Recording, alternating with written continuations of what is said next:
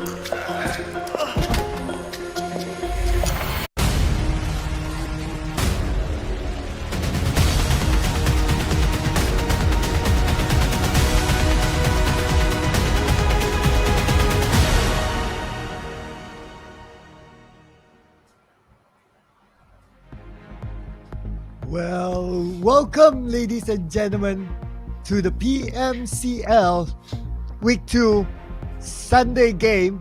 This is the final day of week number 2. My name is Sir Cloud together with Contra, and we'll be bringing you the action for today.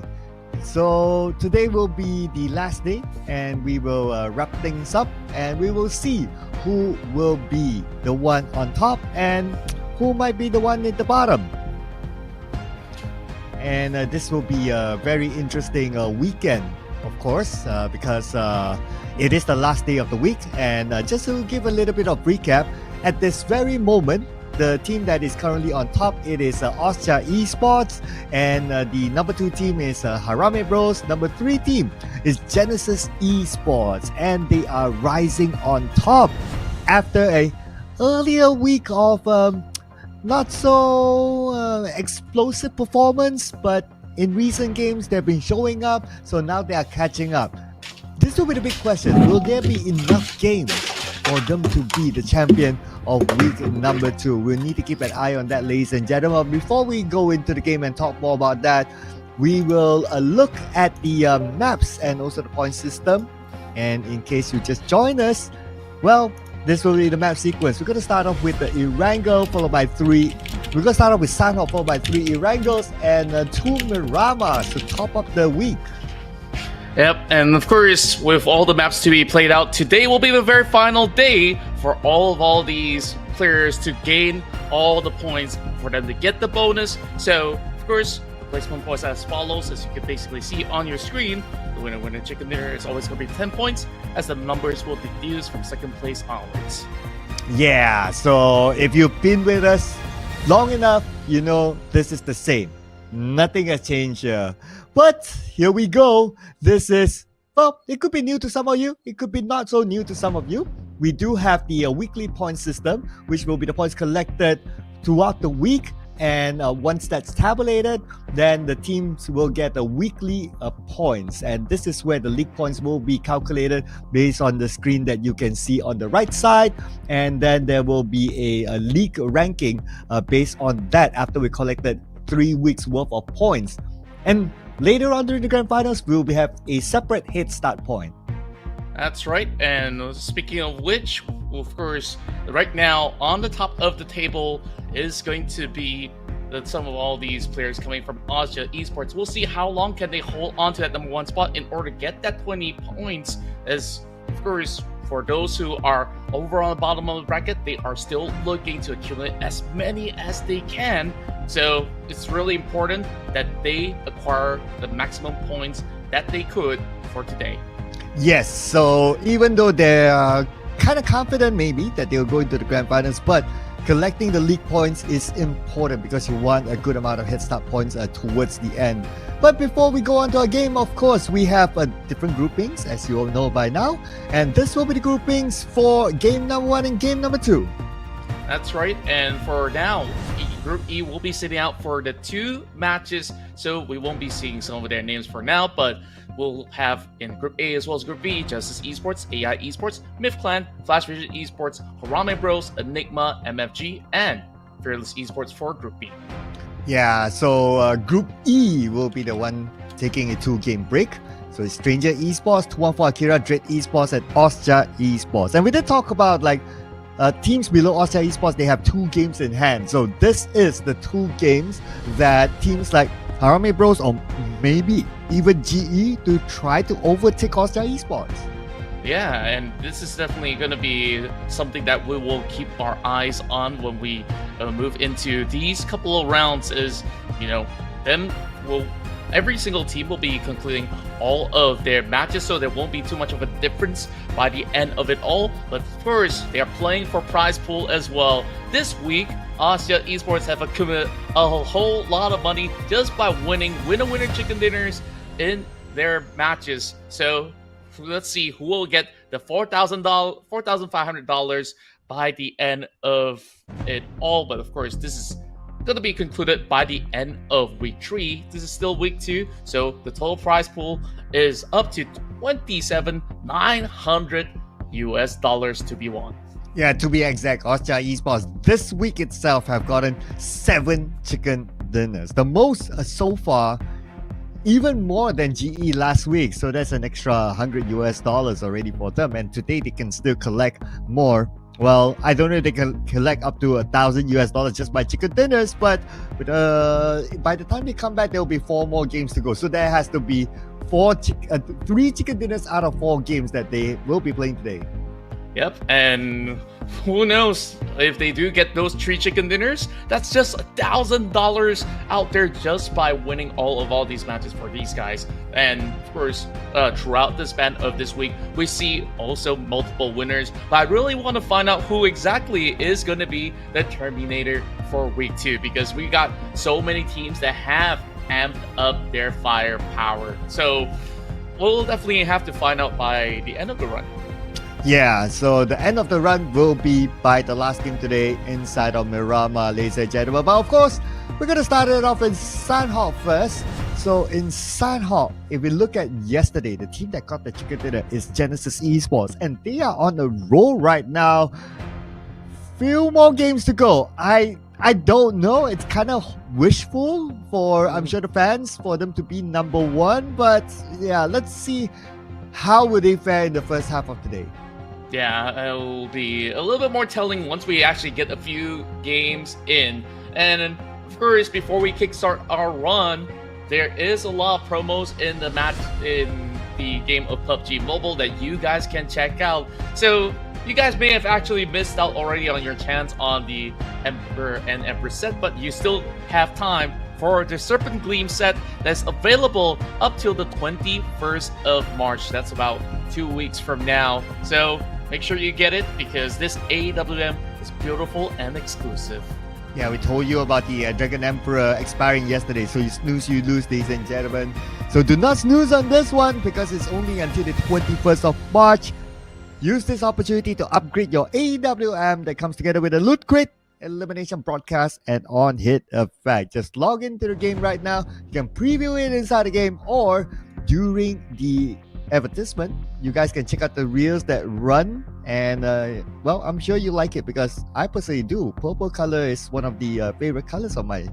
Yeah, it's also one of my favorites. So make sure you guys do check it out in store. You can see a little bit of that preview and test whether if the graphics suits your mood or even needs. So first, 6 important matches to be played out for today to see who will be able to establish themselves even better to secure the grand final slot. Some of them are still going to be looking to qualify to the grand finals, where we see some huge improvements coming from teams like MFG as well as SYS this whole entire week, or should I call them STKE. And now, when we start off the run, they are now positioned at 4th as well as 7th respectively. I don't think that they'll be sliding too far towards today's matchup, but I know other teams are really going to be vying for that spot too. Yeah, I would say the top danger teams right now is Flash Vision, APG, and God of Death 7. These 3 teams, I would say, is in danger. Now, another surprise team that actually dropped themselves all the way down there is actually Enigma, because in week 1, they did pretty okay. But week 2, all of a sudden, after they lost their first battle in boot camp in the first day, it felt like they've never recovered. Yeah, they didn't really seem to have all too many great rounds overall, because most often than not, they got eliminated very early in the game. When we start to see a little bit more recovery when they move into yesterday's map 5, where they played Miramar pretty well, with them walking away with about 8 elimination points or so, and on top of that, a top 4 finish. So hopefully that revitalizes them back into a certain winning way, because last week Enigma seemed to be really having a field day out, just gathering a lot of elimination points in most of these matches. But it seems like, some of the coordination on their team fights need to be readjusted in order for them to have a cleaner fight. Yeah, they might look not too bad in yesterday's Miramar, but today there's only a handful of games left. But if we look at the points down there to somewhere in the middle, with the amount of games that they have, I would say at most they probably be able to be somewhere in mid-table and by the end of the day. And if they do end up in somewhere mid-table, it gives them some hope next week to qualify onto the grand finals. Now, partly it's also because of their performance, but another part is that there are a lot of teams, 3 of them that I just mentioned, might still root themselves at the end, and that will open up opportunities for other teams to make their escape. Yeah, and that could potentially be one way out for these guys out there. And I'm also looking at the table once again, right? So in this week itself, AI Esports, the quarter, they're also not exactly in the clear because in some of all these other weeks, they are also having a little bit of that shakiness. So it's really hard to tell who's going to be able to eventually secure better points for them to really position themselves for the grand finals. But it's going to be some crucial run for these guys, and every single point matter. Let's see who will be able to take the top spot by the end of the day as we move into our first map of Sanhok. Yes, it's going to be Sanhok here, ladies and gentlemen, and also the final Sanhok of week number 2. Also to note that next week we will not have any games. We will come back on the following week. So Sanhok will be the last round for at least a week's gap. Yeah, and I would actually say that this would give a lot of all these teams a lot of preparation time to also reset and really look at the game to figure out some of the problems that they go through. For those who have won so far, they also will have to remain to be in that same momentum. So I would say a 1 week's break is a huge momentum breaker for both parties. Yeah, it could make or break a team, right? Or maybe some teams just need that reset and they can come back stronger. Just like what Austria Esports had, right? You gave them 2 days from between week 1 and week 2, and now they're powerhouses again. But that is Austria Esports. They are not playing this game. Let's check out what's going to happen inside of this round. We might see an early clash. No one is in boot camp except for TTQ, but maybe somewhere on the right. But in general, I would say that this round, the teams are quite spread out. Yeah, very well spread out, as we won't be seeing any of that battle happening in Sami again.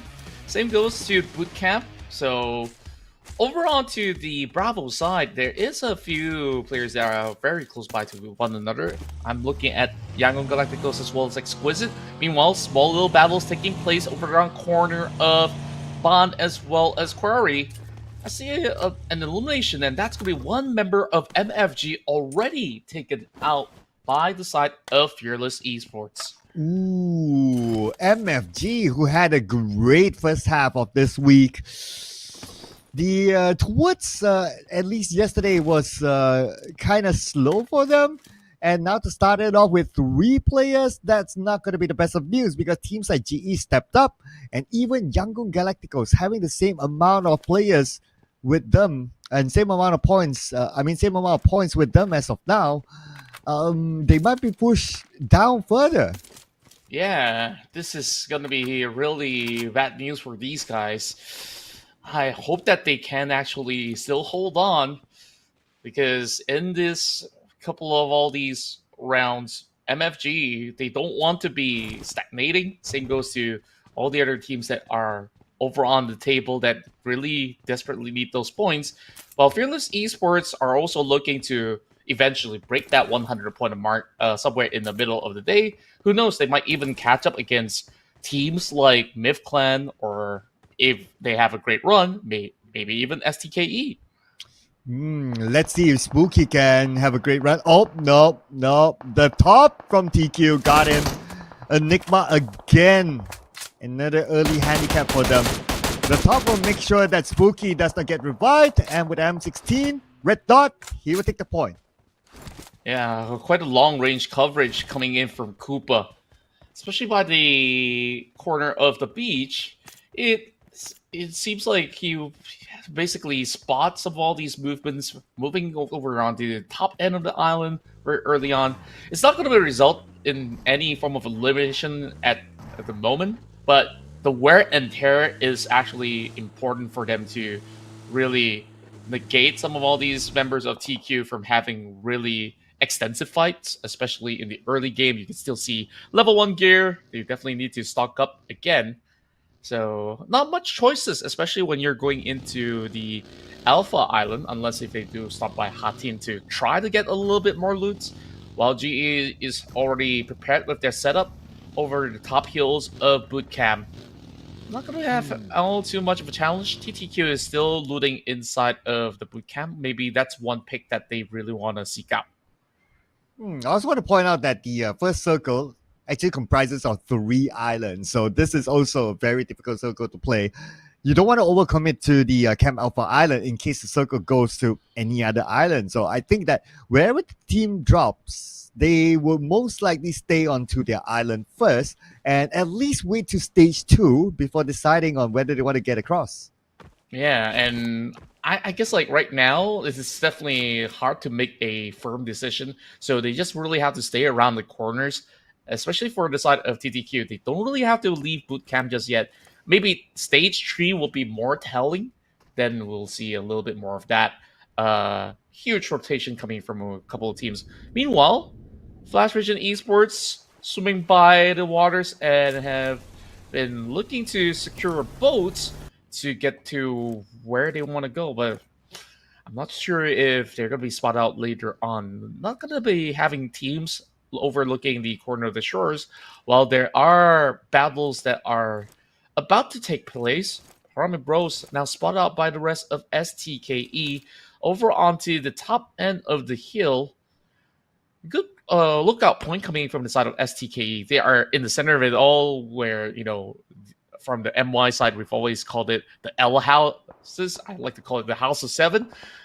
Well, HB, they don't really have to move too far off of the radar. Just making sure that they keep all the other teams at bay, doing some damages over onto the vehicles of Fearless Esports. I also want to point out that Flash Vision Esports is playing with both Shakir and Papa J in this round at least. So it's either Arif or Zero is taking a break. I believe this is the first time that we see this combination that we have both Papa J and Shakir in the same lineup. Normally the interchange will be between them.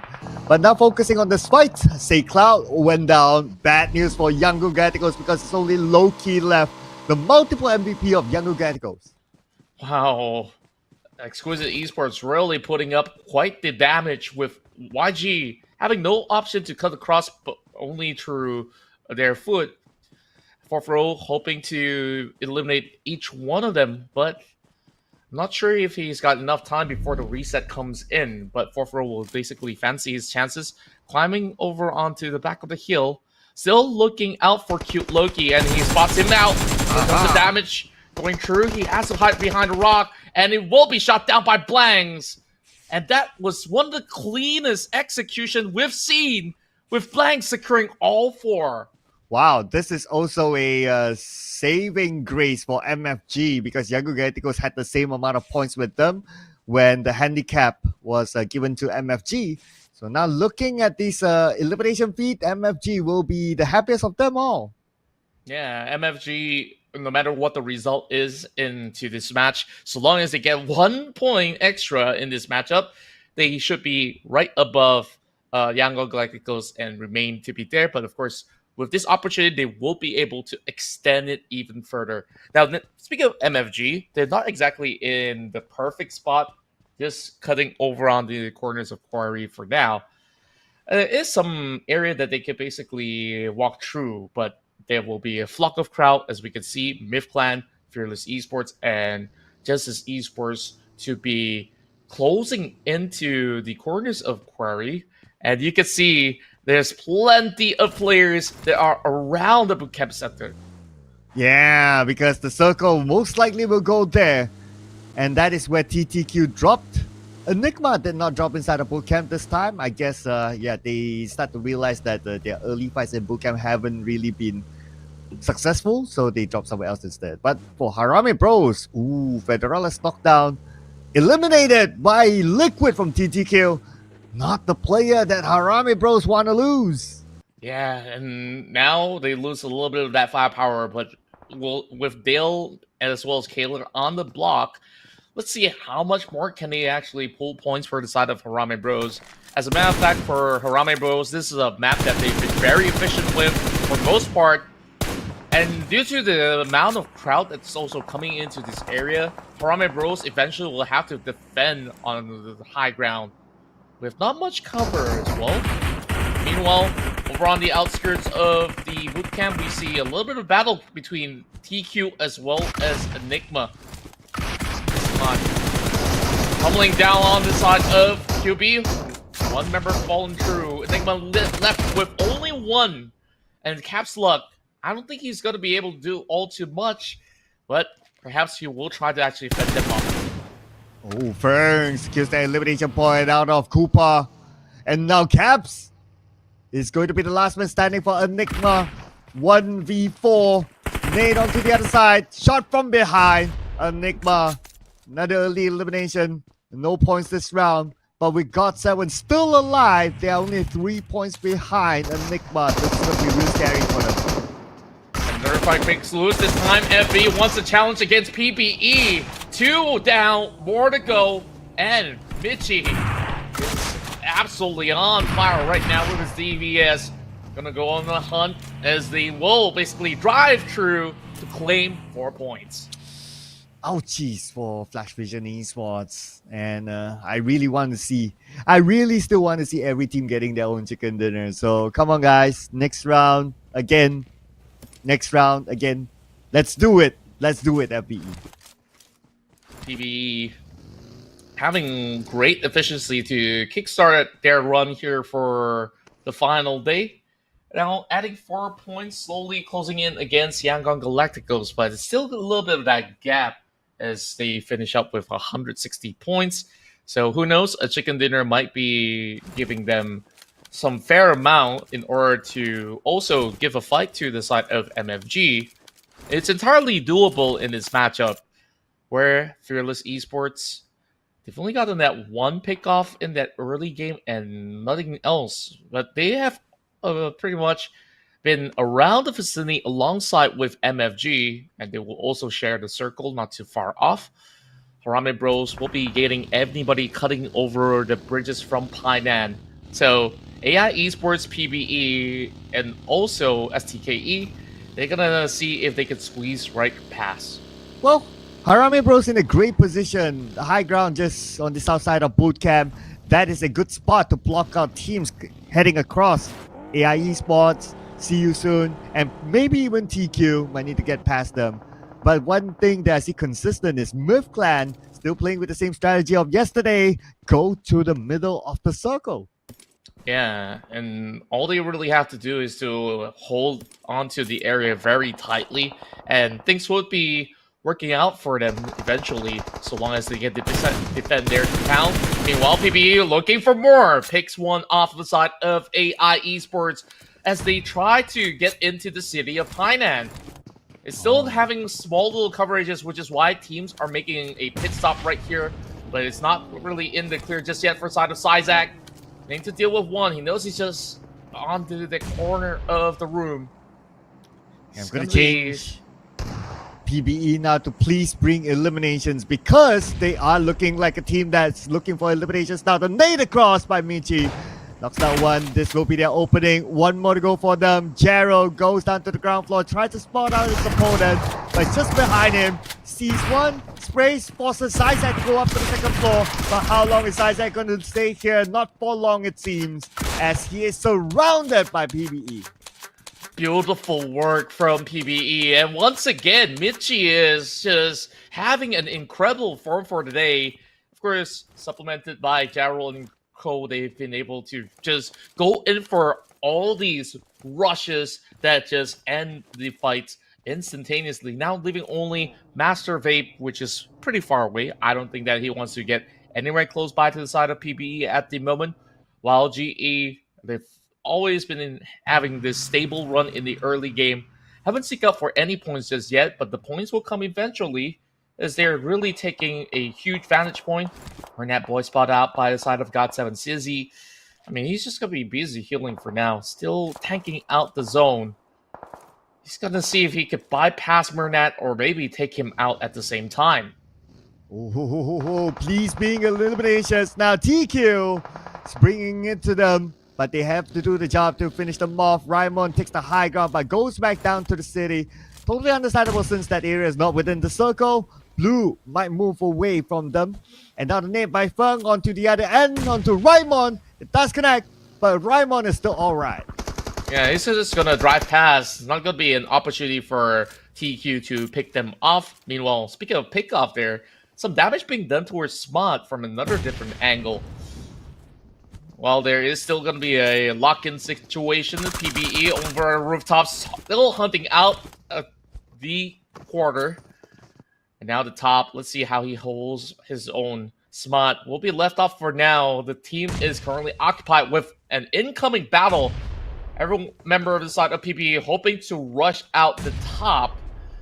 This is trying to be the front line of engagement. TTQ on the other side of the map will find new way of Exquisite.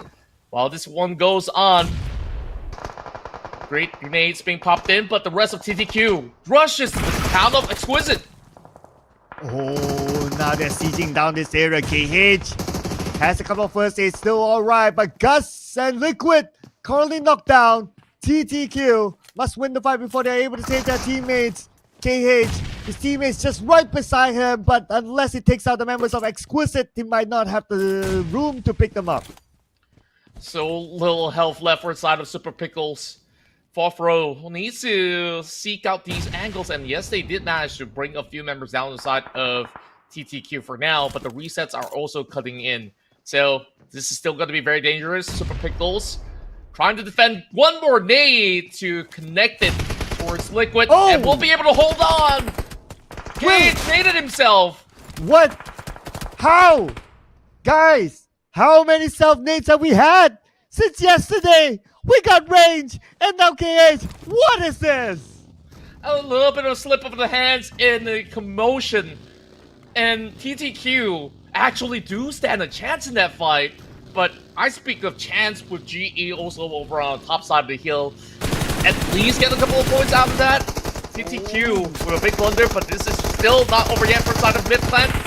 Russia's coming through from the side of GE. We'll see them being damaged overall. The bot holding them down. And there's also West. TQ chiming in from the upper back. Nice defense here by Myth Clan, and now West will be forced to move. He has 2 first aids, but you don't want to hang out that long. Davan sees him. Davan out of first aids. He will force to move back. And now with a couple of bandages, that will be what he'll use for now. But for West, he's still not going to let go of Joseph. One knockdown, but another knockdown onto a member of Myth Clan, Davan. Somehow he went down. I believe it's from the other side. Yeah, and GE, they were a little bit too late. And oh, MFG from all the way downtown will be able to take down GE. And the moment that they actually go in for this engagement, every team was actually by the corner, and GE kind of had so many of all these angles already being covered out by all the other teams. Quite unfortunate for them to bow out this early on. Man, it's not a tough circle per se, but a lot of players eliminated by the zone. I guess a lot of gatekeeping. And now for TQ, we still have part of Painan within the circle. Interesting. So one of the key areas should be the high ground just on the right side of Painan. I believe teams wants to challenge each other to hold on to that area. It's easy access into the city if they need to, and it's also a good spot to block out teams from coming out of Painan itself. Yeah, it's great news for the side of TQ is definitely we're holding onto the hillside and slowly cutting into the city. Now PBE is also stand a good chance to actually close this one off very well. Speaking of which, they're still fighting this battle against the side of the quarter. We'll have one member pinned down as the quarter will be able to claim that point with Fern taking down Ryman. Oh, Yahiko goes down as well. Taken out by Shroud from Myth Clan.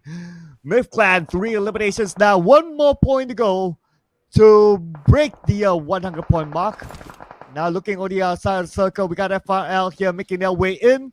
But interesting enough, God of Death 7. No points at all this round. Their chance to overtake Enigma has to wait. Yeah, they just really have to do a lot better into the next game.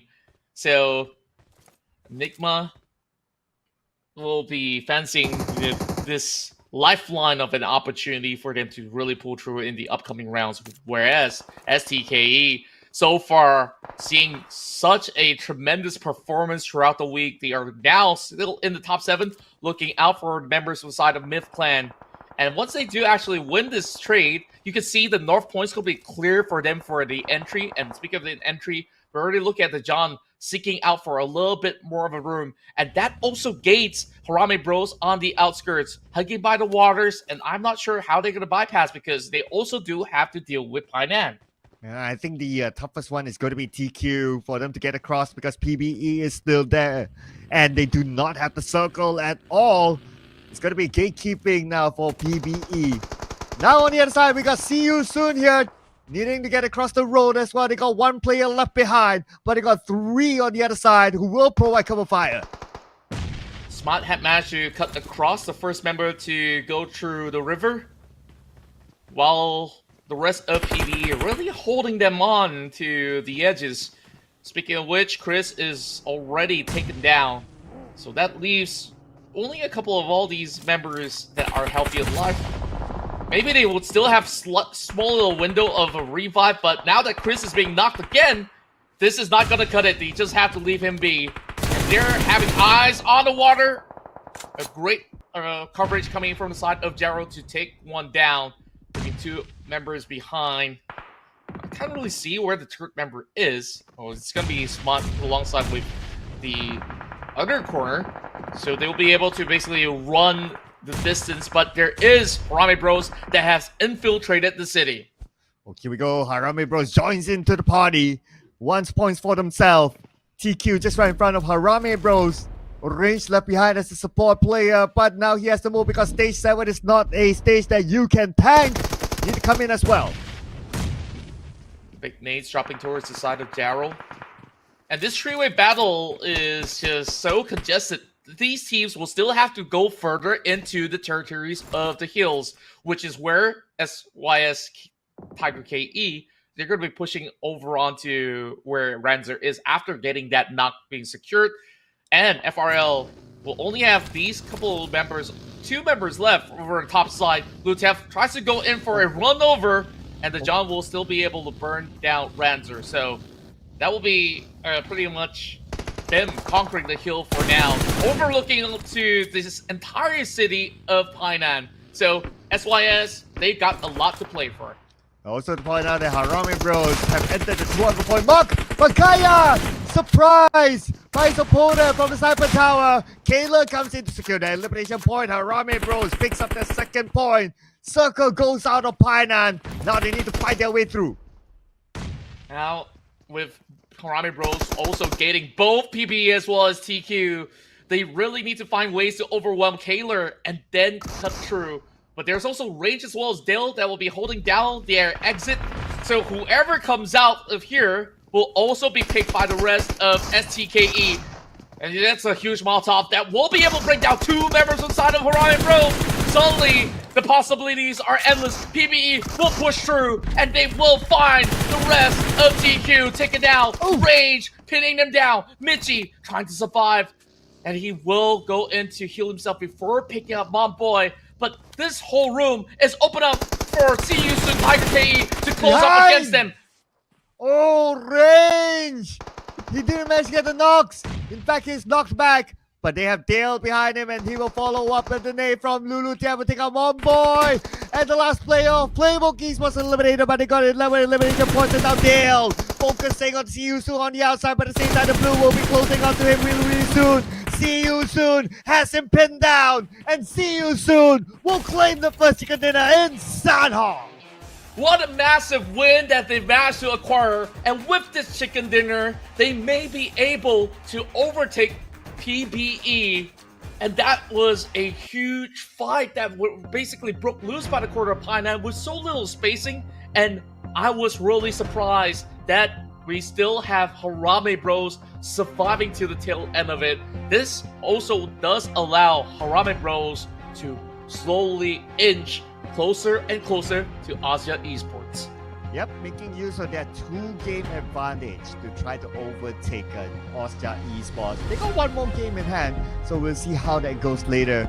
But this round, GE, they look like they started off well, but at some point they kind of fell, and a lot of their players were lost to MythClan at some point. So there was kind of like a missed opportunity for them to climb further up. But speaking of missed opportunities, I think one of the biggest missed opportunities actually got off Death 7 because Enigma was eliminated early without points, and God of Death 7 had the chance to at least overtake them, but fortunately it was not taken.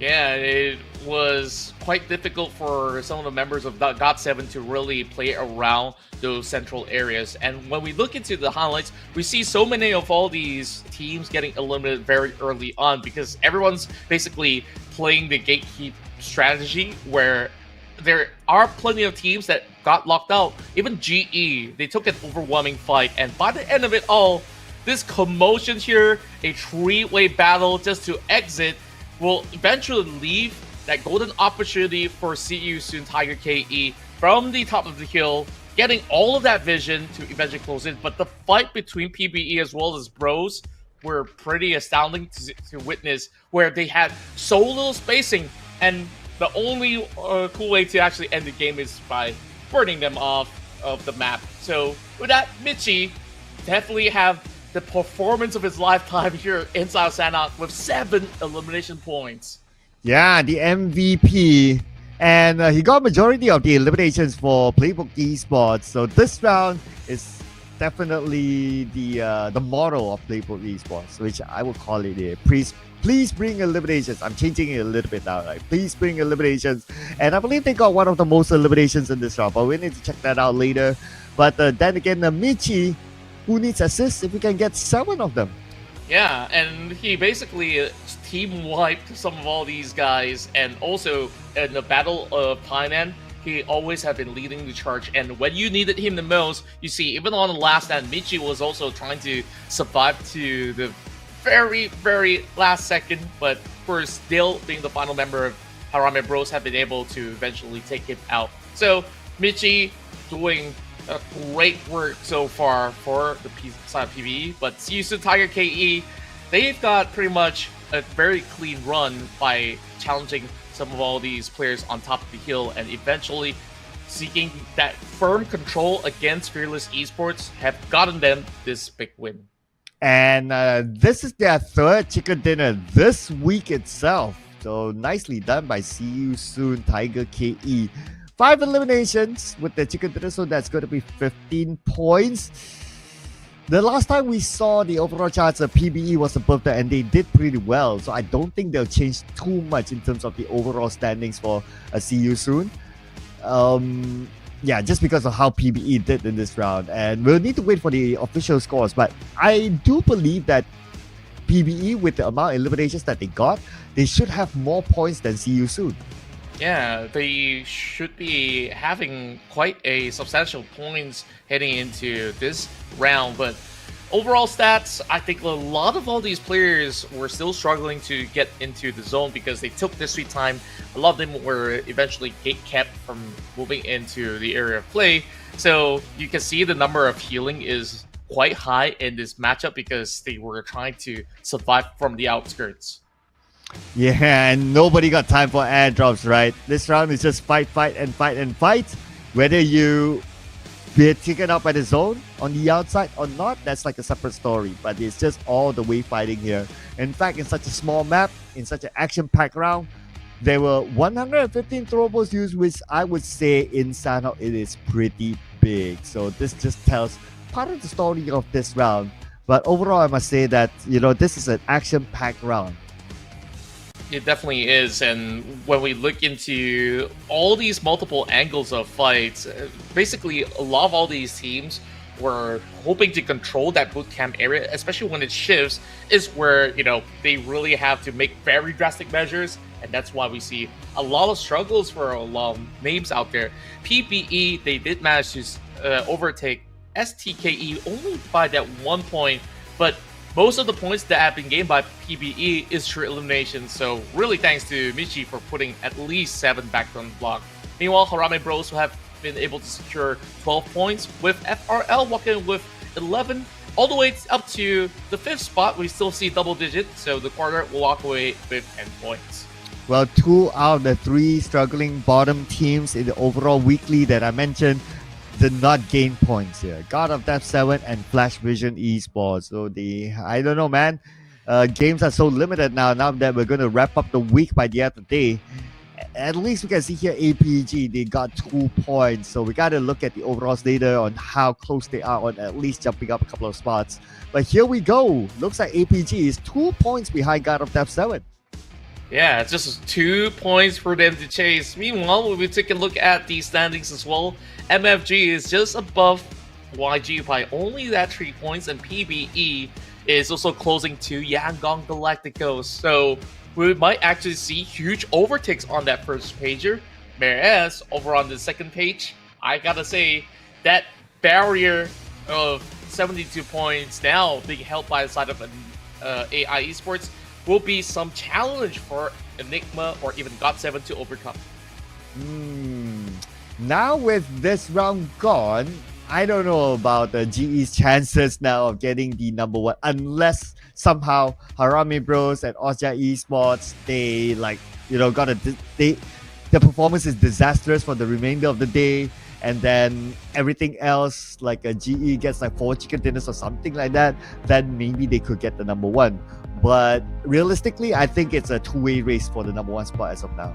Yeah, so I guess GE's aim throughout the course of the run is to retain that number 3 seeding. And even on number 3, with the bonus points, it should be about 18 points. It shouldn't be too difficult if they do go into the finals, and we'll have this amount of points to bring in, because on the first week they've already gotten that 20 points. So we'll basically keep our eyes onto what shifts on the table later on. But what a match it was for our final sign-up of this weekend. Oh yes, what a good start here.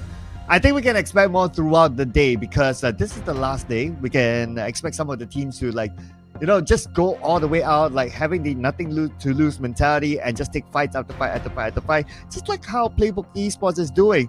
Because of their non-stop fight taking, just look at how many eliminations they got. They got the most in the sign-out round. Yeah, they really got so much out of it, and we'll definitely see PPE doing a lot more in the matches of Erangel that is coming to you really soon. So don't go anywhere, ladies and gents, because we will have more chicken dinners to close off this weekend. See you guys chirping.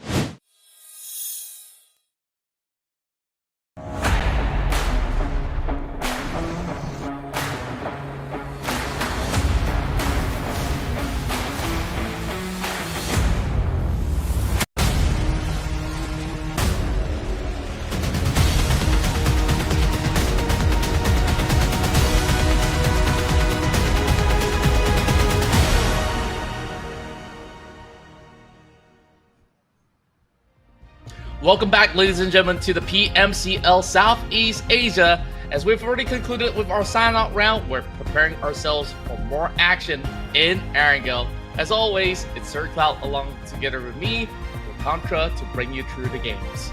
And see you soon. Scored the chicken dinner inside of Sanhok, which is also the final Sanhok in week number 2. After this, we're going to get into Erangel. So far from what we're seeing in the Sanhok match, especially for the chase to the top, Harame Bros, they're back on track, at least for game 1. So for Austria Esports, they gotta be careful there. But let's check out the participating teams again. In case you just joined us, it is the same as the sign-out match. That's right, and with it being the same, this will also mean that Group A is not going to be taking part, so we don't see Stranger Esports, 214 Kira, Dread Esports, or even Asia Esports in play, which is that golden opportunity, right, for Karame Bros to try to leapfrog against the number 1 squad, Asia Esports. So for now, STKE, they got themselves that big win, and they are also trying to fend off against the rest of PBE to see if they can advance into the top 6. Yeah, so this will be interesting, right, for PBE as well, because in the previous game, they did pretty well. I mean, they got a lot of eliminations. They went around looking for it. Whoever they saw in front, they took fights. So maybe in the next game, they would do the same as well. Because, yeah, why not? Try to break into maybe top 3. Yeah, it is entirely possible for the entire squad to be able to do so. So we'll see if that's ever going to be the case. MFG definitely do stand a chance to still give that chase against GE, especially, you know, last round GE didn't really receive that many points. Same could also be said about MFG. That was a good chance for them. And throughout the week itself, let me count, they did manage to secure just about 5 chicken dinners so far, or should I say 4 chicken dinners for the side of MFG. If they do win another round here, then I gotta say that we're gonna be seeing, you know, every single position to have really strong battles. Yes, but what else is really strong is our promotion, ladies and gentlemen. So this is still available right now inside the game. It is called the Serpent Clean Set, which is available only until the 21st of March. Take this opportunity to upgrade your AWM and gain a loot crate, elimination broadcast, and also an on-hit effect. All you need to do is log into the game right now. The first draw is only at 10 UC. That's right, 10 UC is definitely a good deal for you guys to perhaps get very, very lucky on your first draw. This deal is only going to last about 2 weeks or so, so it's all up the way till the 21st of March before it runs out. You don't want to miss this chance. If you guys already missed the chance of getting an Emperor set, too bad for you guys. I mean, we've reminded you guys more than enough throughout the course of 2 weeks. Yeah, so we don't want you to miss out on it. That's why we're going to keep reminding you throughout today and maybe even the following week. Well, I got to look by the calendar though. Yeah, maybe even the following week as well. So do not miss out the opportunity. That's right. And of course, now, speaking of opportunities out there, there's a lot of opportunities for so many teams here. Rame Bros to overtake Asia, and then we got the race between 3 and 4, and Yangon Galactical is also trying to overtake the side of GE. These two teams are pretty much at a close range against each other, so I gotta say that it will still be very hard for us to tell who's going to be able to gain all of the advantages moving into the end of the rounds. But of course, we are also about to wrap up a week number 2 by the end of today. So the bottom teams are also in danger. These 3 teams, again, they were at the bottom last week. God of Death 7, APG, and Flash Vision. If again, they are at the bottom, next week, rough calculation, they need to be like number 1 for a chance for them to be in the grand finals. It's so tough to be in their position right now. Of course, there is still maybe that glimmer of hope, and hopefully with adjustments that is done necessarily heading into that final week, they would be able to still gain a lot more. But we're just going to focus on what's going to happen till the end of today to see who gets the best of those bonus points as we move our way into Erangel, and this is just the first out of the 3 maps of Erangel that we will play out. That definitely will see a lot of exciting action as we will be having eventually Group E to be joining back on track. So we'll take a look at what happens here in our first map. Now, flight path on the left side this time, starting from the area of Barry Pier all the way up to Severny. So expect Genesis Esports to drop into Rozhok since it is passing by and not needing to go to Novo, drop something where in between, take a vehicle and all that. So it's going to be a straightforward drop for them in somewhere in the middle of the map. Other than that, early clash, Primos. We will have See You Soon and AI. Yeah, AI Esports, they gotta be really swift on this approach, as we are already seeing some chase happening. See You Soon have just won that previous round, and now it seems like AI Esports, they're hungry to take them down. Lutev only getting a couple of tags, has that grenade and a shotgun, so maybe he's just waiting for Trust Me to come a little bit closer, charging that nade, but he whiffs it, throwing towards himself. I guess that's what happens through the course of the battle, where we see a lot of self-nades, but they really gotta be very careful wherever they basically throw one out. Well, the opponent from AI needs to be careful because it's a shotgun. 2 shotguns, in fact, held by Lulutiev. He has 1 nade and that's about it. And 2 players from AI onto him, retreats back, wall after wall after wall, hoping to find more utilities. Yeah, and he finally gets himself a couple of stashes, but for most part, this is going to be a little bit more of a members that will join in from the side of STKE. As you can see, Trust Me has been a little bit more cautious while approaching this vicinity.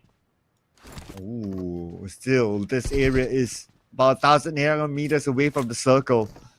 And these 2 teams will need to finish this off quick. If not, both of them might be caught on the outside, tanking out the blue. Not the situation that they want to be in, because if I look at their utilities, the John only has 1 first aid. So this is an example of how much do they have. Lulutiev has no first aid at all. Yeah, this is going to be really tough for him to, have a long trait, but he's still having pretty much decent health bars. 80% should be good enough to go. Some players, they're also very courageous. Even with 1 last tick of health, they would still try to go for, full challenges. But this sort of commotion into this part of the city is definitely gonna take a while, and I'm not too certain where exactly the first stage of the circle is gonna go. It might just be difficult for them to really get around the map if they're gonna be taking too long. Yeah, I guess based on the meters, it should be somewhere in the middle. Okay, so it looks like maybe Pachinki is in the circle, so I guess it's going to be a kind middle peninsula circle. Yep. So Harumi Bros, no meters out, that means the circle should be somewhere here. Technically it's not that far, but it also depends on how long you spend locking each other on the outside, that potentially you might be gate capped by other teams when you want to come in. Yeah, that could be the cause of concern, because usually around Ferry Pier or even around the hills of Pachinki, you will see a couple of squads to be around those corners, so they definitely have to be very wary of their positioning, and of course, they can't really take too long. But some of these players are being locked out completely. So over on the other end, boy Sean is going to be trying to shred some of all these movements coming across, as the rest of STK will still have a few more members inside of the city. These 2 from the side of AI Esports are kind of locked in for now. Oh, Trust Me, together with his teammate, is still left inside. And Boyshan goes up to the high ground. That will have a vantage point against the 2 members of AI. This is not going to be good news, but looks like the members of AI, they're going up to the high ground, so they want to try to take out Boyshon so they have an exit point for their teammates. Yeah, that's a decent plan for them for the time being. While over on top end of the hills, Isaac trying to push through with a grenade in hand. Let's see whether it does connect. Will not be able to hit over on the other corner, but Naughty Boy's doing a lot of damage. AI Esports slowly winning out the trade again. See you soon. Bringing in the cavalry as well. And just like that, the winners of Sanhok depleted to only a member left. Kaya, how much more can you do? The John falling pretty low. Still getting assistance. Now, it's going to be these two members of AI Esports that will be able to crush the winners of Sanhok. Oh, see you soon. Who just came off a chicken dinner, became the first team to be eliminated, but not empty-handed since they got 2 out of AI. But now the fight's over. It's time for AI to move in. But before that, they still have time to loot.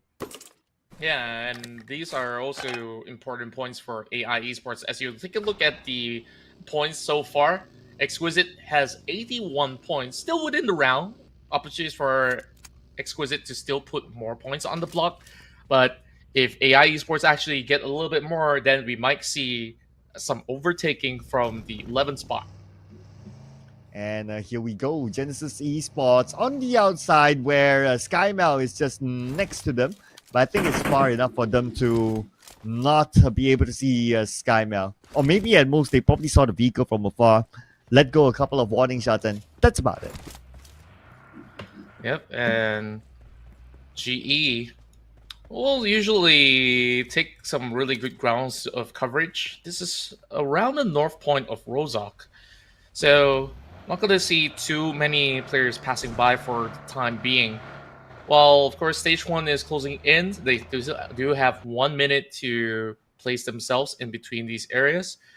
Yangon Galacticos, just by the corner of Georgia Pole, as they are just holding onto the bridge, seeing if they can eventually get a firm hole or firm catch onto passerbys into ruins, or maybe even MFG from time to time. They would exit out of North George. And speaking of MFG, they're already taking a battle against the quarter. It's going to be Chris that will be caught out. Wonder what really happens there. While MFG, they're basically gating the bridge.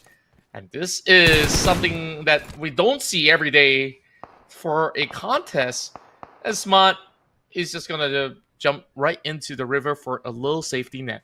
Yeah, I still wonder where the circle is. I guess it's not really in the middle. It probably is like North enclosing, yeah, somewhere in the north. North Jogopool seems to be within it, including the south side Jogopool and some part of Pachinki. So somewhere around there. So it could be like 50-50 between like the North Island and also the main area.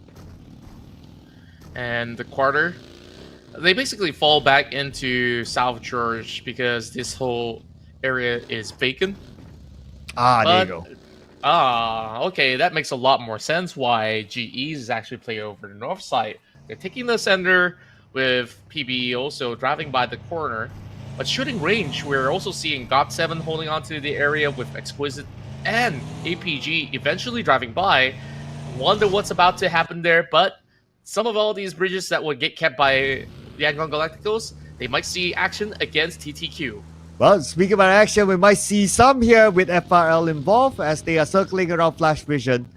Flash Vision probably saw them on the housing area just below, but they will park themselves by the river, which is totally understandable because the circle is still 50-50. So you want to have the best access possible in case the circle goes away from you. Flash Vision, so far getting 1 point in the early game. Believe that to be a takedown upon the members of FRL. Meanwhile, GOT7 go on a full engagement against the side of APG, and we'll be able to take one off. So SkyMel now locked in. Yapikel trying to provide cover towards Sizzy. He's going to be seeing if this is going to be able to pin them out, but he's going to go back on wheels. SkyMel now drives past. We'll be sheltering onto the compounds for the time being, but it does not leave them to be safe from the crosshairs of GOT7 still. Oh, at the bridge, TTQ versus Romeo Boy, and the rest of Young Gadicos on the other side. Edward spotted out. Romeo Boy, he has 3 first aids, but for him to land it onto the sniper tower is not going to be that easy. It's quite a distance, so it's not going to even try now. Romeo Boy just hiding in such a tough position to be spotted by the side of TTQ. And I think that they will have to see whether if they could take an alternative plan, because this whole bridge has been locked out. Very dangerous for the side of TTQ to cut across. They've only got 3 members to play out for. I couldn't really spot out the third member. Unknown also taking over these heals. So it's 2 teams gating TTQ at the moment. Yeah, they're locking in each other, but they won't make those big moves until the next circle at least, depending on where the circle goes. Because if you want to overcommit and all of a sudden the circle shifts the other way, then it's really, really hard. But look at the elimination feed. Looks like AI Esports might lose 1 player, leaving them with only 1, and they are still spending time in the blue. Yeah, and that's the thing about taking a long early trade-off. And it's going to be the quarter that will eventually find a point against Sizak. It should be able to do it rather safely without any form of challenge coming from the last member standing from AI Esports. Now, they do spot another vehicle moving by. So many latecomers here in Stage 2 as they're still tanking out the zone. Romeo Boy now picks on to Boy. So, that's 1 member down from the side of PBE. And the quarter somehow has a lurker taking down Fern. Might just be the last member of AI Esports, but where exactly is it coming from? Not too sure, but at least we know that he is out of the blue, hiding somewhere. But for Loki, he wished he could hide, but he can still run, at least back to his teammates at this house, which is within the circle, so that's still okay for them.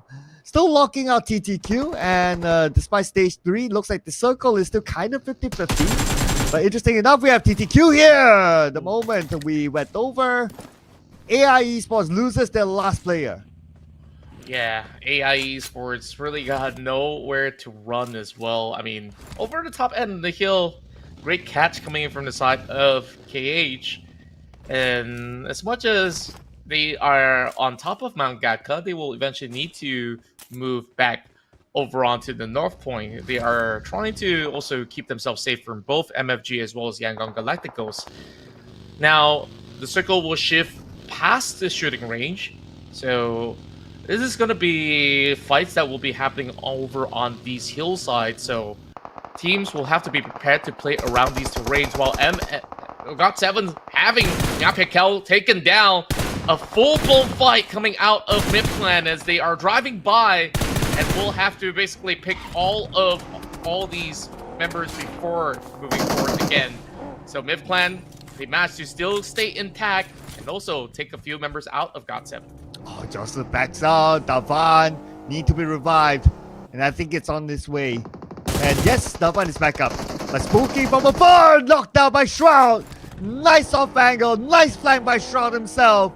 And now with a knockdown, this is an opportunity for MidClan to go up to the high ground and into the circle. But they need to continue a fight with Enigma. Very clean, secure takedown coming from Shroud. Now he also gets a little bit of info onto the rest of the Enigma members, all the way from the back end of the hill. But the problem for the side of MidClan is that they also need to move into the circle. Stage 3 is going to start to hurt. So Fern still finds a fight against TTQ on the other side of the hills that we saw earlier on. Enigma will quickly try to reposition. They should be able to still play by the edges here, but should not go anywhere further off because there is a team right between the center that they will have to be careful of, and that is going to be PBE. Now, circle shift once again over onto bridge. And this is basically benefiting MFG and also Yangon Galacticos that have planted themselves there from the get-go. Well, the big fights might happen on the north side. Look at the amount of teams still around the area of shooting range. They all need to come out of the hill. But what's going to be interesting as well is the team still left in the ruins area, especially Flash Vision. The moment they come into the circle, they have TTQ and Younger Graticos to deal with before they can get across. Yeah, and a lot of all these fights basically are going to be forced fights that these teams might not really want to take at the moment, but will be put into place as Exquisite tries to lock out Sizzy. Hiding right behind the dumpster, he could not get the access to his vehicle at all. Oh man, the moment he steps out, that's it. Fourth row has been locked in. Another blue has arrived. This is stage 4 blue. Pretty much nowhere for him to go. Fourth row will be waiting for his point. As we move over to PBE, now going up against Genesis Esports, the two teams pretty much at the top. As Genesis Esports trying to take out the members of Enigma, a lot of teams around. They will just shoot whatever they move. Yes, they will. GE trying to take off the rest of the members of Midplan, but they are being very, very greedy on their approach, taking on to two teams. Master Ichi seeing what he possibly gets, but he gets shot down instead from Gerald. Oh, that is sharp shooting there up onto the high ground. And now PBE, they are still on the outside of the circle. Raimon on his knees. Ichi losing players. West lost as well. And looks like we lost QB from Enigma. Lots of lives lost in that one fight. As we move over to APG, Master Rick sees one. He's sprayed with the UMP, but he's almost out of ammo. Managed to pick up a couple of fresh ammo here. Reloads himself. And looks like with the help of his teammates, they are starting to win this fight. But there's still unknown on the other side. TBS and APG loses the fight to MFG. Yeah, true to smoke. MFG knows that there's basically no corners that will be left undisturbed. And now, Bangs goes up close and personal and will eliminate Enigma from the map. 10 more teams remain, and, you know, in the blink of an eye, we saw so many of all these forced fight that we did mention early on, with so many teams coming from the north. And even GE, seemingly to have a good spot, they get overwhelmed by the engagement coming from PBE. Speaking of which, they are taking down members and members of Biff Clan. One member knocked down, and there's no way to actually save the fight. But easy with the angles! He finds Gerald! Wow, now looking for Michi as well, as he will be crashing over the back of this HUD. Shot now being fired, and he snaps it right at him! One more. Dizzy! He will ace him out! Made it a dizzy moment for Playbook Esports. The guy who slayed them all from the long range to the short range. Amazing stuff by DZ.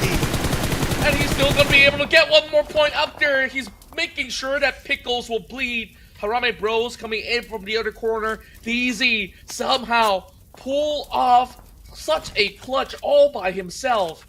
But can he survive to tell the tale? He's still so far away from the circle. Amazingly, DZ only had 2 eliminations after all that, so I think some of them were stolen by Exquisite. Need to look back at the elimination feed later on, ladies and gentlemen, but now the problem is for DZ to move any further forward. Last we checked, he's out of healing utilities, and on his right side, there's Exquisite, on the left, there's Harame Bros. Yeah, I'm just basically looking at the update of the circle. This is going to be very tough terrains for any one of these teams to play out for. Teams on the outskirts, though, they are fancying this battle, looking for those opportunities for elimination points. DZ still holding on, but I don't see a way that he could basically cut through the zone at all. Meanwhile, Harame Bros finds Blanks. So he's kind of pinned between these two teams that have been trying to take on each other. They'll still be able to find it. As UA is going to be the other member left standing for the side of Exquisite Esports. Harame Bro, full squad, but with a smoked up vehicle, they will have to tread lightly. Yeah, Kaylor treading with danger. And now Yue making his move as well. Mewtwo tries to take him out, but the terrain is not helping him at all. The trees will block his sight. Oh, Yue! Oh! Simple tap by Mewtwo. From that distance, Exquisite Esports eliminated. But the next team to be out is Genesis Esports at number 8. Harame Bros ran over the last member. And that will mean that this is going to open up that room for MFG to chase. And MFG has gotten 10 points so far. They're really, really putting up the strongest showing of all the teams out there and still have 3 members to play for. So there is a strong chance for a chicken dinner for MFG yet again. They have a couple of rough days throughout the course of the week and a really strong start. And now on the weekend, they are back on track. There is Harame Bros right underneath their shack. They will basically keep them at bay, as each of the members of Harame Bros are separated from one another, but then Rage and Full Federalis. Oh, nice! By Mewtwo, you peek and you lose your head. And now MFJ with a knockdown. Are they going to go in onto Harame Bros? Looks like the answer is going to be yes. As the smoke will block the side of Harame Bros. Mewtwo has arrived. He needs his teammates together. He cannot go in all alone. And there is also a flank being set up from the side of Harame Bros with Rage just cutting into the tree. And he should have actually spotted out that the SEA moving forward. So with that, he'll be punished for now. MFG may actually lose Mewtwo in the process if they don't be swift in this action. I thought that they will be able to move in all together. Now Rage, make sure that he secures that point. 5 in for the side of Harame Bros. MFG chooses, let's take a little bit of distance against Harame Bros. Give them that shelter as they need. Because upcoming circle, it may not even cover that shack. Oh, yes, it's very likely to happen. Now we'll get a confirmation. Looks like that shack might not be within the circle. But the team that's somewhat within the circle is still Harame Bros. Here we go. They're making their move. Very proactive move. Going up to the high ground. Splitting themselves up so that they will have at least somebody with a vantage point. But now I will be worried for teams who are still left on the main peninsula. We still have Shakir for Flash Vision and Feng in front of him. Yeah, I guess in an alternate dimension, right? If Mewtwo didn't push, then that will be a stronghold for the side of MFG up top of the hills, because the circle did manage to still cover that compound after all. Over on the south side, though, FV now makes it to top 6, but needing to cut across, not going to be an easy task. They're trying to find a little bit of free space against YG, who's hoping on to that sniper's nest. And Fern's right underneath the bridge, so wherever FB goes, there's going to be players around the corner. Oh, we got Loki now from afar, still gatekeeping this bridge. There's almost no way for Shake to go, and including Fern as well. Even if they go underneath the bridge, man, there's no space. They might meet up with each other. So there's no choice but to try to win fights, even though it's a medium to long range. Yeah, they really have to take it nevertheless. Era somehow crawling in the middle of the bridge. Or is he underneath it? Okay. Gotta take a look at that. Okay, Eros is in the waters. And he's gonna be safe for now because Fern has also taken a little bit of a dip. So, FV, one member across, but Mr. Tay is kind of stuck. He's gonna see if he can find anything with his sniper though. While Harame Bros, they've been remaining quiet for now because they know that they have the zone's advantage. While keeping an eye on the side of YG if they do step out. Speaking of which, Say Cloud now taking one. Just a little bit of a calm moment before the eruption of a battle takes place here by the river. Romeo Boy just keeping his vision over on the waters, and he's gonna take a dive. Okay, this is a chance for Eros to actually climb and take down Romeo. Oh, yes. Oh, it's Romeo just gathering information. He goes into the water, relays it back to his teammates, and now we can see Loki and Saycloud coming in closer and closer. By the time they arrive, get into position, they might be able to take down the members who are in the water. But now Loki focused onto the other side where Exit is at. Yeah, it's so difficult for Exit to cut across. Just hoping to sneak through the grasses while there's also DZ surviving. How on earth did he actually get there? Ooh. We saw him basically playing alone by the outskirts, and now he managed to cut through for Myth Clan.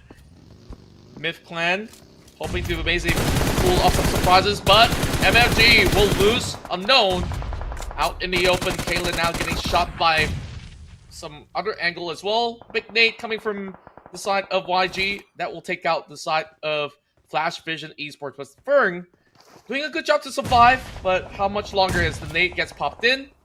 Still withstanding the damage that has been done by the side of Loki, but there's not much quarter time. You're absolutely right about the whole DZ thing. Wow, he somehow still survives.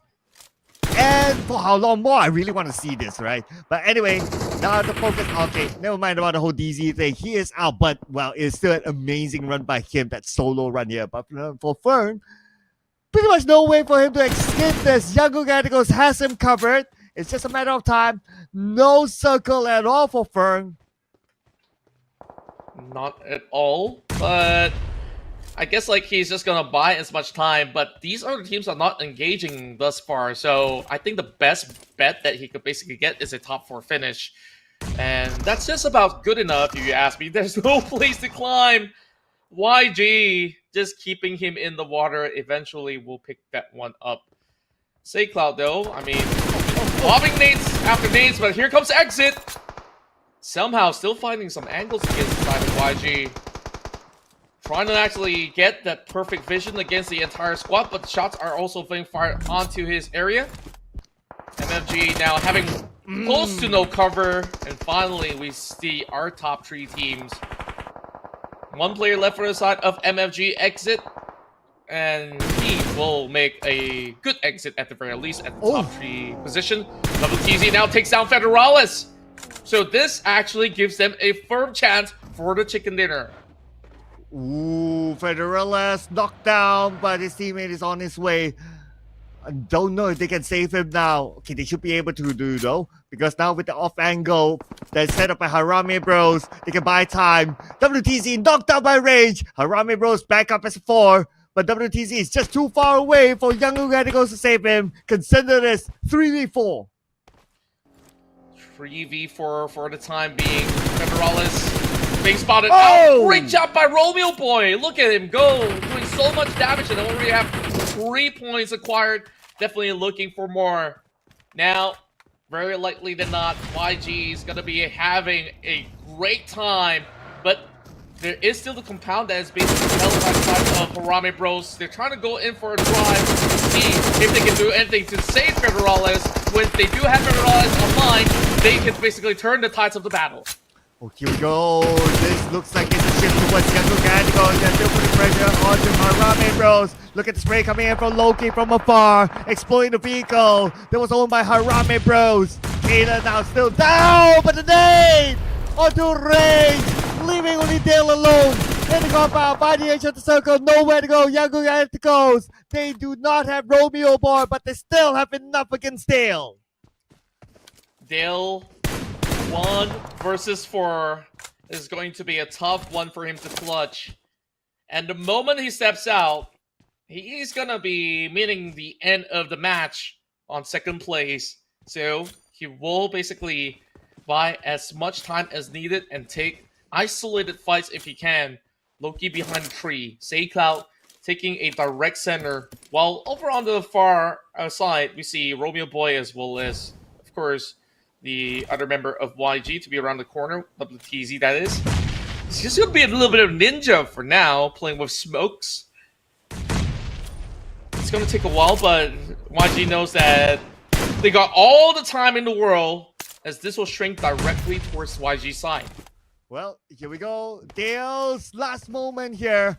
Unless he can pull off a big clutch 1v3, but look at the spread by Young Galacticos. There's almost no way. If he takes out one, he will open up space for the others to shoot onto him. So now with the smoke out, Dale is out in the open. He's still proning though. And low-key, we can see him jumping just to find a good angle, just to be sure where exactly Dale is at. And when he gets the information, they will go in. But Dale is forced to move in front anyway. The best he can basically pull off is a couple of points to actually close out the run. I like the fact that he's not trying to deny himself to through the map, as this will be an opportunity for Harame Bros to chase up against Austria Esports, and they will make good use of this opportunity. Now, damage being done through WTZ. Gets a knock. But Loki is charging right in. And that will be the end of it. The winner chicken dinner will go to the hands of Yangon Galacticos, the pride of Myanmar. And that is what we expected the moment Dale had to stand up to shoot one person. he would expose himself to the other two, and that is exactly what happened. Stood up, shoot, on the left, on the right, clear shot onto him, knows exactly where he is, and the one that finished him off is the person on the right side, and the rest is history. Yeah, and from the early game onwards, we saw how well Yangon Galacticos basically take that outpost by the bridge, and they have benefited overall. Though, maybe you may say, hey, they can actually get a lot more elimination points.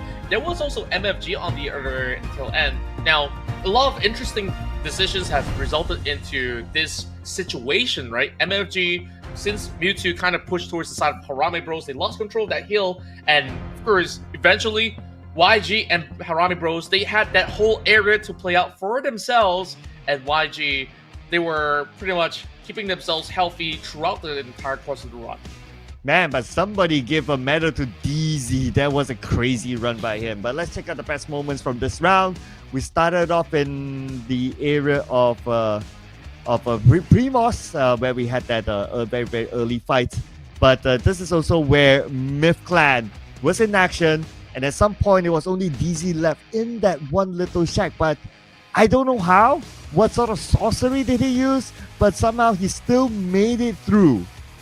And what's interesting is that he went from northeast to southwest, basically opposite the furthest distance to get into that safe area, which really, really impressed me on how he has done it. And to bypass Harame Bros in the process, it is quite astounding to me. So we'll take a look at how some of all these teams were also trying to cut over the bridge. FV did survive a little bit longer to get into a top 6 position, but there's been the quarter hanging by the waters as well, and then eventually a little bit more of a straightforward ending as we had YG just overwhelming these members of Harame Bros to take the chicken dinner home. And this is an important one because these guys are chasing up against Genesis Esports, and with this chicken dinner, not chicken dinner, of course, MFG having exited to take 7 points here might just actually see them going much closer to that third spot. Yeah, exit with the Zoro hairstyle. Now with hashtag One Piece. Now with the 7 eliminations that he has gotten. And this is, I believe, his first MVP as well. And MFG, I remember his highlight moment was towards the end where the whole bridge fight thing happened. He came in, he kind of disturbed Yangon Galacticos a bit, but he didn't really get much out of that. But still, he was the last member of MFG to stay alive. But we cannot deny the fact that he got 7 eliminations for his team, which is a heckload of eliminations. Yeah, and speaking of which, there's also plenty of eliminations in the hands of Yangon Galacticos. So that's going to be a solid 20-pointer for them to basically make advancements against MFG. We'll see how many points they've managed to acquire from the side of MFG, whether if MFG will be retaining that number 4. So number 3, number 4, number 5, I think that there's going to be some interchanges. Yes, I believe so as well, because the last we checked, the points were super duper close. We'll need to wait in a little bit more, ladies and gentlemen, because Yangon Galacticos just got 20 points, and they are also in pursuit of getting higher placements or higher end position by the end of today. So better be careful that teams up there, Genesis Esports, teams like, I wouldn't say Harame Bros, but MFG even, because they want to end as high as possible. That's right, ladies and gents. This is the stats for our first matchup in Erangel. More to go as we see a lot of all these teams really taking some really tough rotations. A lot of all these teams were playing from the north side trying to cut in, but we'll have to deal with the play zone a whole lot more. Those fights really broke out for quite a substantial amount of time. And then, some of them were playing by the outskirts. Therefore, you see 7,000 healing throughout the course of the run and a lot of travel distance coverage. Yeah, and nobody has time for airdrops this time. I guess because the circle was 50-50, so teams were busy rotating and trying to get into the correct side of the circle. And on top of that, I guess everyone's just going in for eliminations. That's the trend that we're seeing even from the Sanhok round, even to this round, we see a lot of fights happening, open areas, inside compounds, even from the start as well. But here are the points collected after all those fights. YG with a solid 20-pointer, while MFG will have 17 points. This might actually tie the numbers with these two squads. So we'll definitely keep you guys updated with the leaderboards coming up next. But Arame Bros, 13 points. Then I believe that they will be just about a few points away from basically catching up to Austria Esports. MidClan now adding those 12 pointers there will solidify their position and overtake 2-1 for Akira in the process. So 7 for the side of TTQ with 4, and also we see AI Esports having that massive win in the early game to put them on number 8. So on the second page here, massive improvements coming from the side of FVE with those 3 points alongside with PBE. FRL has 2 points alongside with STKE, GE with 1, as well as GOT7, Enigma, and APG unfortunately 0. Well, now Harame Bros, they are 3 points behind Austria Esports, but now Austria Esports is the team that has 1 game in hand. Of course, they're going to come back in the next round and they want to extend their lead so that Harame Bros will not be able to catch up. But for the other team, okay, MFG, Young Radicals, and GE so close. GE only 1 point behind the other 2 teams, so getting up to top 3 is very doable for GE. Yeah, they're the ones that actually slide down in this matchup. They were at number 3, and within this match with huge performance from both MFG as well as YG, I guess like they need to once again pull off big rounds, as GE only got 1 point in this match. So PBE will have some solid distance against STKE with this round concluded. So over on the other side of the board, we see a couple of teams also around 90 over points to slowly move their way into a top 10 finish. Yes, and the points still can affect the overall rankings for a lot of these teams, even on page number 2 as well, because I do notice that God of Death 7 and also Enigma is still close. God Death 7 is still behind Enigma after the 2 rounds in which they had the opportunity, but it just didn't work out for them. But there's still more games to come, so Enigma still cannot be complacent the fact that they are above God of 7. But if you can't think about it, Enigma with a big slump as compared to last week, but the last few games they need to make the most out of it. That's right. And speaking of these upcoming games, we will be bringing back Group E into the match. So Austria Esports will start to basically give chase once again, or should I say create more of a gap between them as well as Harame Bros. So definitely I'll be looking forward to what's about to happen in the upcoming few minutes. Yes, next round, reintroducing the big boys, Austria Esports. That is the one that I believe, obviously, all the Austria Esports fans want to see, because yesterday they had an amazing day, especially with Skynet's performance. But, of course, before we head on to that round, we'll be taking a breather, ladies and gentlemen. So we'll be seeing you after this break.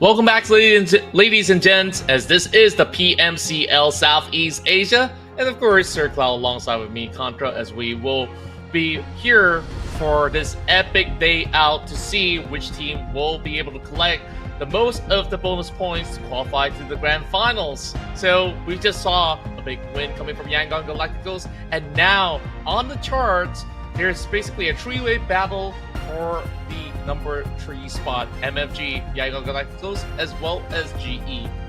Yes, we'll see the return of Austria Esports after this, and let's see what will they bring to the table.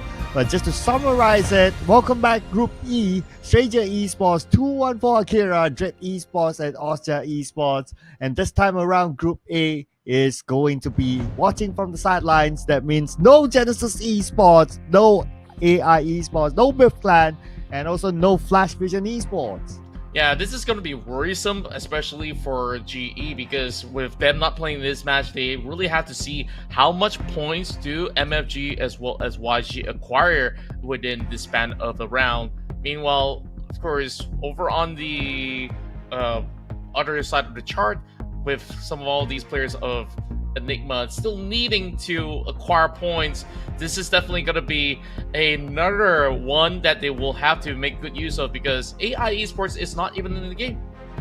Yes, AI Esports is not in this. Flash Vision is not in this. And Flash Vision, I think with the remaining games, being realistic here, they might be at number 20 again. Means that by the time they come back for week number 3, they need to be very prepared. They need to be absolutely ready to get the number 1 in order to have a slight chance of qualifying to finals.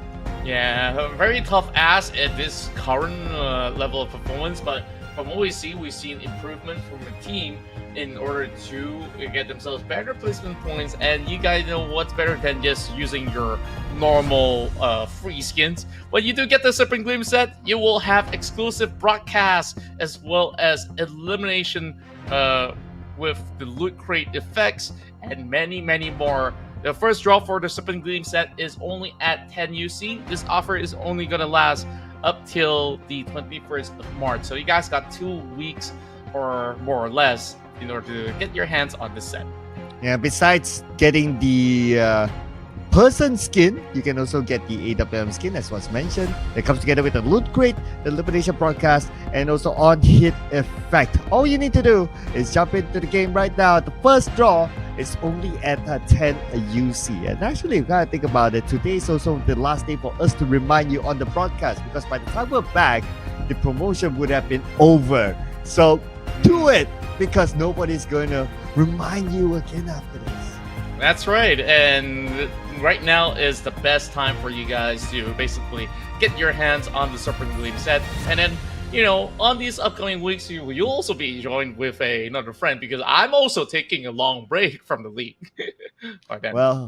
Well, yes, I guess all of us will be taking a break next week, especially next week, because I believe that we will be also making way for the PMSL Grand Finals, which is happening next week as well. So in case you're missing PUBG Mobile action, well, you got the PMSL to watch, which will run from Friday to Sunday.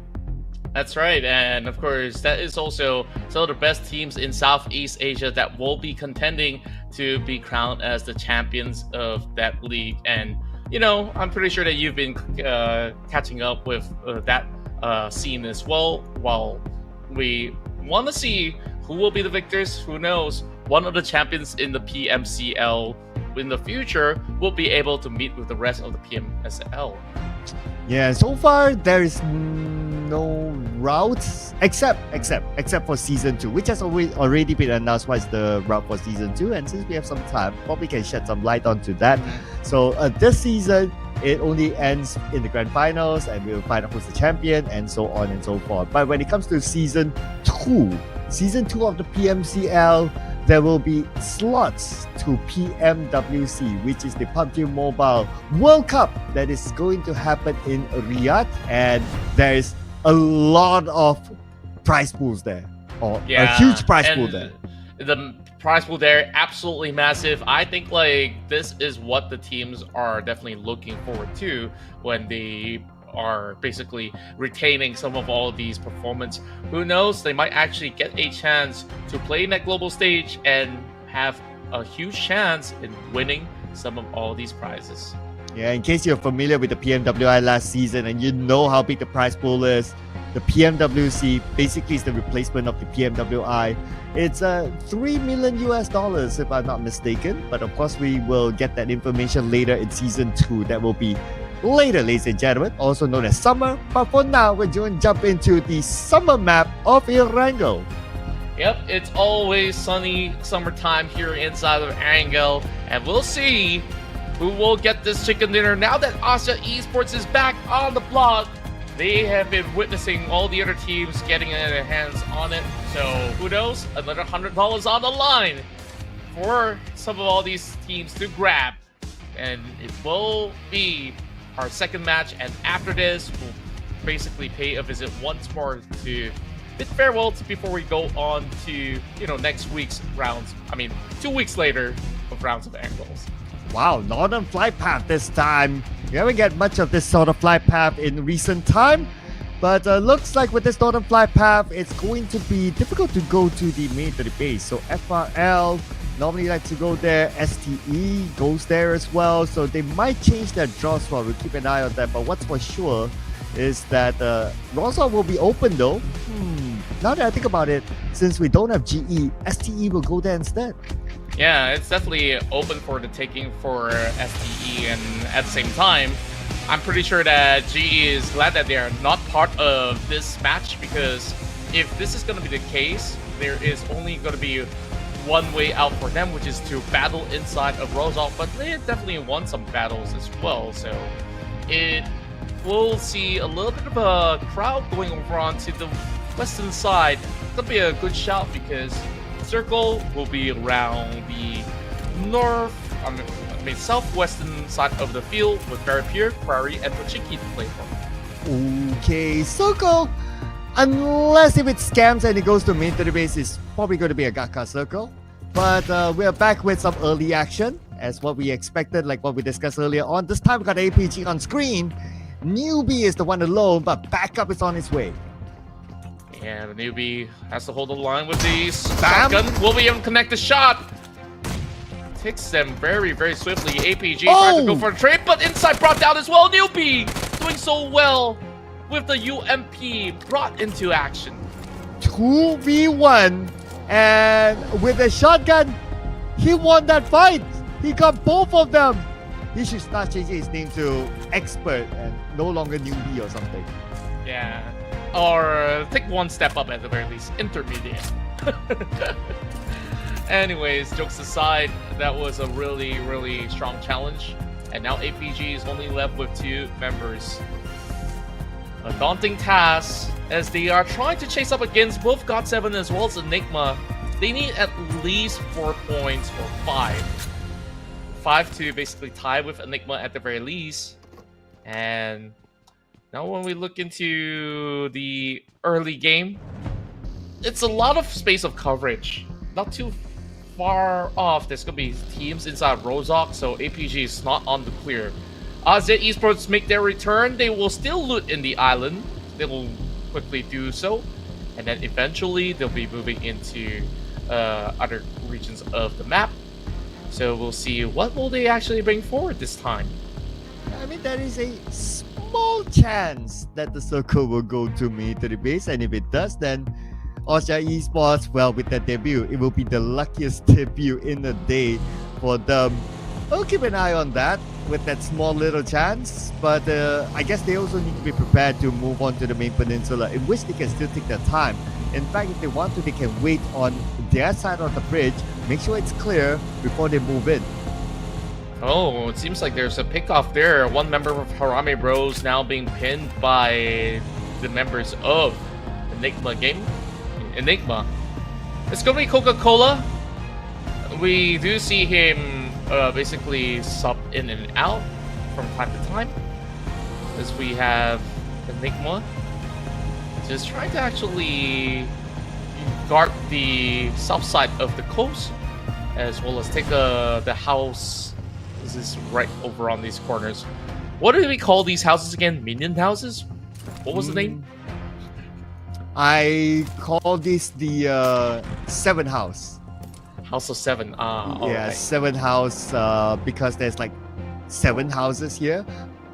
Or yeah, but that is like in the, I don't know what you want to call it, right? Like the Malaysian context. I don't know what other countries will call it. Yeah, I'm pretty sure that they'll come up with a name of their own.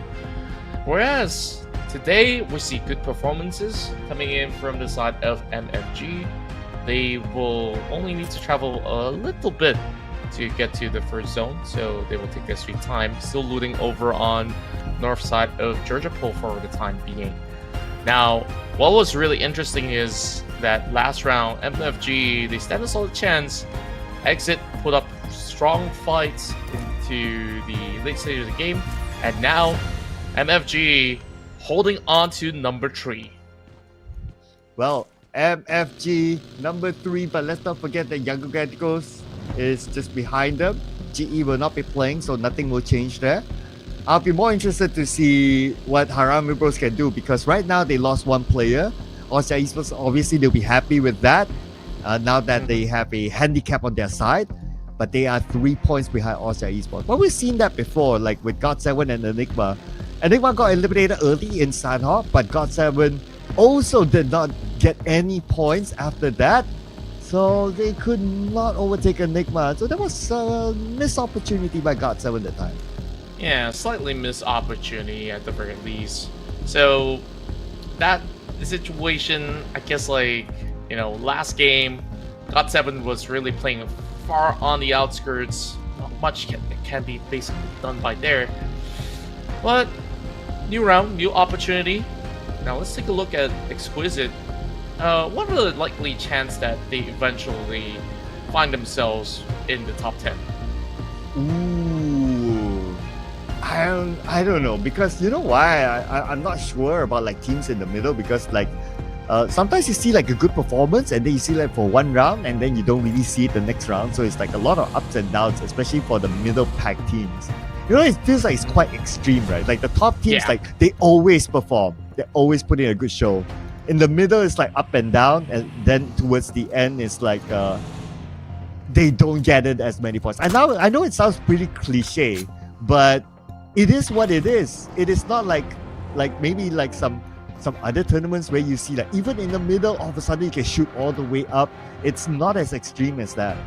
Yeah, I certainly agree with your sentiment. Like, sometimes it's kind of absurd with what's really going to be the margins for some of these guys to acquire those points, because the guys at the top of the late game basically get most of all these advantages, and for those who in the early game, I guess they basically want to see if they could emulate what these top teams can do.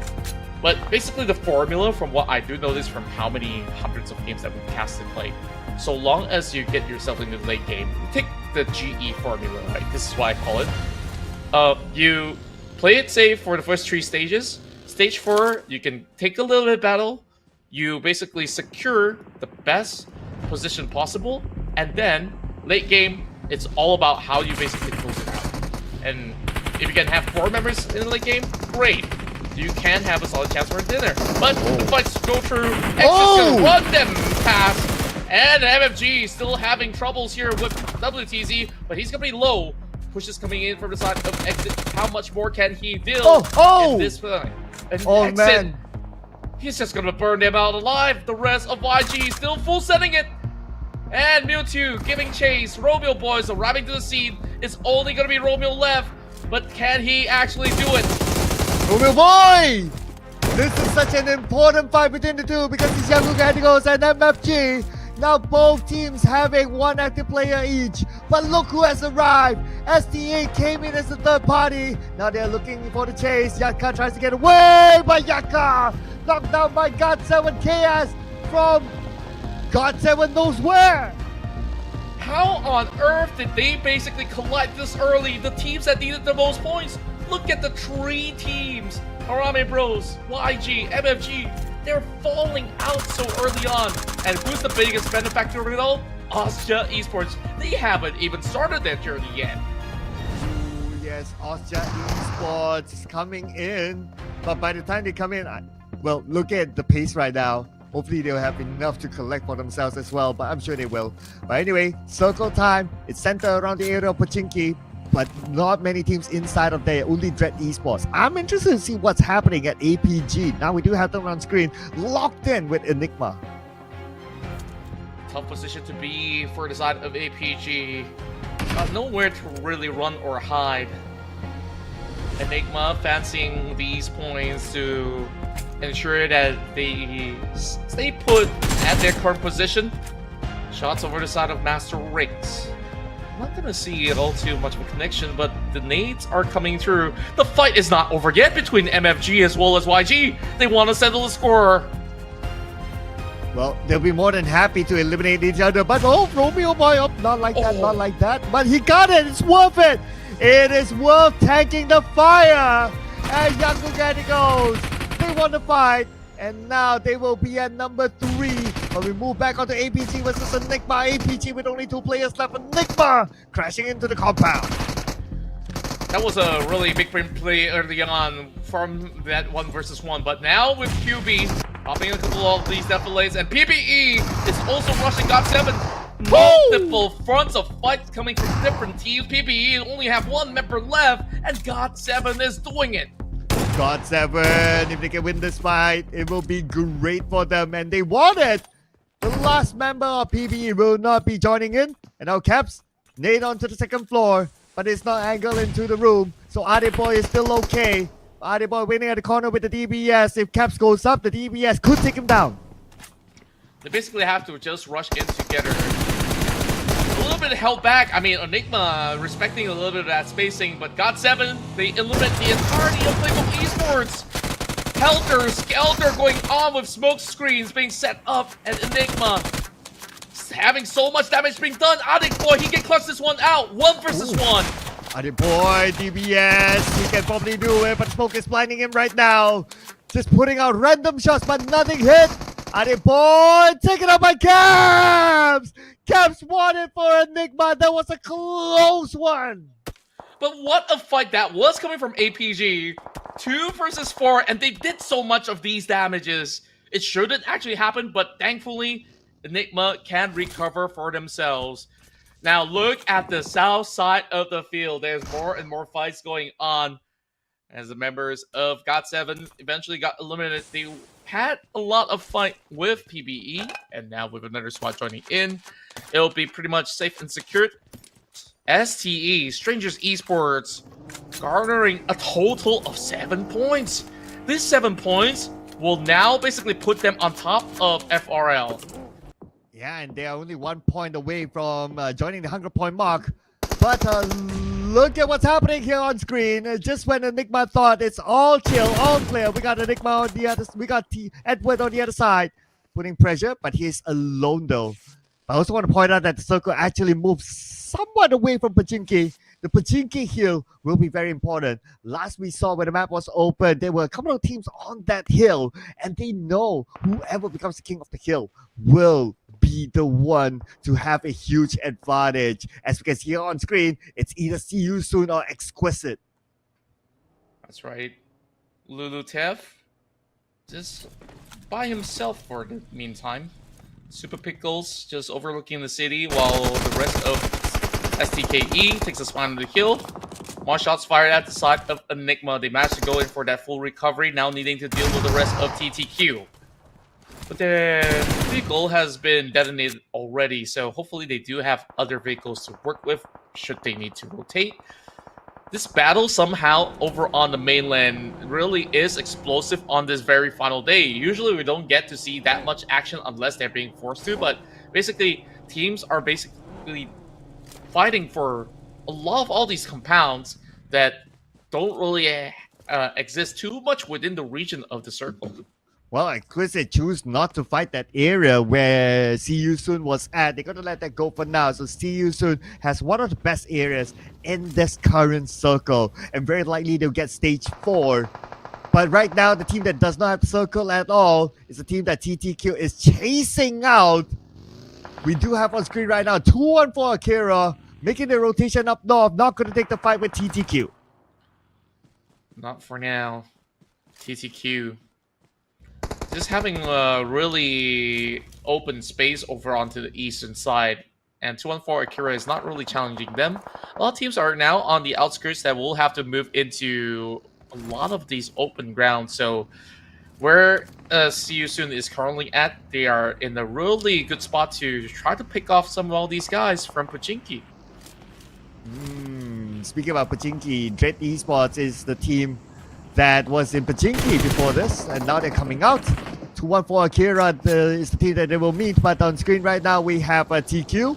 Circling around them is going to be Exquisite. Exquisite making their move right now. Chris puts out a couple of shots, but none of them connected. Both of these teams still on the outside. See You Soon is actually monitoring the situation. Whoever comes towards them, they will take the shot. Now, the quarter just basically overtaking the previous position of Exquisite, while they will have shots now trolling onto them. Fourth roll being clipped off, and his buggy has already had shredded tires.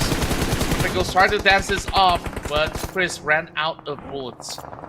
Still not really hitting anyone yet, but we have a run over from the John. Oh, this is where See You Soon starts to fight. Blanks! Knocked down. Fourth row as well. Only Yue left for Exquisite. But Boy Shot is pretty low. Yue comes in. Yue gets the knockdown, but the follow-up came in from the other side. See You Soon defended their ground, but they need to recover quickly because look at the minimap. A lot of teams coming their way. Yeah, at the same time, I really love the confidence with that push coming from the side of See You Soon. They knew that they had the upper hand from the high ground. They could already see some of all these positions, and that was not really a place that they could basically hold out for. So, swift measures. Now they also need to deal with both of these teams coming along. That's going to be strangers from the far end, but they will still have to settle the scores with the side of TQ that is much closer to them. They got the top now, going in from the lower ground. Grab this vehicle just to reposition themselves. And now TQ below. Oh man, 3 teams in the same area. This is just a mess as Minor comes in, takes out Lulu TF, resets himself, while these other teammates scout in the front. See You Soon will need to be prepared at the top of this mountain. Minor popping up the snake, tossing it across. Could it be on the TQ or could it be on the See You Soon? Not any one of them just yet. Not for now, but these nades are slowing to apply a little bit more pressure to Boy Sean and Co. STKE holding down the line, but I would say defensive measures really being displayed from the side of TQ very, very well. Now, with SE also marching in, Ferg's going to be able to catch one. John also taken out, and the rest of STKE needs to start falling back because this is too overwhelming to take. Oh, to the left side. Ferg sees one, but his teammate will get one. Now, it's going to be 1v1. Ferg, chase back. 80% of health. Not going to really take that risk. Minor might take advantage of this, but Minor buys time for himself while he revives his teammate, finding an opening right now. Newbie might be the one to safeguard him from this high ground. Such a long extended trade, and you're looking at 11 points for the side of STE. Huge numbers now added to the block. They really want to also overtake 2-1 for Akira after taking down Fearless Esports. Yo! Here comes Fearless Esports, now caught out by Red Bull. Looking for that 3-pointer there. Asia Esports negating any form of entry from the likes of SRL. Franza now being approached by Skynin. The C gold medalist looking for another point on the block, but there are shots being fired onto his direction. Bull basically asked for a little bit more assistance from his teammates, where there's not much space for them to run or hide. Red Bull will do the job. And that is point number 4. Eliminating the 2 members of Fearless Esports. Asia Esports now in action. Harame Bros cannot do anything about it since they got eliminated fairly early. They can only look at the points go further up for Asia Esports at this moment. But back onto STE on the Pachinki Hill. Now with the full squad, 11 eliminations, mind you. And now they will cut across. Yeah, and I think like they really took so many good fights, trying to be the third party in majority of it. While that extended trade, we saw STKE just getting absolutely overwhelmed. So they only walk away with those 4 points that they managed to acquire. against the squads that pass by. TTQ has got 2, while TQ also 2 pointers on the block. See you soon is still trying to survive, and we start to see Miner getting even more. 12 points in. 2-1 for Akira is already out of the game. Oh, but now Dread Esports is in trouble with STE just about to, but the nade from Scotty all the way from the high ground knocks one member of Dread Esports. Gonna get more out on this. They don't have a good clear sight, but Timio stayed it down. It is just nade after nade after nade by STE that takes out the members of Dread Esports, and one more to go. We can see Chipna there in the smoke. STE, they do not know that he's there. The smoke is still buying time. He will definitely buy a lot more time as required. Jipna trying to see if he could basically spot out Scotty eventually. 762 is also on the approach, trailing with this shot into it. And there's just basically nowhere for him to hide. 15 points for STE. And there's still 6 more teams on the board, including themselves. They have 5 teams to take out. Wow, the golden number, ladies and gentlemen, is 17 eliminations. That is the highest so far. Looking very likely that STE can be the team to break that record, but we will hold our horses for now because we still have teams with a full squad, including Enigma and TTQ, and also the powerhouse Austria Esports. But Scotty from the high ground, knocked out by Chris. Miner's gonna give a little bit of cover fire, trying to spot out where Chris is. It's gonna be Red Bull that will help alongside to take him out. Help, but they really want the point. So now they know where Astra's at. Austria on the other side. But at the same time, they need to be prepared because TTQ is coming from behind. Miner almost knocked out. It was a close one. But the nade from KH could take down Miner, but Miner repositions himself at the same time. 762 knocked down. He's at the lower ground. His teammates, gonna be hard for him to be saved because he's out in the open. And now TTQ making their move. And they will basically bum rush the rest of STE, knowing that they need to go in for a pickup.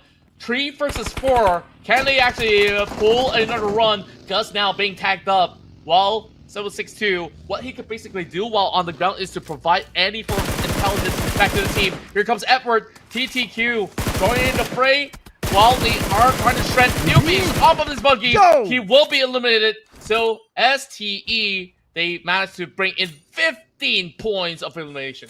Well, no elimination record shattered this time. The number will stop at 15, so the golden number is still 17 eliminations, ladies and gentlemen. Now we got 4 teams left, and we're only at stage 6. My oh my, this round, it is faster than I thought. Yeah, it's so rowdy. It's basically fights after fights after fights that we're witnessing. Skynin finally makes an approach towards the top end of the hill, trying to actually rotate off this wall. Gonna have a little bit of areas that are off limits as TTQ tries to do a big advancement onto Red Bull. Actually takes him down to 1 tick of health left. Red Bull still survives. Oh man, that was a close one, but KH knocked out by Astro X. After all that, Austria Esports is still A-OK. And now Skynet is making his move, but Chewy finally knocked down. Enigma, what an improvement for them. They are now in the top 4 with 4 players still active. Skynin, he's basically holding Edward from cutting across, but he will manage to do so. Damage being done towards the vehicle, and now the push comes in from the side of Austria, trying to claim a little bit more room over the top side. Meanwhile, south side has been quiet for a little bit more. Kaya from See You Soon, trying to hold out all alone, will be eliminated, but it's a good top 4 finish for STKE. And from the messy high grounds of Pachinki, going up onto the top 4. That's pretty nice, that's pretty nice, that's pretty nice. In fact, they're the team that lasted the most from the teams that came in from that side. Now, focusing on the top 3 teams, we have TTQ here. Gus! Nice long range to eliminate Dewey. And also, for the matter of fact, with Enigma getting into the top 3 position, this is also their climb to make it into the top 16. TTQ now spots the movements coming from Boss Koopa. Will be remaining safe for now, but there is going to be the rest of Enigma crashing towards these 2 separate members of TTQ. This widespread from TTQ might actually exhaust them, but damage being done. Cage trying to actually dodge all these bullets. Brings one more Coca-Cola, and now Capsule from the back will take him out. Nice follow up there by Caps, but now Edward and Cole is coming in, but it looks like quite a distance for them instead. Caps will gain this high ground advantage. He will use his vehicle as a shield for now. UMP in hand, he will secure the 2 elimination points out of TTQ. 6 in the back for the side of Enigma for the moment. TTQ lost that momentum. They were basically taking 2 different battles. I would say it's a little bit greedy of them to be managing the hill by doing so. And eventually, when the rest of Enigma closes in, you start to see them really losing that form of advantage over the hill. Enigma now looking really strong all of a sudden. A team that has been struggling the entire week. This round seems to be their round, but let's not jinx it just yet. Now Enigma is making their move into the compound, into the circle, in the middle of it. Now they have control of the circle. Austria Esports and TTQ next to each other, but because of the hill, they cannot see. But Enigma with the control of the circle, now the game is theirs to lose. And they've been in that compound for the longest of time. With that trinket in, I mean, early on we see them basically taking out members of the side of APG. Can you imagine that if that moment didn't happen, if they didn't clutch that, they won't be here in the top 3. And here they are, 4 members strong. The other side is just going to be holding on to a duo squad. Well, also Esports tries to wrap around. We'll be able to find Edward taking 1 more. And Coca-Cola saw that elimination happening. Or should I say defeat popping up. Now Koopa and the rest of Enigma, they want to swarm through. They know that they're by the edge of the map. And they will basically close this fight out. Oh, Skyrim with a flank position. Just waiting for Koopa to show themselves. And now with a UMP in hand. No DBSs, not the right moment to use one of those. Now this is a semi-automatic sort of round. With Red Bull, he's getting closer and closer. Let's see if we can get something out of this while Koopa goes down to lower ground. Does not have any idea where his opponents are at, but they are really playing by the Asian Circle trying to lock them out. Instead, QB goes down. That could be an opening for Austria Esports. Not going down without a fight. Austria Esports still holding firm, and Red Bull's really doing everything he can to stay intact and keep another chicken dinner chance for the side of Austria Esports. TTQ. Wow. And now Skydance is going to be bringing Red down Bull. the rest of Enigma. Oh, they're playing in the open ground. And suddenly, every single chance is open up for all these 3 teams. And Capslock is by the edge. He's pretty much stuck by the crate. Taking a peek. And now being damaged by Red Bull. Trying to burn the vehicle. He gets the knock. 1v1v1. Oh man, how the tides have turned right now. Looks like it's a 1v1v1, but hey, wait a second. Red Bull is going in for the revive of the day. All the way from downtown will finish off that last member of Time to Quick Esports. Now it's between Coca-Cola and the 2 members of Austria Esports. This name probably can get Skynet. Skynet back down on his knees. Now he's going to be on the lower end, fighting off against Coca-Cola, needing to actually go in for a reload. He's got the DPS, Oh, and he it. will claim it. Woo-hoo-hoo. Enigma with the biggest bounce back of it all. Claims our chicken dinner here in Erangel. Dude, honestly, Enigma made all their fans sweat.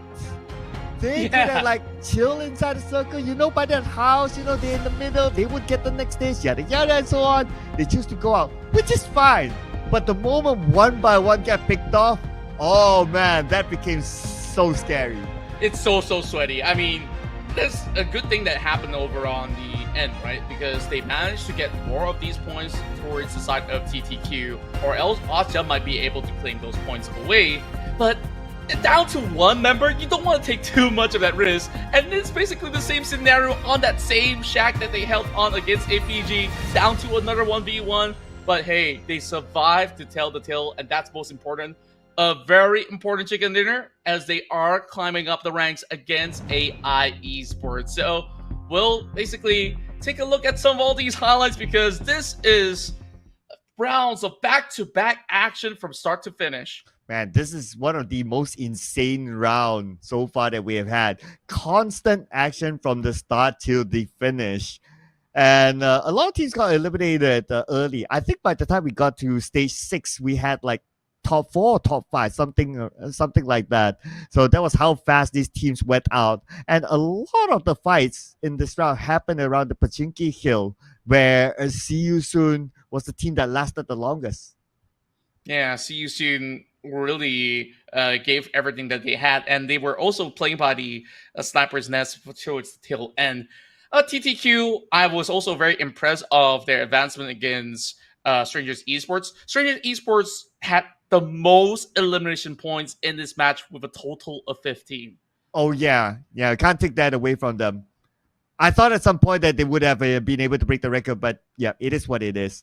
But look at this ending, right? Luckily enough that Coca-Cola has this high ground advantage. Imagine if like the tables were to turn, then it would be an absolutely totally different story. But Red Bull with another MVP. I am already losing count how many MVPs have this guy got. Yeah, it's plenty of it, and he might just actually turn out to be our Terminator of the week because we see him popping on the radar for so much. So, of course, this addition to Asia Esports have been really effective in not only securing eliminations, but when you need him the most, he will survive till the tail end of the match. Man, and this guy definitely can put in a performance, right? Like almost every round, he will definitely get the elimination points.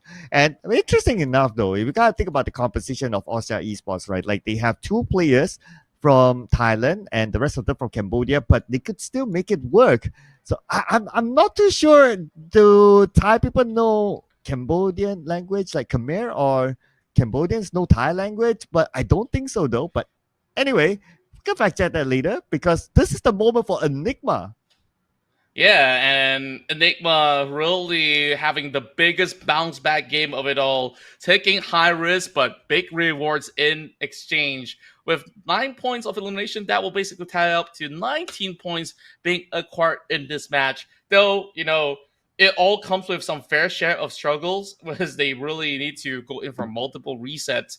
And to also give you a little bit of context of what you just mentioned, right? Yeah, Cambodia as well as Thailand, their neighbors, some of them do pick up each other's languages. In terms of similarity, there's definitely differences in both. Right. It's like we can communicate with Indonesians and also Singapore because, yeah, language is pretty much there. Something like that. And even Brunei as well, just to put that out as well. Yeah, some geographical facts here for you guys out there, ladies and gentlemen. But let's check out the overall stats. So, with the amount of fights happened, I wouldn't be surprised that we only got 2 eliminated by the zone. Everyone else fought to the elimination. That's right. And with that, it really gives us the most explosive round possible in these matches that we had so far to today. So I think in terms of all these numbers out there, pretty much on a standard average, especially when we look at a lot of all these situations, a lot of direct fights. Therefore, you may see maybe lesser of total knockouts or so. But from what I have managed to witness, or should I say, I always want to say Stalwart, but Strangers Esports, they really ramp it up this match so far. I would say the total revives are pretty low this time. From the fights that we saw, it almost was no opportunity to revive because fights just happened back to back to back to back to back. But here are the match standings, and Enigma, welcome back up here. The team that gets the most points with that chicken dinner together. But for STE, wow, who needs a top 3 finish when you got 15 eliminations? Yeah, astounding numbers on the block. And same goes to TTQ, right? They also managed to get themselves 9 elimination points as they do tie it with a second place finisher, Asia Esports, who's gotten those 14 points. So good news for Asia Esports is that a lot of their opponents were taken out very early on. We got MFG as well as Harami Bros being shredded apart very, very early. So that basically gives them that chance to hold on to the number 1 spot. Yeah, on the other end though, because MFG they only got 1 point.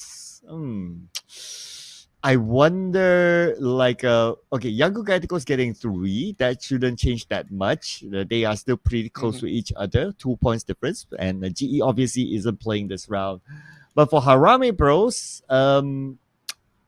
they are, yeah, they didn't get that much this round. So we can see the gap is here. And the fact that Austria Esports has that 1 game in hand, it is looking brighter for Austria Esports to champ week 2.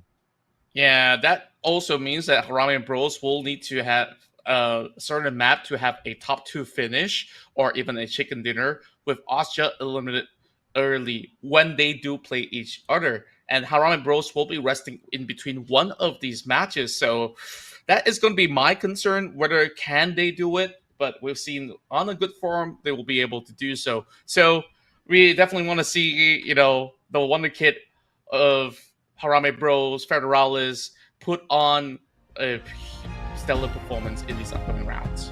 And with the Enigma, since they got the chicken dinner, they also went one step above in the overall chart. So grateful for them. That is what happens when the points are close enough and you put in one good performance, you move up a little bit. You definitely have that opportunity. But it also means that for let's see here, there are other rivals like God7. The gap is even bigger for them to climb up any higher. AI Esports becomes the next target for them. But yeah, I mean, we are down to a handful of games left. I don't know how much more these teams can really swap in and swap out, especially for those towards the end.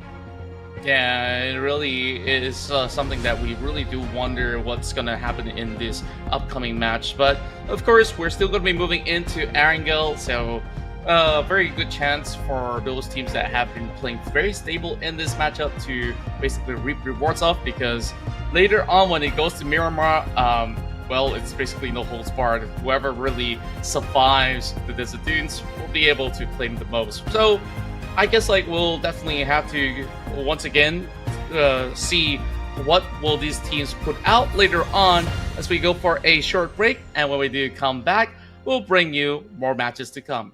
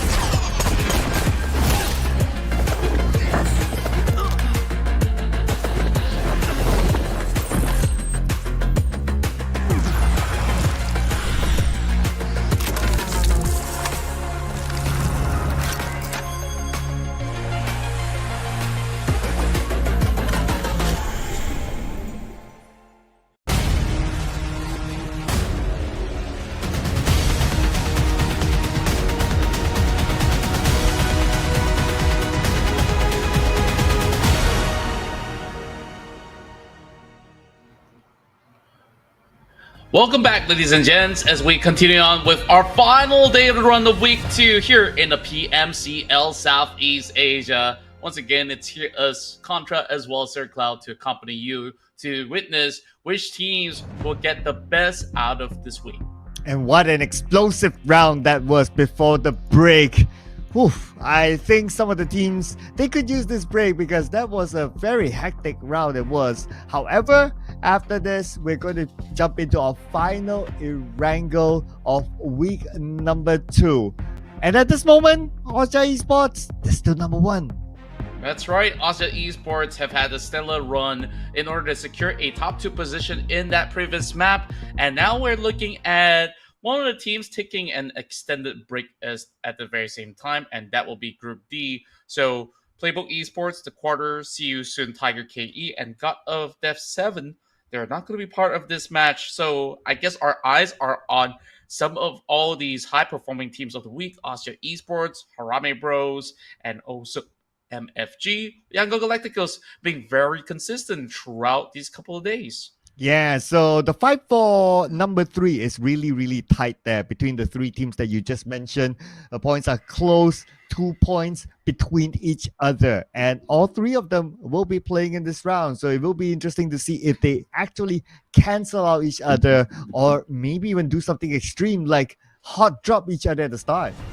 Well, I'm not too sure if that's going to happen here, but in Miramar, potentially that could be the case because hot dropping can only mean one thing. You're desperate to get that team out of the map for you to sustain inside of the match, but there's always risk involved. What if your team gets eliminated, or even maybe get those eliminations but still only leaving 1 member or 2 member behind? In Miramar, it's going to be so difficult to play out for a chicken dinner if that's going to be the case.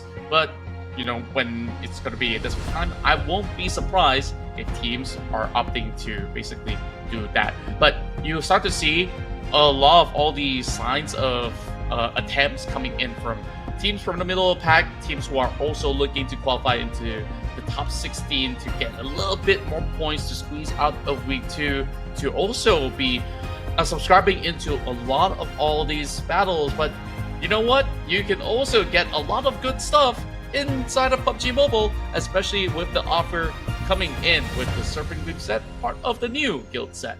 Yes, it's only available, again, another reminder, until the 21st of March. So this is your chance to upgrade your AWM to the Serpent Clean set and get the Loot Crate, Elimination Broadcast, and also the on-hit effect together with this. The first draw is only at 10 UC. You probably saw a trailer of it during the break time earlier on, but in case you missed it, all you need to do is just log into the game and you can check it out again inside. That's right, you guys only have 2 weeks to get your hands on the Serpent Gleam set, so make sure you guys got the UCs at the ready, and of course keep an eye out for brand new collaborations to come inside of the game. So of course we're going to be focusing on to what's at hand. Final match of Erangel to be played out here, as we will see Austria Esports basically creating a little bit more of that barricade against the side of Harame Bros. We'll see if Harame Bros can overcome that. But I still have my wish list up there, right? My wish list is to see every single team getting a chicken dinner for themselves. So if it's a new team getting a chicken dinner, I wouldn't mind. Although Enigma got the chicken dinner, it's been a while. They actually got a chicken dinner last week in week 1. So this is actually their second chicken dinner in the PMCL that they just got earlier on. So I'm still looking for a new team to get the chicken dinner. Yeah, and of course, earlier on was the first chicken dinner for Enigma for this week. Last week, they managed to actually get a couple of wins. And now, let's see if there's going to be any form of a momentum builder for the side of Enigma to really regain their winning ways, which, you know, now they've already got the win. They should know exactly how to basically go ahead to trail forward in our match coming up here. Erangel. Here we go, the final Erangel before we wrap up our weekend number 2. And we'll go on to the last 2 maps in Miramar and we'll lock in the points for week 2 in the PMCL Erangel. was explosive earlier on. We might see another explosive Erangel round this time. Yeah, even though in the very first map of Erangel, we see so many of all these teams take on early battles, and I think like now teams know that this is the way forward. Even when they come back into third week to play out, they should basically keep up with this type of playstyle in order to benefit, especially teams that are looking to secure more of those points. This could basically benefit them. Well, flight path starts over on the south side, heading into north. Firm access for some of the players of Stranger Esports, as they will be moving into Novorodnoye. That could only mean that GE, they will continue to go into Rosat later on. Circle gonna be interesting if it's in the meter base, because we got 3 teams there: STE, Myth Clan, and also Austria Esports. They'll obviously be happy if the circle goes there. But looking at some of the other drops as well, since the flight path is on the left side, GE will be going back home into Rosal, so nobody's going to challenge them. Haramebo is going to go into Pachinki because, that's like their regular spot. But circle-wise, it's going to be on the other end, but at least it's on the main peninsula. But the last time we got a main peninsula circle, it was still Havoc. Yeah, and speaking of the main peninsula, it looks like somebody's found a garage to quickly gather a vehicle. So what I really want to point out is that getting vehicles in this match is actually very important in the early game, especially with that rotation moving a lot of teams into the eastern side. So hopefully enough, some of these guys can get out of tight areas of play. Speaking of tight areas, Aret finds himself against the rest of TTQ. Hurt those bunny hops, but he's gonna be able to get a glimpse, not really connecting the shots from either side of the party. Oh, he needs a little bit backup, but backup has arrived from the side of TTQ instead. He's gonna be absolutely overwhelmed. I don't see any other member of FB providing any support. Yeah, nobody's near, and it's just a matter of time. He's surrounded, and there you go. Liquid will be the one to claim it, but Dread Esports looks like they're busy as well with Genesis Esports. West just took out one player out of Dread, and that maybe could have been the clash in Rosal, perhaps. Yes, it is. Yeah, Dread Esports. So far, having a stable run throughout the course of week 2, but now that they're going to be around Rosal, they need to always be careful of GE. This is going to be one Titan that they don't want to meet so early in the matchup. But today's run for GE, a little bit lackluster because they tend to try to play a little bit of gatekeep. And after that, when the circle shifts, they lost a lot of advantages and therefore did not really get as many points as they usually collect. But I would say GE, they're still on the right track, needing one more point to tie it up with MFG. And eventually looking to close out against YG to secure their third spot once more. Oh, Eras got knocked down by FRL. Oh man, FVE losing another one. Okay, 2 more to go for FVE. I mean, they are one of those teams that I do hope get the chicken dinner because they haven't got one. But now we got on screen here, FRL. Looks like it is a 1 second to get it. And we're not stopping yet with the elimination feed. Now Dread Esports again back with GE. I mean, our observers having a tough time switching back and forth with the two teams. Yeah, I mean, all these commotion happening in the early game is going to be the norm from here onwards inside of Erangel. Shots fired towards the side of Dread, while GE will continue to claim all these points with Smile taking them off that buggy. So, good work.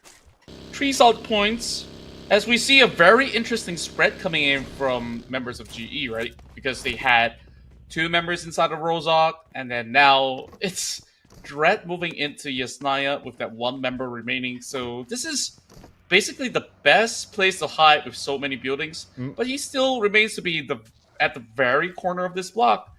Will remain to be untraced as GE is on the hunt. Yeah, I mean, he challenged GE or more like they challenged GE inside of Rosal early on. So I don't know about that. If you want to talk about like, okay, I did desperate to cancel each other, not really though. a semi-hard drop, I call it. But yeah, I don't really see why. Because if you look at the points, it's too far for them to even overtake each other. I have one explanation that could basically make sense into that scenario, right? Because the flight path was skewed more towards the west side, and Red Esports usually moves into Yasnaya. So maybe the maximum extension range from the parachute was only going to be reaching the corners of Rozok. So perhaps that's why they were also forced into that scenario if they want to take vehicles to rotate off. And GE, they welcomed them with open arms. Okay, that makes absolute sense, right? So I guess Yeah. with that kind of signal, after they took out majority of the members of Dread, GE knows that, oh, so Yasnaya is open. So that becomes our next treasure cove. Yeah, this is basically a pirate's dream of basically looting everything in Yasnaya Polyana. And I don't think that there's enough bags for them to basically fill, anyways. So, of course, with only one player left for the side of Dread Esports, we will expect them to play very passively. Meanwhile, STE setting up a little bit of roadblock over on the bridge. Might be expecting some movers coming in late into stage 1. So, gotta take that time, refuel a little bit, and then proceed forward. Waiting for Osja and Myth Clan, who is still in mid to the base island. At least the last we saw them, in case they choose to go through the right side bridge. But the trend for Osja is that they have never taken the right side bridge. They always take the left side bridge. So the other team, Myth Clan, could be the one to pass by, and that's where STE is ready for them. Yeah, and STE seemingly to be very confident heading into this matchup. Last round, 15 elimination points acquired by Strangers Esports for their effort. And we're hoping to actually see those big numbers again, but they lost out 7-6-2 very early on. A key member towards the squad of STE. Though, of course, firepower-wise, we've always seen Miner popping up as some of the ones that does max damage per round. So, same goes to the side of Enigma, who has just won that matchup.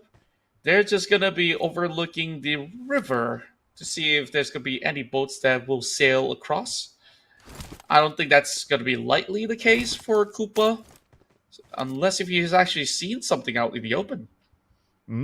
Speaking about out in the open, this is what we expected, right? Osja Esports takes the left bridge, but they're out in the open in the sense that the blue is on top of them. But very cautious move by Osja Esports. Totally understand, because we've seen it time and time again that teams like to gatekeep these sort of bridges. But maybe this time, because the circle is all the way to the right, nobody's here. Clear move for Osja across. Very smart decision making for the side of Austria Esports to know where exactly is safe and where exactly is not. That also leaves Myth Clan somewhere in the map. Now, I want to see where in Myth Clan. Oh, they've already made their way into Milta. So, what teams will have to expect is another round in the same grounds. Yeah, pretty similar as before. And this is a crazy hardship. You kind of think about it, all the way to the corner. Of course, it benefits Osja Esports because it is closer to them. But for a lot of the other teams, especially up north, GE and Dread, they will need to move. There's still enough space, so I don't expect them to clash. Other than that, I think there's still a lot of space in this kind of circle. Yeah, ample space to play out for, but you gotta also take a look at the focal point being at farm, right? There's the hill over onto the east side of Pachinki, which Rame Bros definitely is gonna be holding out for. So we will expect some battles to happen on these terrains, while some of them are gonna be basically squeezing by somewhere over the south side. So Enigma, they won't be challenged because they're just by the outskirts of the area, while the rest of these squads, they gotta start looking for some safety net, and farm has only got a few places that they can basically cover with. Meanwhile, MFG loses one member to Ranzer. Oh, great catch from the side of Fearless Esports. And I usually love this move in the early game where once you get the knock, you save those bullets, you take a vehicle, you just run them by. Well, the bad news for MFG is that they're in pursuit for the top three, and by losing one player at this stage, it's going to be hard for them. Considering that GE is still full squad, YG is still full squad, MFG by the edge of the circle, and they're also pinned down by FRL. You can see that they're not letting them go, still putting themselves up in this high ground to overlook MFG. It's going to be a tough round for them. Yeah, very, very difficult to actually go in for battles because you're going to draw not only the attention of that particular squad, but other squads that's around that area. Now, speaking of that, MFG having Exit moving into the building. Trades are happening, and Exit already on the ground. Ooh, leaving FFG with the two members inside the building. FRL should have that information, so now it's clear for Renzer to come in to finish off his opponent and loot, and there will be extra utilities for him from the outside circle. Moving in shouldn't be a problem for them too. Not at all. They have so much of that open spacing, and they're just basically taking a gatekeep approach. A little bit of a flip coming in from Pozol's vehicle at a very unlikely time. Oh, pressure's on as Yatka will receive this challenge. He has that grenade now primed in. That's going to be a smoke, so he's not going to be able to concern. That actually provides him with a little bit of cover, but the rest of them are storming through. Oh, Yaka now pushing with Ranzer. Ranzer now looking to actually secure even more his third pickup in the early game. On the left, one more to go. Nowhere to run, nowhere to hide. They know exactly where he is. Pressure by the blue at the same time. Unknown is now known, but he will not go down without a fight. Knocking down Renzer. Nah, and the rest of FRL will need to follow up right now. But at the same time, we move over to Austria Esports with AI Esports. AI Esports now being held all the way to this back, but they will have a mislop of a grenade coming in from Master Vape. Hopefully that doesn't really damage them too much. Now, MFG will be taken out very early on by the rest of Fearless Esports as we continue on with the fight that is happening over on the other corner. AI Esports, they did a little bit of damage. And still looking for another great grenade to prime. I'm not going to be able to find it. And Scotty is going to be able to take one more member from the side of TTQ. STE is really going on a rampage right now. While Asia Esports, nades after nades, making sure that Master Vape does not really have space to work with. And Huey now comes in. The last member of AI Esports, Master Vape, former coach of Genesis Esports, now has to go with a 3v1 fight. On the second floor, they know exactly where he is. They're surrounding him. They're taking the time because they know that they have the time to pick up Skynet. And once Skynet is up, I guess that's when they will go all the way in. Yeah, they're just going to go in for a firm reset while Naughty Boys on the outskirts looking past to try to get some info to help with this solo mission. And it's still going to take a while between some of these guys. So we'll see the rest of AI Esports being overwhelmed. Asia Esports got 4 points, lost Red Bull in the early game. Yeah, but that's okay. That's okay because they're still leading the chart. And let's remember, Austria Esports, they do have one game in hand.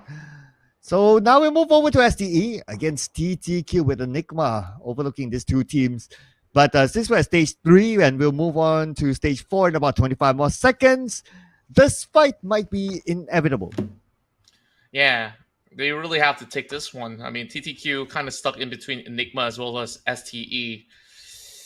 How are they supposed to even get out if they don't actually take either one of them? Whereas Gus, he's being very patient. I mean, they could hold on for a very long time and maybe not take this battle because it's still within the region. And as I did mention, the new update will be also covering some of these grounds. So not a problem at all. We're going to go to farm this time in this circle. And the MILF clan still with the same strategy of getting as close to the middle of the circle as possible. They are safe within it. With Enigma just beside them, but since they have a good gap, I don't think there will be big moves between the two. But speaking about big moves, I would say keep your eye on the left side because you got Harame Bros and Austria Esports, both big boys. This is going to be huge. Oh man, this is definitely gonna be a really big battle between these guys. And 2-1-4 Akira, they're having that perfect elevation.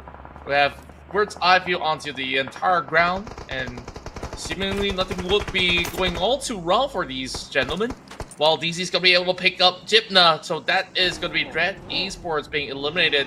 And same goes to Yango Galacticos being overwhelmed. Ooh, and Osha Esports eliminated. So Harame Bros, okay, this is their opportunity. Let's see how much they can make out of it from this round. So far, 3 eliminations in their hands. And Harame Bros, if they want to overtake Osha, they have to score big with a chicken dinner, because let's not forget that Osha Esports, they do have a game in hand. Yes, they do. And for the side of FRL, I think they've been really putting up some solid work into this match, with a lot of points being garnered in this early game. So we'll definitely see them having quite the run in this early span of the match. GE so far picking up tree as well. With Yangon Galacticos not getting any points, they will be taking back that position eventually if they add a few more on the block. Oh, circling around his 4th row. Trying to find an entry, doing the scouting work. A 2-1-4 Akira on the high ground. They hurt the vehicle, but they have no visual of where 4th row is at. Okay, 4th row is going to come in together with his other teammates. Probably going to pop into 2-1-4 Akira. 2-1-4 Akira in a defensive stance now. We can see the off angles that they are currently putting themselves into. Exquisite gets into the circle, but now the fight with 2-1-4 Akira. Let's go. Rankit, he's getting a little bit of a glimpse there, but that vehicle was way too swift for him to basically get more out of. By now, these teams will need to really pick up the pacing, because once that circle closes in, they might have to actually shift, but there is going to be time. Exquisite holding on to a very wide area, but it is still very, very challenging to get past some of these places. No vision, a nade. Not able to land on anyone from Exquisite yet, but Opti 2K popping out that smoke. He's trying to get as close as possible. Somebody's in the shack. Opti 2K, does he know? He doesn't. He's not putting focus onto there. He's being shot at. He does not have any first aid. If he goes in, he'll be shot. And Opti 2K will be knocked down immediately. Wow. Just having the confidence to go in for a firm challenge, and now Exquisite Esports will be wiped off. So 1-4 Akira now will just basically make good use of this area of play, but there is shots coming in from the side of Fearless Esports. A lot of smoke still giving them slight protection for now. Woo, circle just shifted, so looks like it went down south, I believe, because this area is not within the circle now. FRL now circling around. Now we move on to the big boys. Harame Bros, the moment they step in, they manage to get an elimination, but the nade from the other building knocks one down. Big one coming out of Liquid, and now with pretty much a lot of work to do from the side of Harame Bros. Morales needs to pull off a clutch, and yes, he will bring down Liquid. There's still Gus over on the back. Very, very daunting task for Gus to eventually eliminate them. Look at the mountain smokes now prepped up. Blue zone setting in. The revives need to be quick. Gus trying to get as close as possible, tossing out one nade onto Rage. It does clip him, but not knocking him down. But like what you said, the zone is closing. All the members of Haramos back up. They should be able to heal up in time. But are they going to pursue Gus, or are they going to let this one go for now? They have to decide, because the zone is upon them. Zone really approaching really quickly. Range barely surviving out there. Gus, how much more can he actually put against Harame Bros, as they will slowly move forward? Gus bringing one member down. Dill bleeding out, and Gus is just holding down the line. 3 more to go. He will basically get another knock. That's 2. Oh! Can he actually crush them? Oh! The name will fall true. The day saved by Federalis. Oh, Too but close of a still- call. Still, he secured an elimination point. Now, the defense of a Myth Clan from the compound that they've held on for the longest time up against FRL, who just came in. That made across by Joseph.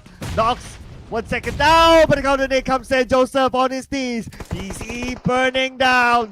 DC will be able to survive it. No! Bozo still managed to knock him. So right now it's only one player left for Myth Clan.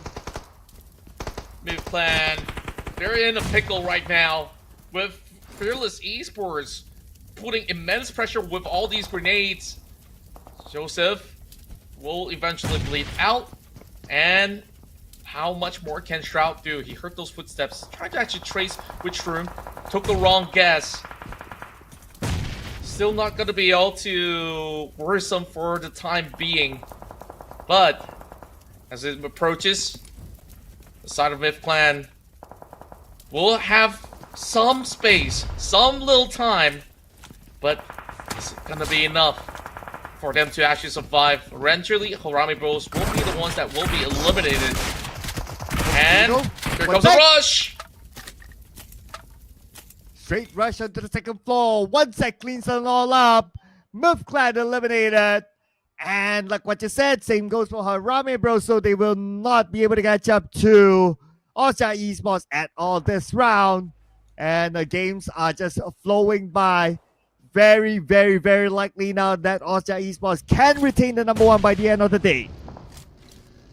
And with this current standing, with Enigma still on the block, they can actually look for a second chicken dinner in a row.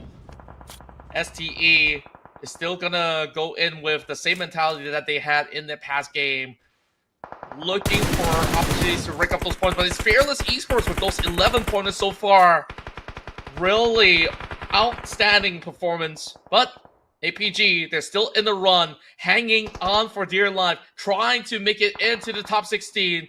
We'll see whether they can deal with STE that's currently in the hot form. Well, look who's still in this. It's Enigma, as they're in action right now with QB knocking one down off their opponent. Pozo taken out by Coca-Cola. Enigma in action on the other side. They do have the circle advantage, and they will finish off Renzer. Ranzer pretty much will have not much room to breathe there. Whereas GE dealing with a little bit of a tussle over on the top end, trying to squeeze into the zone. And FRL out in the middle open will have nades being popped in from the side of Koopa. Does connect. There's not much space for him to actually run, but somehow survives the second blow. Oh yes, 3 more nades though. Koopa raining it down onto 1 second. He needs a lot more seconds for him to recover himself, but no more seconds given. Enigma eliminates Fearless Esports, but look at this Fearless Esports still went out with 11 eliminations. Yeah, it's really, really strong stuff for the squad. But the next team with the most elimination is going to be 2-1 for Akira. We'll see 7 points in their hands, but only having 1 member standing in the way. Now, I really want to get a glimpse of what exactly is going on here with the side of Enigma, trying to actually take the edge.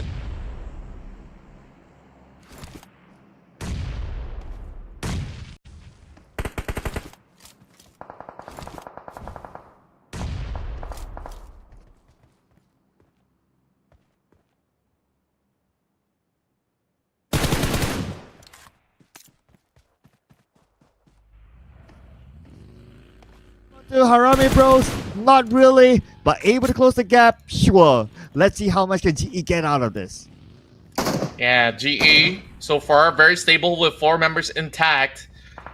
Same goes to the side of Enigma as well. So far, having some of the best areas to also work out over on the south side, while APG, they got a lot of room here to basically play out for. STE is on the other side though. I mean, they got to be kind of careful on whichever team that they choose to fight at the moment. Each team respectively taking the edges, as the red center is going to be a little bit of a dip, while that is where the circle is going to be moving to. Now, Stranger Esports, they finally get that big upper hand. GE, they're going to be pinched in between 2-4 as well as Enigma, and they are also locking out some members of the side of APG at the moment. So if they can clear APG, maybe they can find a bigger area of coverage to be opened up for themselves. And same strategy by Enigma as before. 2 at the back, 2 at the front. They try to lock out teams, and they have STE in front together with Genesis Esports. Just gotta be careful of their behind. Okay, on screen right now, STE is across the circle. But I love the spread by Enigma. They are covering multiple angles. But look at this, GE is making their move in. APG will be the next target. And Master HE with pure confidence will have Smile open up the parade here by taking down inside. Master HE spotted out 1-for-1 trade. Wow, we have Sky as well as Addict Boy left. And same goes to Master Riggs. Now he's the next one to fall, leaving only Addict behind. They really spot him out. Right. And he managed to break down Westy. Looking to score one, but Burnett goes in for the cover. Yeah, Burnett will make sure no clutch happens. APG Esports, number 5 without a single elimination this time. And GE will reset. It's just a matter of whether they have enough time or not. We're back onto Enigma versus STE. Circling around, gathering information as Scotty will try to chase away their opponents. But at the same time, the blue will be onto STE. STE, they are still talking about the corners though, and they do know that GE is going to be around the vicinity. Perhaps that is going to be a one fight that they will be looking forward to take. Enigma, 2-2 split, like you said, taking full coverage of this entire sector. So I'm not sure if it will benefit because the squad strength from both STE as well as GE could still overwhelm them. Ooh, Genesis Esports now 9 eliminations, looking for their 10th. But I think it's going to be a standoff until the next stage of the circle, which will not be long. We have about 7 more seconds to go. And let's see, where will it be? It could go to No Man's Land though. But if it goes to No Man's Land, Enigma still has the advantage. And yes, they have the circle. Enigma just making sure that they stay safe for the moment, whereas the rest of these players from STE are forced to go prone with a lot of open space to play out. G, on the other hand, they have some trees as cover, tall grasses too. So it's going to be a little bit of a extended trade between these 3 teams to fight for that chicken dinner. GE with a big bounce back performance, 9 points, should be sitting firmly at number 3 with the elimination of YG as well as MFG. So now we're going to be looking into the middle of the table here. If STE gets a win, they will not only leapfrog against Myth Clan, who's only 2 points away, which they've already done so. They're looking to overtake Dread Esports. Yeah, top 3 teams right now. The team that really needs to go in is STE on the outside. Enigma with full squad in the inner side of the circle. Everyone's proning right now. There's some elevation, but very thin. QB knows that GE is someone in front of him, but he does have a good clear shot, waiting for them to show themselves. But the team that is very likely to show, I guess, could be STE first. STE having to have a member being pinned out. It's going to be Minor taken off out of the many members out there, and it just basically opened a can of worms. Enigma, 1 member down as well. GE having some trades going inside, and here comes the full flood. They just crashed them out. Oh, how? Just like that, Just like Enigma. Oh. They just eliminated them. Now, Man. Koopa and Caps Luck gotta go in for the save, and can they basically fight off against these 2 members of Stranger Esports? I bet you they didn't expect that to happen. It just happened. Oh my goodness. That was, I don't know how to call it, accidental or something. But now focusing on the last 2 teams, STE as well as Enigma with Caps. Now super duper low, he needs to revive himself. At the same time, you can see that the rest of Enigma is starting to make that move. QB needs to be picked up. Coca-Cola healing up as well. Newbie pinned to a corner. Same goes for Scotty on the other side. Yeah, that is what I call fast and furious. The way that Enigma basically strike never gave any chance for GE to even react. QB slowly looking over the back though. He could be torn in the flesh towards Coca-Cola or even Koopa. But now he's the only member left. Oh, Scotty's here we go. out. They're gonna run right Here we in. go. Back-to-back chicken dinner will be claimed by Enigma. Wow, Enigma QB Caps. Koopa and Coca-Cola, where have you guys been the entire week? All of a sudden, when they decided to show up, they show up on the last day. And this is the perfect time for them to show up. I'm so happy to actually see this happen. Now, not only do they get this massive win, they will start to overtake more and more of these teams. When right above them was Exquisite Esports. They had about 85 points to start off the match. Exquisite maybe had a few elimination points, but this chicken dinner can actually see them really secure their spot within above top 16. Well, if Enigma somehow ends the day at page 1, you need to look at the score again on how realistic that is. But if they somehow made it on page 1, then it's a miraculous comeback after a very underwhelming week, I must say. Yeah, I guess that one more chicken dinner will definitely do the trick for page 1. And now, when we look back into this match, another explosive map of Erangel being played by all these teams out there. Even TTQ put up quite a strong fight against the side of Harame Bros, but these two teams did manage to have a longer run in the game. Eventually, Harame Bros did win the trade out, but lost it out to other players on the field. Man, that was insane ending. But there was a lot of fights here as well. It's almost like as explosive as the previous round. Just that towards the end, okay, this is the highlight moment there, not gonna lie. I felt that was unintentional, but it just happened. Yeah, I think like it's kind of planned for a moment, and the moment that there was a member being knocked by the side of GE, they instantaneously get on the wheels and just basically crash through. But the MVP does come from the side of Genesis Esports, with Small Top G being the chap of the block. Ooh, yep. The smile. It's been a while since we last saw him getting the MVP status. But look at the amount of damage versus the amount of eliminations. It is a lot. So he did a lot of work for the team this round. 958 damage with 3 eliminations. And who needs assists if you're the MVP? That's right. I mean, Genesis Esports, they got some really good numbers to book out of this match and should be at number 3. Well, chasing up against Harame Bros, we'll have to see if that is going to be possible in these upcoming rounds inside of Miramar. So, with that being said, let's take a look at the winners. Enigma, once again, will be your champions of Erangel. 2 out of 3 maps won for today. And they got more eliminations than the previous round. This time, it's 13 eliminations. So that's 23 points in total by Enigma. Man, I still wonder, where have you guys been the entire week? Finally, we get to see Enigma, and I'm pretty sure the fans will be really happy with this performance. But now the question is, how late is it? Gotta look at the overall scores later on. Yeah, and speaking of the overall scores, it will be appearing right after this. But of course, we want to look at some of the stats that we have for our matchup that we see so explosive. We see challenges over on the farm. We see challenges onto some of all these outskirts over the south side of Pachinki. But the battles definitely were very, very tense. And we've seen even improvements coming in from teams like APG. So I gotta basically keep an eye out for this. So far, 4 players outside of the play zone eliminated. While pretty interesting stats here with the travel distance because of the flight path.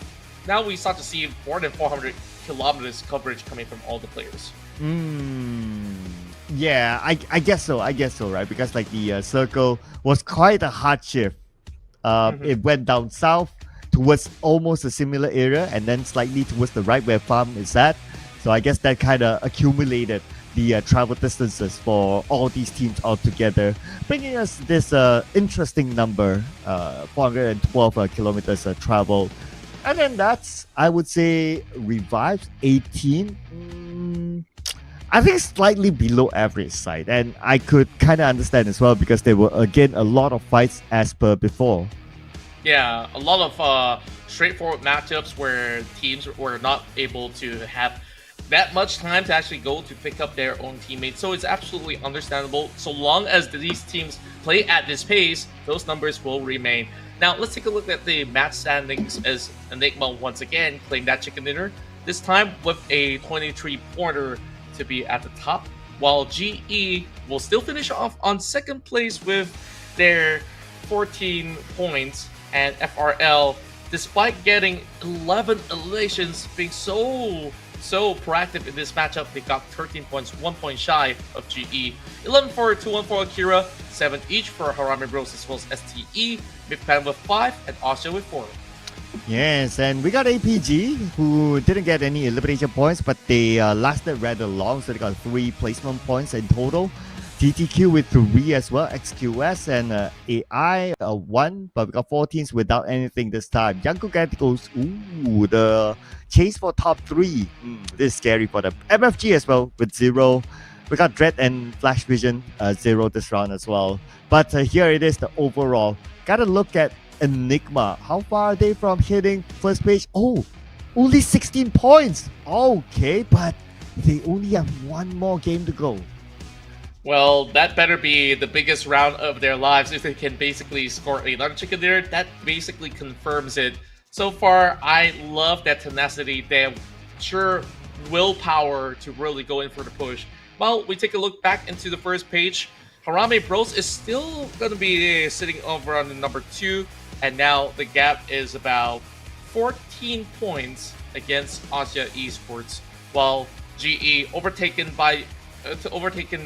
Yangon Galacticos by 10 points. MFG now further pushed down into 5th place with 181.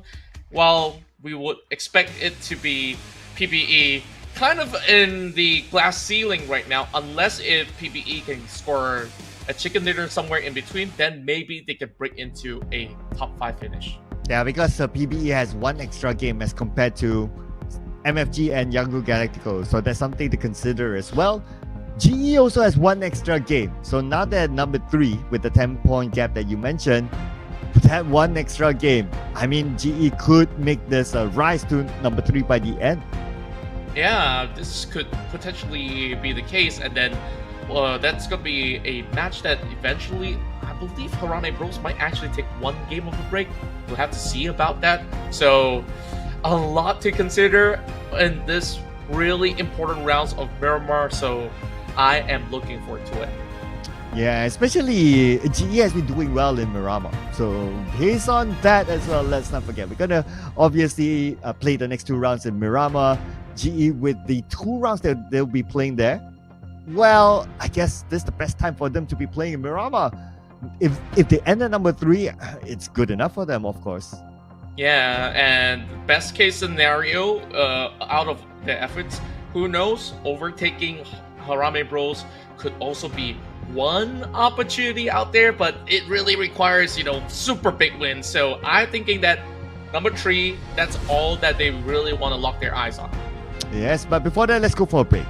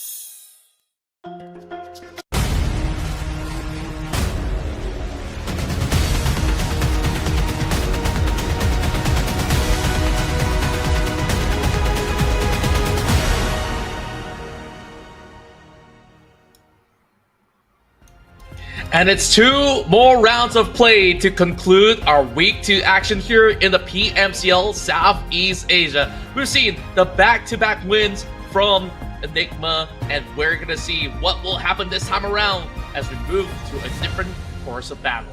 Man, could this be the crazy comeback by Enigma? If they manage to make it on page 1, it's crazy enough already by now.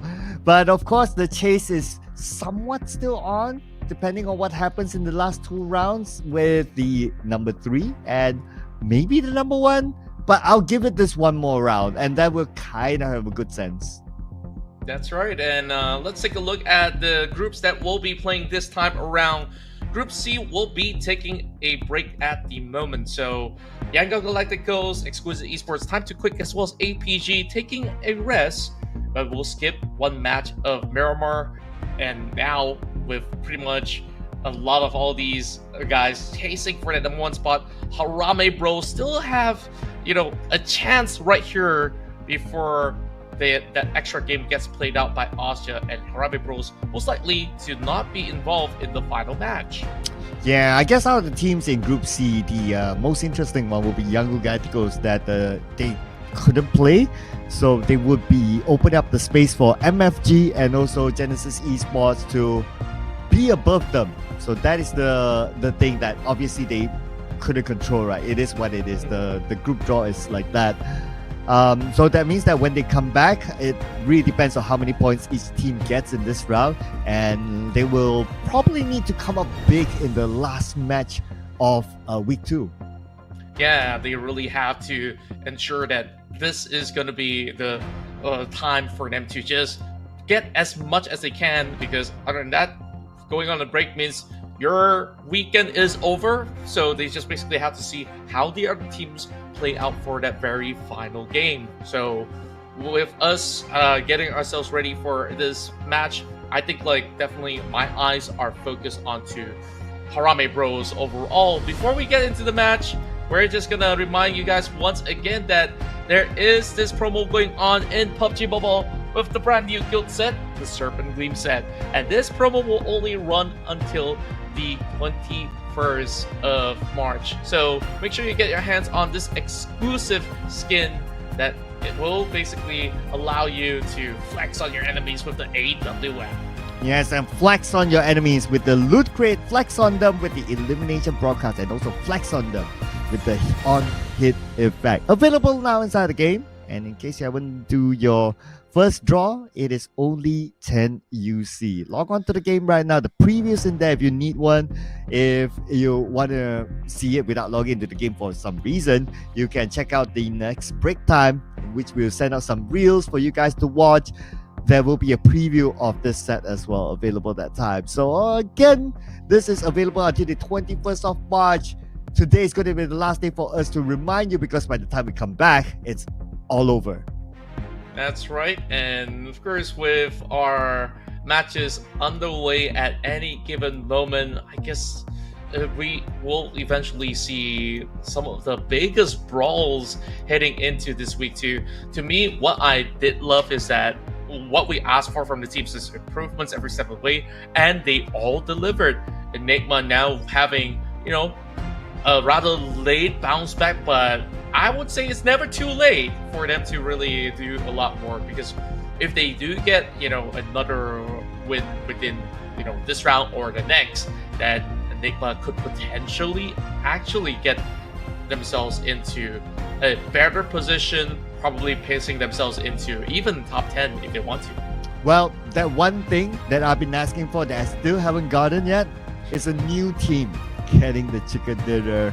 So I don't know, man. Okay, we still have the grand finals, but of course, if we want all the teams to get a chicken dinner, ideally it will happen during the league, so we still have week 3 league. But if we can get some in the last 2 games, why not, right? So still looking at you guys who have not got a chicken dinner for yourself to make that happen.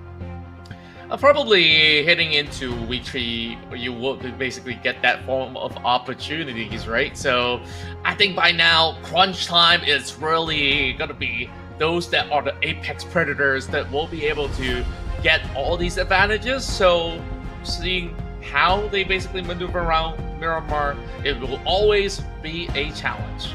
Well, the challenge is that they need to take because they are in the competition as we head on to our first of our two Miramar. Straight onto the flight path, ladies and gentlemen, from the southern side of Puerto Porraiso all the way up until Tue Ahumada. So there's a flight path that we have seen before. So keep your eyes on maybe some of the hotspots here. Chumacera is one of them, maybe on the outskirts of Hacienda, St. Martin, and maybe even outside of Campo Militar. Yeah, very likely we'll see a little bit of these skirmishes happening around the central zone. Flash Vision, though, having MFG folding across, so they might eventually look for that early challenge, but FV seemingly getting themselves looted up into Los Higos eventually, or even maybe some parts of the south side of Leones. So whichever options that works out for them, we'll see them inside of this first stage of the circle. And this has been pretty familiar for a lot of all these teams to play out, since we've already had quite a number of games that have been around the lower region of the map.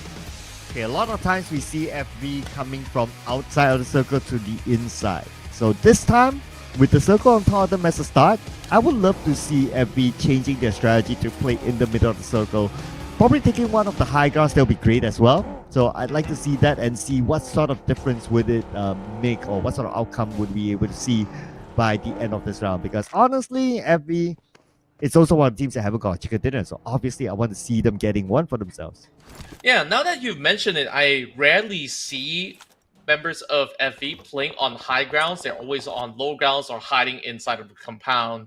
And I think like it gives them slight disadvantages in a few ways, right? Like when you are on the low ground, you may not get to spot out all the other teams. So maybe with that switch up of strategy, they can actually gain a lot more. Speaking of gaining, Trout gaining some damage done towards the side of STKE. Lulu Tef is on the other corner. The Von still trying to actually tag him over on that range dot that he holds on his weaponry, but not really finding it. Yeah, I guess the terrain was kind of rough on the other side, so not able to land the following shots. In fact, Lulu Tef was able to heal up, so he should be okay now. So we're back on as a reset. Looks like this round as a start, it's everyone has pretty much their own spot. No one's really clashing as far as we can see here.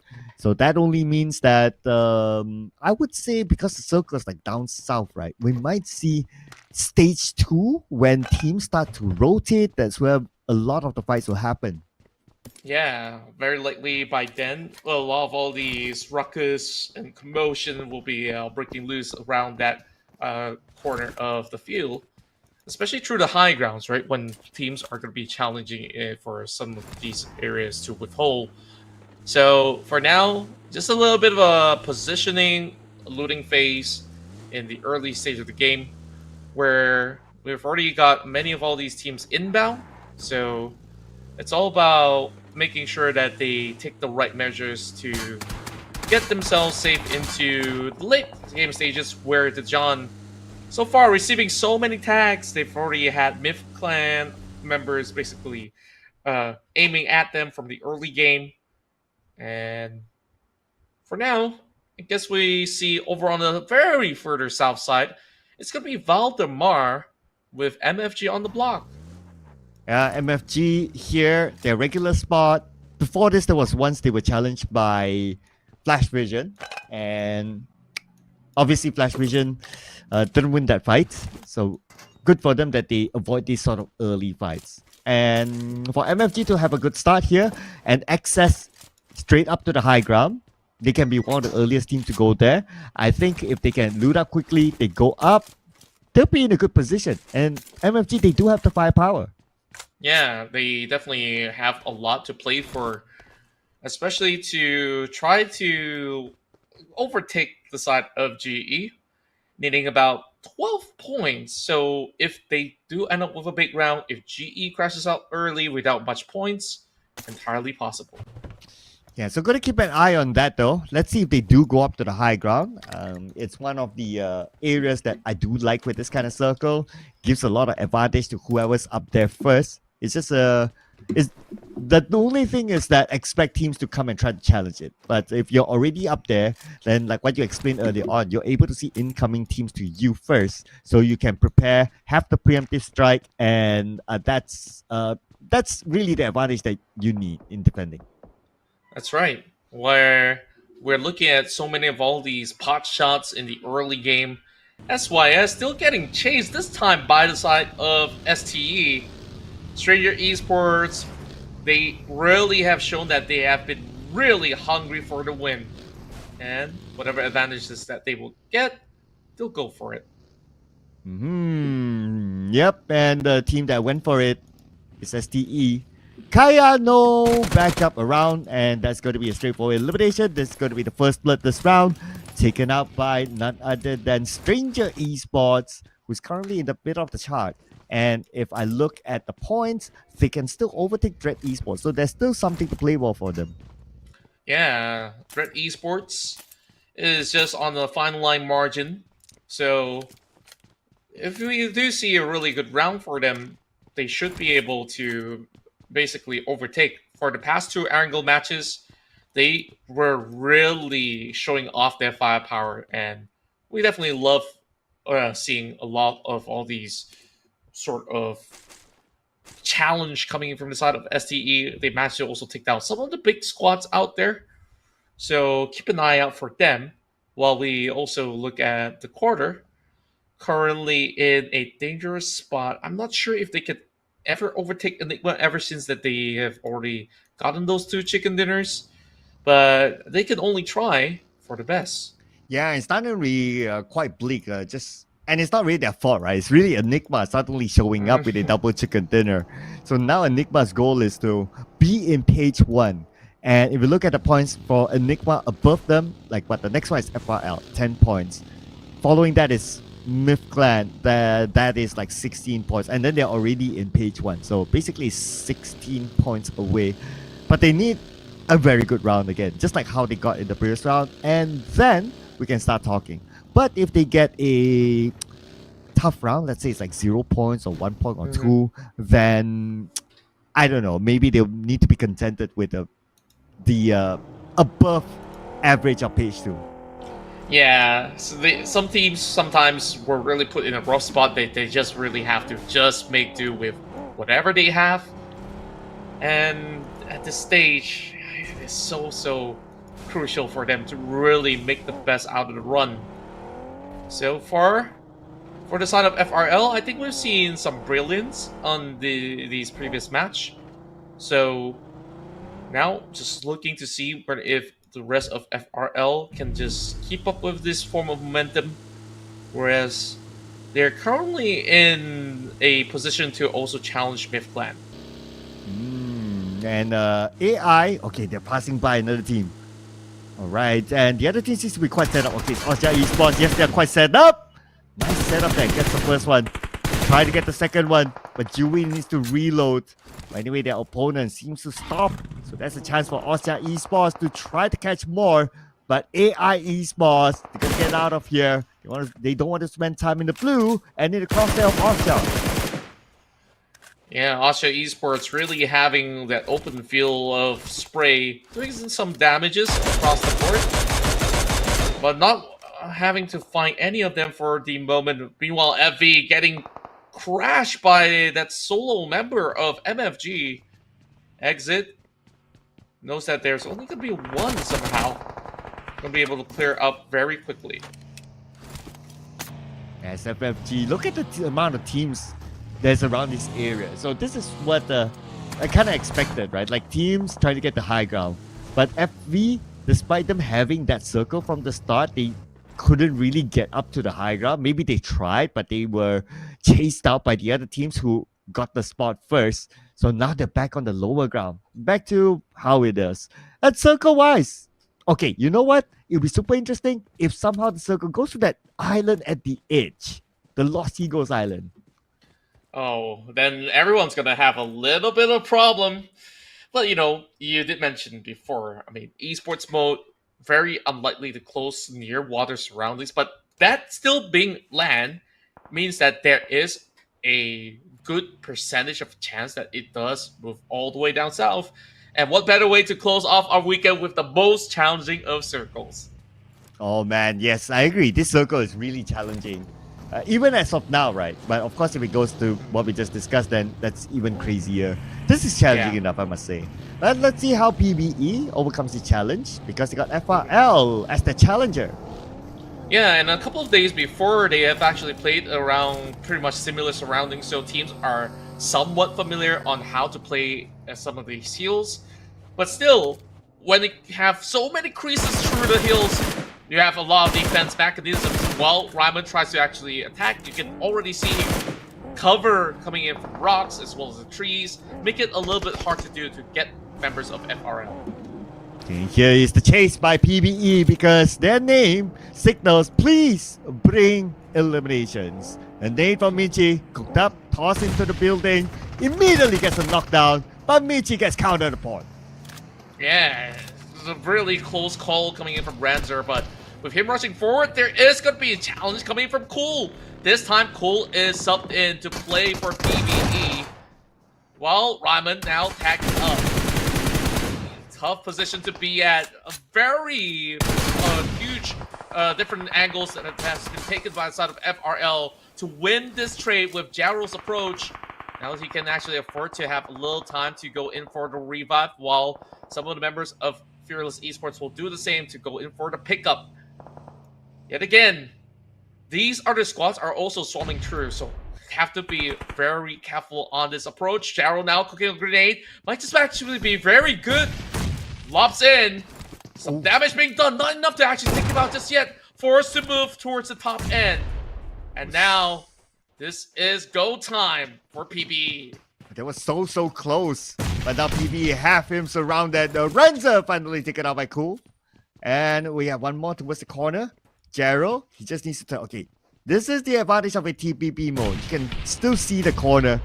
But lucky enough for 1 sec. Or is it unknown? Okay, unknown. He is just behind that wall, so they don't have a vision. But speaking of visions, flash vision, having the luck of circles does not give them the space to live this long. But 1 second, fights back. Nicely done. 2 down. The follow-up from PBE needs to happen right now while he's reloading. Reloaded. He's back up.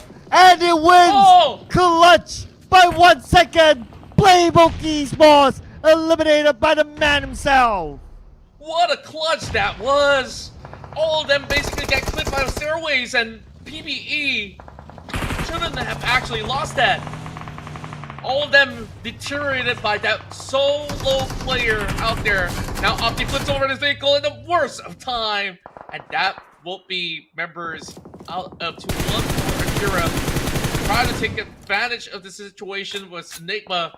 Tries to pounce upon cover fire from the side of Rankit will basically buy them a little bit more of a room. But how much time do they have though? Because Enigma is zoning these teams. Man, for a team with such firepower like PB, they should have happened. But anyway, gotta give it to 1 sec. He made it happen though. But Oscar Esports out early this time. Harame Bros, this is their chance. Rame Bros, they've been looking for this opportunity, and they have not gotten any elimination points at all for the moment, but this is just one step for them to just basically focus onto this matchup. Take a look at the circle. Majority of it's still covered with the waters, and Oh man. mind you, your ass of that circle closing into that Southside Island could still be a potential, but we see it shrink ever so slightly. And Harare Bros, they finally get a catch. That's onto GOT7. Oh no, Ngape Cow! Where is he gonna go? Dread Esports above him. Lucky for him is that they don't have an angle onto him. But he also has no space to move. Dread Esports now planning their next move. They have 35 seconds, so it's still okay. Which route will they take? They know that Murph clan is in the compound below him. And circle-wise, ooh, TQ actually went to Los Eagles? Okay, good luck going back. Oh boy, I mean, the moment that they arrive to the shore, there's STE, AI Esports, MFG waiting along the corners. Well, the other good news is that there is 2 airdrops that they can loot up, but the question is, can they even make good use of it? So, We'll focus on to everybody back on the mainland while they will try to find themselves a dreadful journey ahead. Meanwhile, Red Esports now treading onto the vehicle, looking for one. He will drop a member out of Enigma. That is Caps taken out. But speaking about Dread, they not only have Caps, QB is there, Coca-Cola is spread out onto the high ground. Now exposing himself, taking that shot. Still okay, but he can't get the knockdown until now. So it looks like Coca-Cola still defending his ground, but he's not able to secure the elimination point just yet. Now they are on to Coca-Cola. Oh! Wait, What? how? Somehow? Oh! Myth Clan helped them! DZ took the shot! Oh man! And it was so unlucky he got tagged from a third party. Instead, he thought that the coast was clear. Myth Clan now having a lot of open room to play for. And they are just about to get started here with the onslaught. Enigma seemingly having very little spacing to play. This is going to be a big challenge for the squad. Meanwhile, TQ safely makes their way across. No teams punish them so far. Well, we'll have to see the other members of the quarter whether they do make it past. STE does have a couple of shots onto their way, so they will know these two members are over the top side. While his actions are cutting into the top end of the hill with Fern. Just hoping to actually set something of a perimeter, and it will definitely take a while because a little bit of range coverage will have to be covered from those distances. So, GE, this is the team still making a chase against the side of Miramar Bros, though it is very, very difficult for them to actually get a lot of points with only 8 other teams remaining. Oh man, and God of Death 7 just got eliminated. And then the 0-point round this time. As for Harame Bros, now without Austria Esports, this is their chance to try to gain as many elimination points as possible and potentially even overtake Austria Esports. But they need to come up big. Let's not forget that Austria Esports has that one game in hand. Go straight into the circle. Spotted out. Oh no! They lose Federales! They lose range! Just like that! No way! It would have been their golden opportunity to farm those numbers, and now it's down the drain. I mean, 2 players can still basically hold on to this matchup, so they will have to play for a top 4 finish at the very least. Ooh, okay, this is gonna be hard for Harame Bros. Only Kayla left. Myth Clan is coming in, and Myth Clan still has placements to play with. Kayla taken out just like that. DZ will be the one to eliminate him. Myth Clan looking to overtake Dread Esports now. Myth Clan so far playing it very perfectly. While on the side of Dread Esports, of course, have been eliminated. As AI Esports is the next one to be next on the chopping block. We're seeing a lot of commotion here over onto the hills. Myth Clan needing to defend against Enigma, and they just got that perfect bird's eye view. Oh, but look at this. Myth Clan looking so far so good, really. Pushing slowly into the circle while gaining elimination points, if you kind of think about it. And they're changing their strategy. Before this, they like to play in the middle of the circle, but I do understand this circle is kind of rough. For their rotation to get straight to the middle, it would take them too much time. So that's why they're switching their strategy to play a little bit slower from the outside of the circle, and they're adapting to it well. Yeah, I gotta say that they are doing a really fantastic job on that. See you soon, Tiger KE, having 2 members bleeding out. Lulutev will not really have room to, or even time to actually go in for the revive. We got to actually make this work against STE. This push not gonna be favoring him at all. Here we go, Miner cooking up this nade. Just need to land a little bit and he should be able to get it. Oh, not at all. Okay, still healing up. Lulutev, not fast enough. Taken out with 1 DPI shot by Miner. Miner making sure that nobody else will fall through the hands of SYS. Well, GE now gets a little bit of glimpse over on the lower ground. GE so far has only got that 1 point, but MFG is really starting to rack up these 7 pointers out there. So GE, if they don't put more points out there, they might find themselves sliding back down to fourth. Ooh, yes, it can get scary. Can get scary, despite them having one game in hand, but it can still get scary. Let's see here because they are catching up. Both of them with a full squad still. And we do have Enigma, the team that's currently on the road. They already got 7 eliminations, but they lost QB in the process. But that's okay. 7 eliminations, looking good. Still can catch up to FRL. Yeah, they could definitely do so. Where when we look into the thick of things, MFG have such a widespread vision across the map. They're gonna have a really good deep run moving into these angles, but gotta still deal with Myth Clan. So long as they don't clear Myth Clan, they can't proceed forward. Okay, we're going to see the next phase of circle. Everyone's at their spot now, but the next circle will force them to move for sure. Goes down to the lower ground. Teams on the high ground. They are big teams. GE, Enigma, even Myth Clan. Now they all need to come in together. They do, and there's not much space over on the high ground anymore. STE is going to have some really good view over on the top side, whoever's going to be climbing out. While MFG will still go in for a push. They are hoping to take out the entirety of Myth Clan if they can, and then they will dominate the South.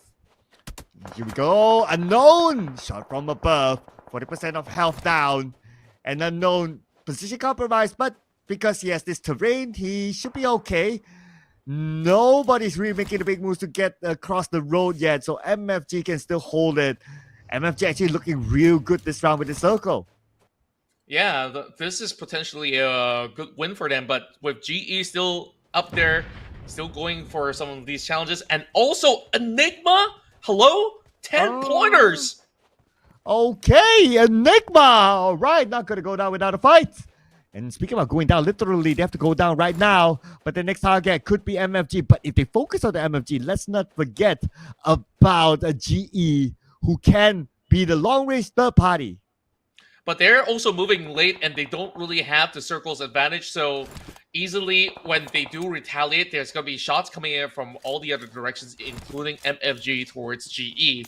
So Enigma make good use of this opportunity to push out. But MFG, they will have Unknown guarding over on the corner of the map. Now pressure is on, but he's just one member. Where's the rest of MFG? Now providing a little bit more assistance from that distance. And that actually opens all the room for GE from the top to climb downwards. Oh yeah, because of the distraction that's currently happening as Koopa tosses a nade onto the lower ground. He has no vision at all, so it's just blinding tossing it, hopefully to hit something. But that also reviews his position. Ooh, gets into the vehicle, shot immediately, but that becomes his barricade for now. Only ever so slightly. Hope that it doesn't not burn out at this moment, because it will basically leave him in a very awkward position. MFG still keeping their eyes onto GE, but with that free access right now, GE starts to become a threat in this battle. Meanwhile, the quarter is just chilling. Or maybe STE, because they are chilling as well on the other side. But I think it will be determined by the next circle who will be forced to move again. Because now GE has moved in. Everyone's holding their ground as we had a lot of teams eliminated fairly early. That's why we have good enough space to house 5 teams now. Coming into stage 7 is going to be big. Stage 7 is probably the stage where we will see at least 3 other teams eliminated. Probably so. But for most part, the quarter, they will have one of the safest areas to play until they are forced to really go deep diving into the center of it all. Cat package coming down towards the side of GE. Might actually draw a little bit of attention over on that corner, but Unknown is still around. Coca-Cola and the rest of GE actually assisted in this battle. Oh man, GE, as what we expected because of their position, they can long range the party down. It's just a matter of securing elimination points. Wets gets one for himself. Look at the circle, GE, 2 of them in it, together with a couple of members of TQ and 1 member of MFG, which is XZ. Ooh, this is new. Just noticed that he's in the lineup, so that's a substitution that's playing at least for this round. But for STE, no circle at all. Same goes for Enigma. Yeah, meanwhile, Westy going on a 1v1 battle against Newbie. STE is so far away from the circle, but they do get the pin down. STE taking Westy down, and now they get that form of clearance. And nobody's going to go and save Westy. He's too far off. So this opening space, STE needs to make good use of. But even Newbie is now getting tagged by Chris. Great help from the side of the quarter. And somehow, GE will fend them off. They know STE is just right below them. And will try to actually flush them off with all these grenades being cooked. It's going to be a little bit hard to connect because he does not have vision upon them. Yes, he has one grenade left and one molly, and he's going to use all of them. This is the time to toss everything down there, hoping to hit something. And Smile actually got 762. That is a worthwhile effort by Smile. But for him to follow up, it's not going to be easy. The smoke is still active. His other teammates are still on top. They need to come in to back him up. STQ now putting focus on the MFG. One member knocked from the side of MFG. Yatka also receiving a big nade. What a connection that was coming from Smart. Caps Lock now closing in. Will take down a few of all these players, but Enigma will be eliminated instead. But they've got big pointers in this matchup. 9 points in for the side of MFG. Struggling to actually survive against the quarter. The quarter, they remain silent, and they are the ones with the strength in numbers. Yo! Nice shot from afar by Fern to take out the last member of MFG. Now we are in our top 3 teams. The quarter now, the only team with a full squad. Genesis with 3, STE with 2. But if it's based on the positioning of the circle, it still looks like the quarter. STE out, down to 2 teams. G needing to heal up, but they already spotted some members for the side of the quarter. 3v3 between them as well as GE. As they manage to go in for pretty much a full heal. Mernat knows that each one of them are hiding by the edges. And the problem is GE still needs to push and advance forward to get that benefit of the circle. So somebody has got to risk it. Who's going to take that risk now? Oh, Smile being shot at, but he has still the terrain to help him out. Now some of the members of GE are on the outside of the circle still. The circle will start to close. This is stage 8. Go to stage 9, ladies and gentlemen. The quarter has Chris on the outside, but Chris needs to come out as well. And so far, the quarter has played such a brilliant game with their advantage of overlooking the hills from that low ground in order to get this 11 elimination points. If GE gets this chicken dinner here, you know, we talked about the potential of climbing into the top 2. It suddenly becomes viable.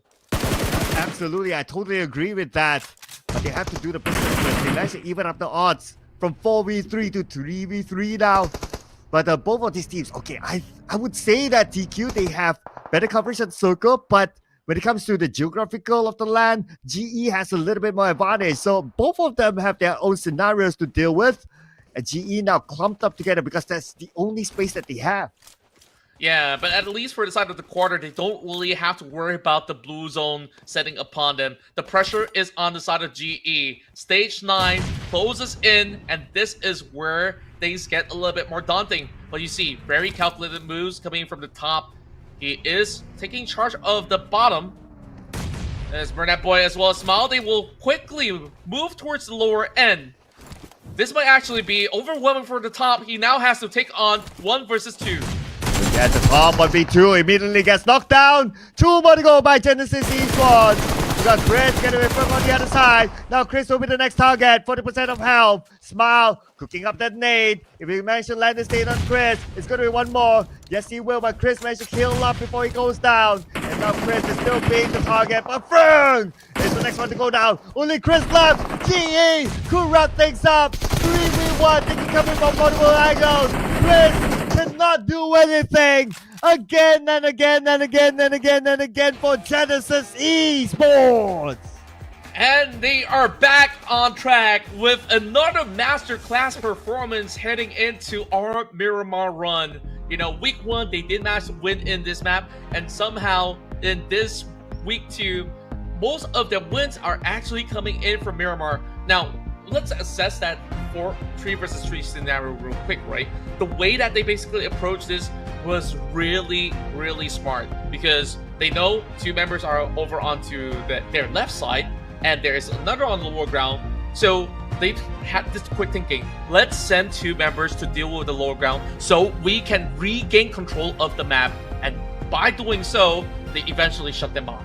Yeah, I totally agree. The one that they focus onto the lower ground where the top is at, that was their opening. They know that, okay, when they took out the top, that means it's only two more and they are not too far away. So you don't need to worry about the person who is at the off angle. You just need to focus on the two and you wrap things up. So great move there by GE to have sent those two players down to get that knock. If they did not, then the result might be different. Yeah, and this is why GE is one of the best teams here in Southeast Asia because they have such high level of understanding of game sense, and with this game sense, that really pulled them really far. Comparing to a lot of all these other teams, they basically go on hit-to-hit in this early battle. We see a big clutch out of 1 second to take on the entirety of PBE. Oh man, Genesis Esports. We did talk about when it comes to Miramar stats this week, they have been doing a lot better than last week. And it shows again, they're very happy to play the last two Miramars of this week because it gives them that chance to potentially be in number 2. Yeah, but there's still a lot of points that they need to rack up against the side of Harame Bros. Though Harame Bros, they're having a slump over this weekend. We haven't really seen them actually getting those high number of eliminations as we are used to, and by the end of this match we see MFG having Unknown who basically control who gets down from the hills. So kudos to him, he did a lot of damage, 1,137 to be specific. Wow, arguably one of the biggest margins that we have seen. 1137 versus 3 eliminations, that is a lot of work. But like what you said, right, he's the one to control who gets down.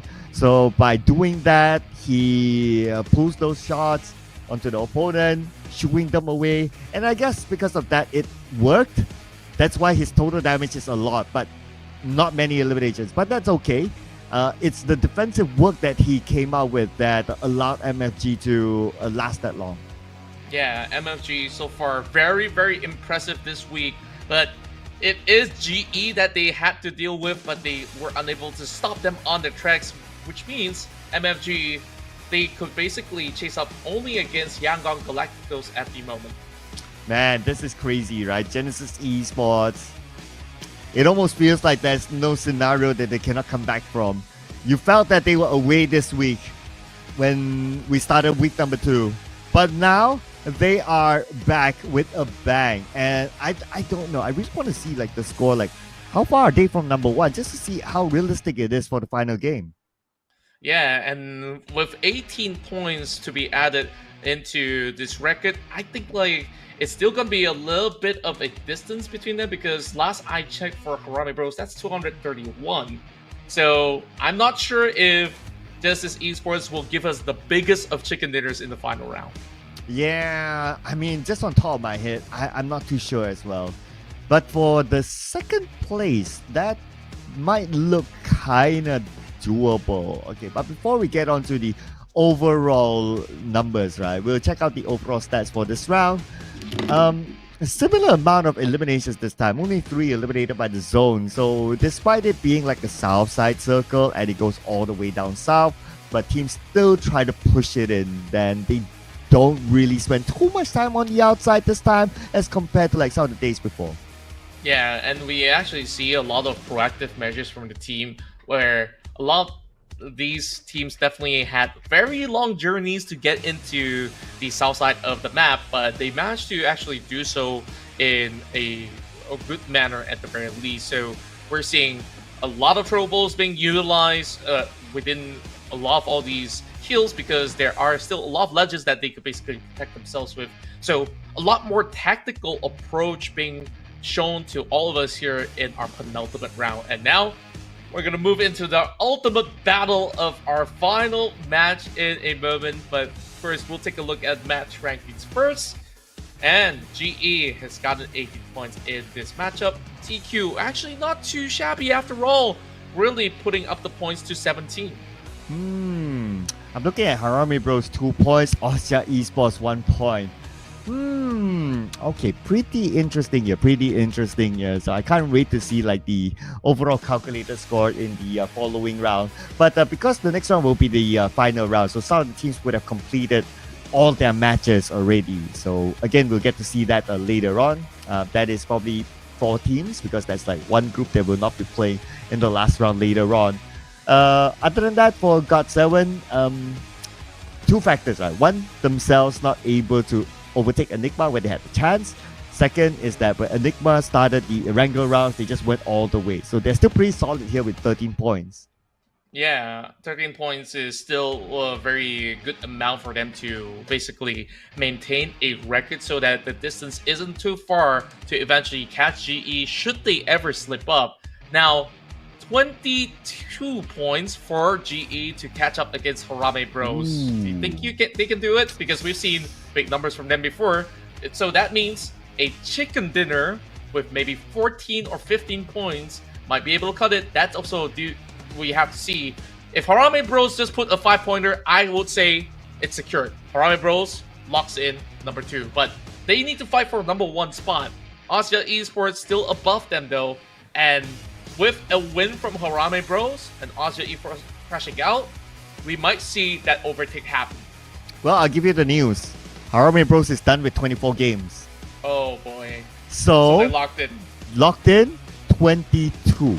So GE, if they can get the 22 points, oh man, I need to look at who's going to make the tiebreaker, assuming they get 22 points. Okay, if I look at tiebreaking was still favored to GE. So bare minimum for them to get second place is 22 points. They score 22 points, Harame Bro goes down. Yeah, that's also because of the fact that when that tie happens, we'll prioritize the amount of chicken dinners. And of course, we're talking about GE. They win games in and out. And for this week, at the very least, they should have more chicken dinners as compared to Harame Bros. Correct. To be exact, they have 3 chicken dinners. Make that 4, including the previous round, and Harame Bros only has 2. So it's quite clear the tiebreaker would favor towards GE. So again, 22 points is all they need to push down Harame Bros, and Austria Esports, well, pretty much set. Take the number 1. They don't even need to play this final round. They don't really have to play that final round, but GE hoping to at least gain a little bit more of their pride once again. You know, losing that number 1 spot, fine. We'll see if we can basically get that 19-pointer bonus. So it's not going to be too far off from what they've basically had if they will be able to achieve. So with that being said, let's see what will happen later on. We'll go on a break and we'll bring you the final match of week 2.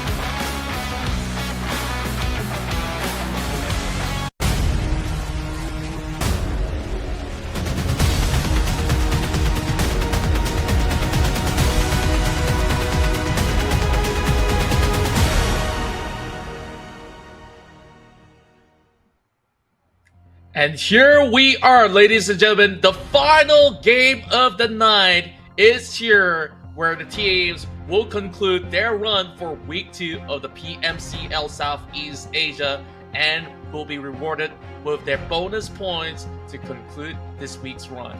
Yes, and a couple of storylines here, right? Including Genesis Esports only leading 22 points to steal away the second place of Harame Bros, who have been brilliant, especially during the early stages of this week. But Harame Bros, they lost a bit of steam, but let's see if they can finally hold on to that. And just a confirmation, ladies and gentlemen, the group that will be taking a break is going to be Group B, in which Group B consists of Harame Bros, Enigma, MFG Esports, and Fearless Esports. And now the only hope that they have is to see whether or not if Genesis Esports slides off through this game without scoring all too many points. I mean, look at them. They just scored a chicken dinner in that past round, so it's going to be a tough ass. But we've seen of all the teams out there, they have the firepower to book, so who knows what the possibility are for the end of this matchup. And Ozja Esports, I think that there's nothing to prove, as they will undoubtedly be at number 1 for now. Yeah, they can skip this round and they'll still be at number 1, without a doubt, right? So that is no longer a conversation there. But for the other teams, if we kind of look at it based on the grouping, MFG unfortunately missed their chance to go up any further. YG is still playing in this round, so that is something that they can still collect, but I don't think it'll make too much of a difference. But on the other end though, Enigma, because they did okay, right? They did okay in the previous round, but not as explosive as the round before, so they will not be able to get into page 1, unfortunately, as they're also done with the day. Yeah, and of course, before we get into our set of match, or final set of match, as a matter of fact, there is this set you could basically get for yourself at only the first draw of 10 UCs. You might be able to land the full set of the costume alongside with the Serpent Gleam AWM that comes with a lot of cool effects. So make sure you guys check this one out. This offer is only valid until the 21st of March. So make sure you guys get your hands on it while it lasts in the store. So if you guys want to see a little bit of preview of that, you can basically go in the game, take a look, and also at the same time, during some of all these break times throughout, our matches, we've basically had it running. So this is the final game. You might need to wait until all of the games are over and then you get to see it. But why not just basically roll that 10 UC and you could basically own it forever? Yes, own it forever. That is the key thing. Get to keep it for as long as you want, unless, well, I don't know what. Well, you can't trade it, right? So it will be yours, whatever it is. So until the 21st of March, it is available inside the game. First roll at 10 UC. And let's see who will roll in this round, because if we look at the top, again, 22 points is all Genesis Esports need to just steal away the spot from Harame Bros. And again, break their hearts, because if we kind of remember last week, Genesis Esports, obviously they were at number 1. Below them was Harame Bros. So it gives them the bragging rights of always overlooking Harame Bros. Yeah, and also when we look into this scenario, like Harame Bros, they are definitely a very strong team. It's just that, it really wasn't exactly the best of their week, that they've been having some struggles with some of all these battles, and also at the same time, not really getting into the very final few zones. So now 1 minute left before we get our way into our last game of this week, and we'll be taking a break after a week or so. We'll come back with that week 3 for you guys to witness if you guys do miss it. So this is definitely the best time to check it all out. Now, my eyes are also being set at who gets into the top 16, at least for this week, right? Exquisite now definitely have a lot of points to catch up against TQ, but if they get a chicken dinner, they could also basically overtake TQ, while there is going to be interchanges between Enigma, RLS as well as some of all these between 12 all the way down to 16. Yeah, I'm just looking again at the points, right? So MFG is not playing this round, but Young Galacticos is. So Young Galacticos, if they can score 12 points, 11 or 12, depends on the tiebreaker, but just to make it safe, 12 points, then they can overtake MFG as the number 4 team in this week. But let's go! Our final match in Miramar. So much more to talk about this week in this last match. It's going to be super exciting, ladies and gentlemen. Let's head on to it. Without further ado, can't wait to see the flight path and, of course, where will be our first circle. Yep, and that will basically set the parameters of what will go down in this matchup. So far, when we look into this week to sum it all up, every team really have shown their strengths, and for some of them have a couple of weaknesses to still work on. Flight path now over on towards the central north, so we see this cutting from the east to the west, as we have PBE getting a direct access into the corners of Impala. El Azhar will be visited by Dread Esports and perhaps GOT7. Maybe a little bit stretch. If they do fight for that city, we might be in for some treat. So, center side, GE is always going to be moving into St. Martin. Not much is going to change. So, I would say most of the teams will get that normal access as per usual. Waiting to see if there's any early fights. Picado is pretty close, but we don't always get to see early fights in Picado. I believe there was only probably at once. But this time, no. Siusu is going to take that spot. Now, circle is going to be on the left side. So GE, at the start, they already got the circle. They have better access to whichever part that they want to go after this. But if you talk about like some of the key areas in the circle, I would say, for me, the high ground just beside Crater Fields, that is one of the best. Yango Galacticos closest to it together with Flash Vision. But from what we've seen before, Flash Vision, then they somehow not a fan of high grounds. So I don't expect to see them up there. Maybe Yango Galacticos will be the one to go up. Yeah, and for the moment, TTQ also has the best spot possible, while we're already seeing STKE having a member locked into the city of Mikado.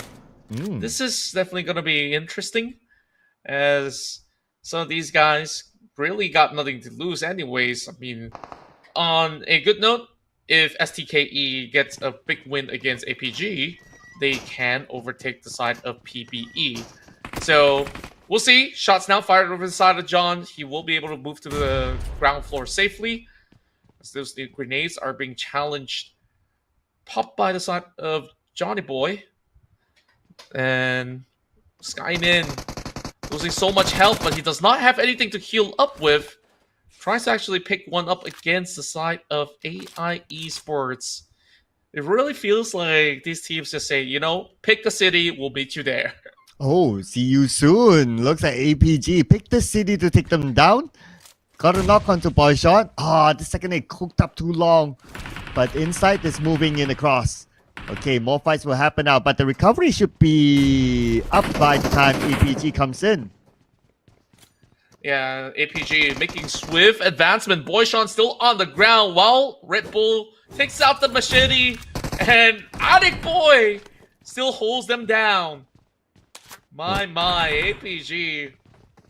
They're really going to be seeing whether if they could basically chase onto GOT7. This fight here really will draw the lines. Well, I'm looking at the side of STKE. This is one of the first time moving into Picado because they don't get to move into Chumacero. And Addict Boy welcomes them. APG, this is the second time we're seeing them win inside this Picado, but Kaya, he's going to be able to parkour his way onto the second floor, but how long can he last? Holding onto the room. There can only be one place, and Inside shuts them off. Well, there you go. See you soon. See you next week, I guess. As they end their campaign in week number 2, will not be able to catch up to Playbook Esports or Playbook Esports side of relief. Because if we look at the points, Dread Esports will not be able to catch up to Playbook Esports. Unrealistic. So I guess Playbook Esports, now they can sort of chill. Yeah, they could basically cruise through the valley if they want to. Now, we'll definitely see them soon, I hope, with a better recovery. But I really want to, of course, thank STKE for putting such a great work for the week 2 performances, because last week they had their fair share of struggle. Now we see them at least we're within the top 5 ratio, never going to be challenged by the side of Red Esports, like you said. So we want to see if there's going to be more when next week happens. Yes. Fortnite. Yeah, the next week. Because next week, ladies and gentlemen, in case you're not aware of the calendar, will be the PMSL Grand Finals starting from Friday to Sunday. So you can check that one out. And then we'll resume the PMCL for you guys. So right now, Flash Vision. Try to go up to the high ground, but again, like you can see the trend. They're not a fan of that high ground. Maybe they hiked up a bit and then they didn't really feel like it, went back down and go back to their comfort zone of a compound. Well, if there's going to be an interview for me, like I will ask, are you guys scared of heights or something? Because Miramar, you really do have to play in the high ground from time to time. But stick to their comfort. I think like so long as they will be able to adjust according to their level of comfort, then it's better for them. But at this rate, FV can only try. I mean, they're currently bottom of the barrel. Even if they win a chicken dinner, they won't be able to overtake APG, unfortunately. So I would say FV would still end up in that 20th position. So 2 weeks from now, we want to see those changes. We want to see those big improvements. And that's where perhaps they would be able to still score some against some of all these guys who didn't receive that many bonus points from the 2 accumulated weeks. Well, for this final round, Flash Vision is number 1 playing for pride, number 2 playing for the $100. But the moment we talk about them, Mr. Tay went out. So 3 players left, and they're going back to their comfort zone in this compound, which, we kind of expect them to do that, right? Like, but now, if we look at the minimap as well, they're kind of surrounded by other teams, like Young Gadicals on the other side, and TTQ on top of here. And for Young Gadicals, they still have a mission. They have a mission to try to overtake MFG since they're not playing this round. Yeah, and that's going to take quite some points. MFG is currently sitting with a total of 194 points. YG will require double digits in order to really match up against MFG. You see FV now training back against Cute Loki. Only landing 1 bullet so far, but at least that will keep them on their toes. A little bit further on the stretch, we also get a glimpse of TTQ around the vicinity. And once again, not playing the high ground means that you're just going to be that sitting duck inside the area. Yeah, at this point, I guess, I would say it also depends on how the circle goes. Now we're still at stage 1, so there's still plenty of circles for us to determine whether that circle's far or not. But I think where they are right now, somewhere in the middle of the circle, they should still get it for a couple of stages. So I guess it's fine. But I would be interested to see Yanko Galacticos if they are able to score. I calculated it's 12 points. The tiebreaker won't favor them, so they need 12 points in order to jump over MFG. Okay, circle time. Let's see. Yep, Flash Vision still in the circle because they're somewhere in the middle. Although the circle shifted towards the left side of it. Excuse me for that. And this is going to be hovering upon the city of El Pozo, where we're seeing so many teams around the vicinity. So this is going to be a little bit of a gridlock situation where a lot of the central area of the city is unoccupied for now. So whoever wants to move in a little bit deeper, they can do so. But YG, they will take up the fight, trying to actually flush the side of FV. Managed to pin 1 member down. WTZ will eventually get to go in for revive, but Shakir is already going for push. Okay. Damage done. Now he's being cornered up. And look at Say Cloud. He's just doing it all alone. Well, 9 more for Young guy to coast now. Eras with a nade on the other end. Romeo boy keeping an eye in case Eras does something funny. Tosses a nade. Nobody's there. We gotta keep an eye on Dread Esports as well. They're overlooking this compound. Romeo boy now cooking up his own nade, but Eras moved away. So he's okay for now. Romeo boy coming in as he moves forward. Immediately knocked down by Eras. Great work from Eras, pinning one member off, but now needing to deal with three. He basically spot them out. Damage, not enough. And once again, YG closes out with an ace. Well, Yangon Galacticos, they got what they wanted. That's 4 points. More and more to work with. Maybe against Dread Esports, they might be able to do something, but with Dread basically wrapping them around, it also means that they cannot simply just leave this area of play. Well, maybe they want Dread to come towards them because right now they need 8 more points to overtake MFG. But looking at Dread, they are still monitoring the situation. Okay, shots fired to the other side. Romeo boy gets away, still alright. And they are pretty much in the same area, but I think they are planning their way out. We can see them sending out members to scout for the next move while trying to evade the shots coming in from Jipna. Thankfully, they do have those vehicles to look out, but there's still one more member inside of the compound.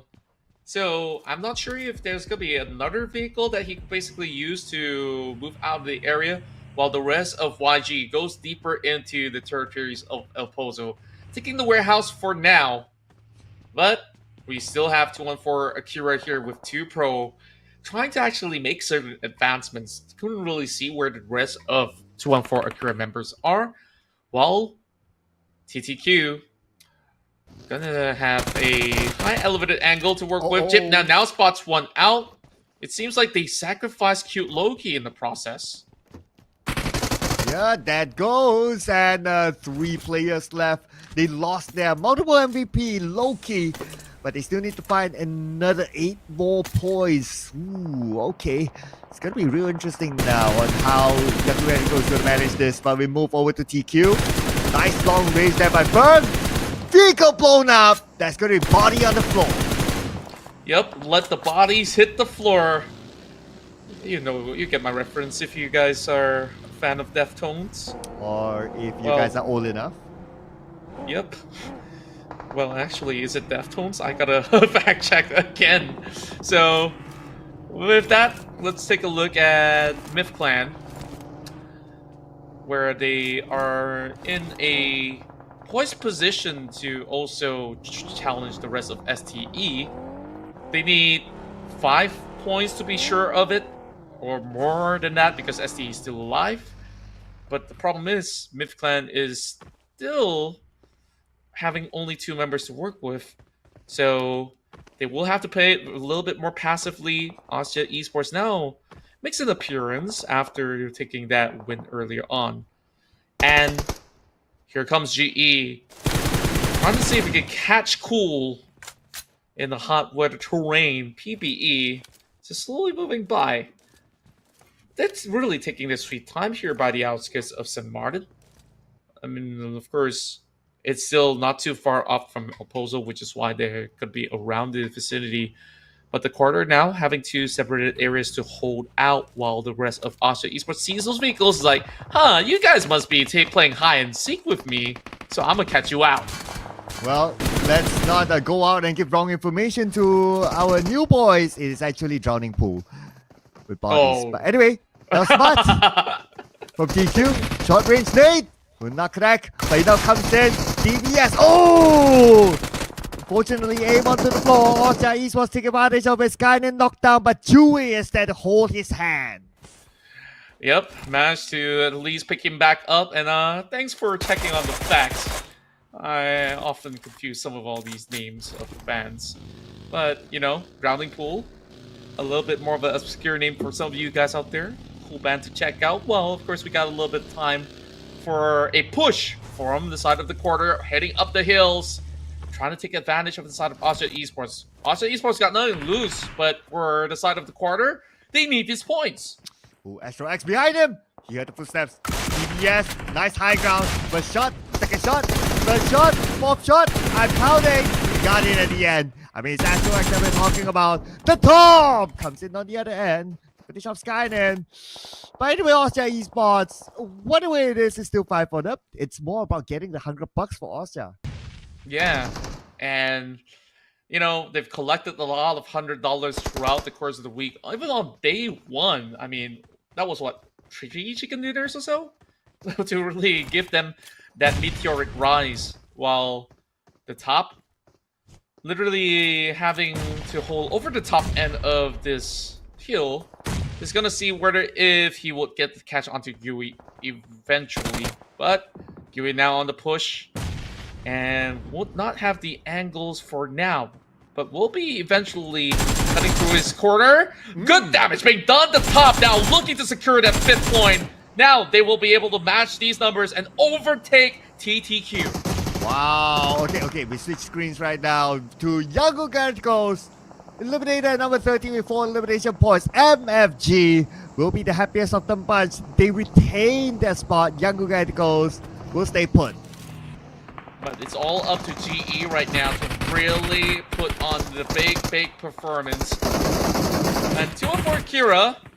They're just going to be dancing all around these quarters, and we'll have Rankin surviving with tick about left. Oh, and he got it! Nice recovery by Rankin. Turned around, prone, reset, reload. Who needs healing if you have Rankin? Rankin still has it in the bag, while Big Nade's now dropping towards the side of Michi, and Itchy chases onto Michi, and he's itching for the kills as well. Let's see if he's going to be able to basically land low with this grenade. Burnat will need to slowly make a climb.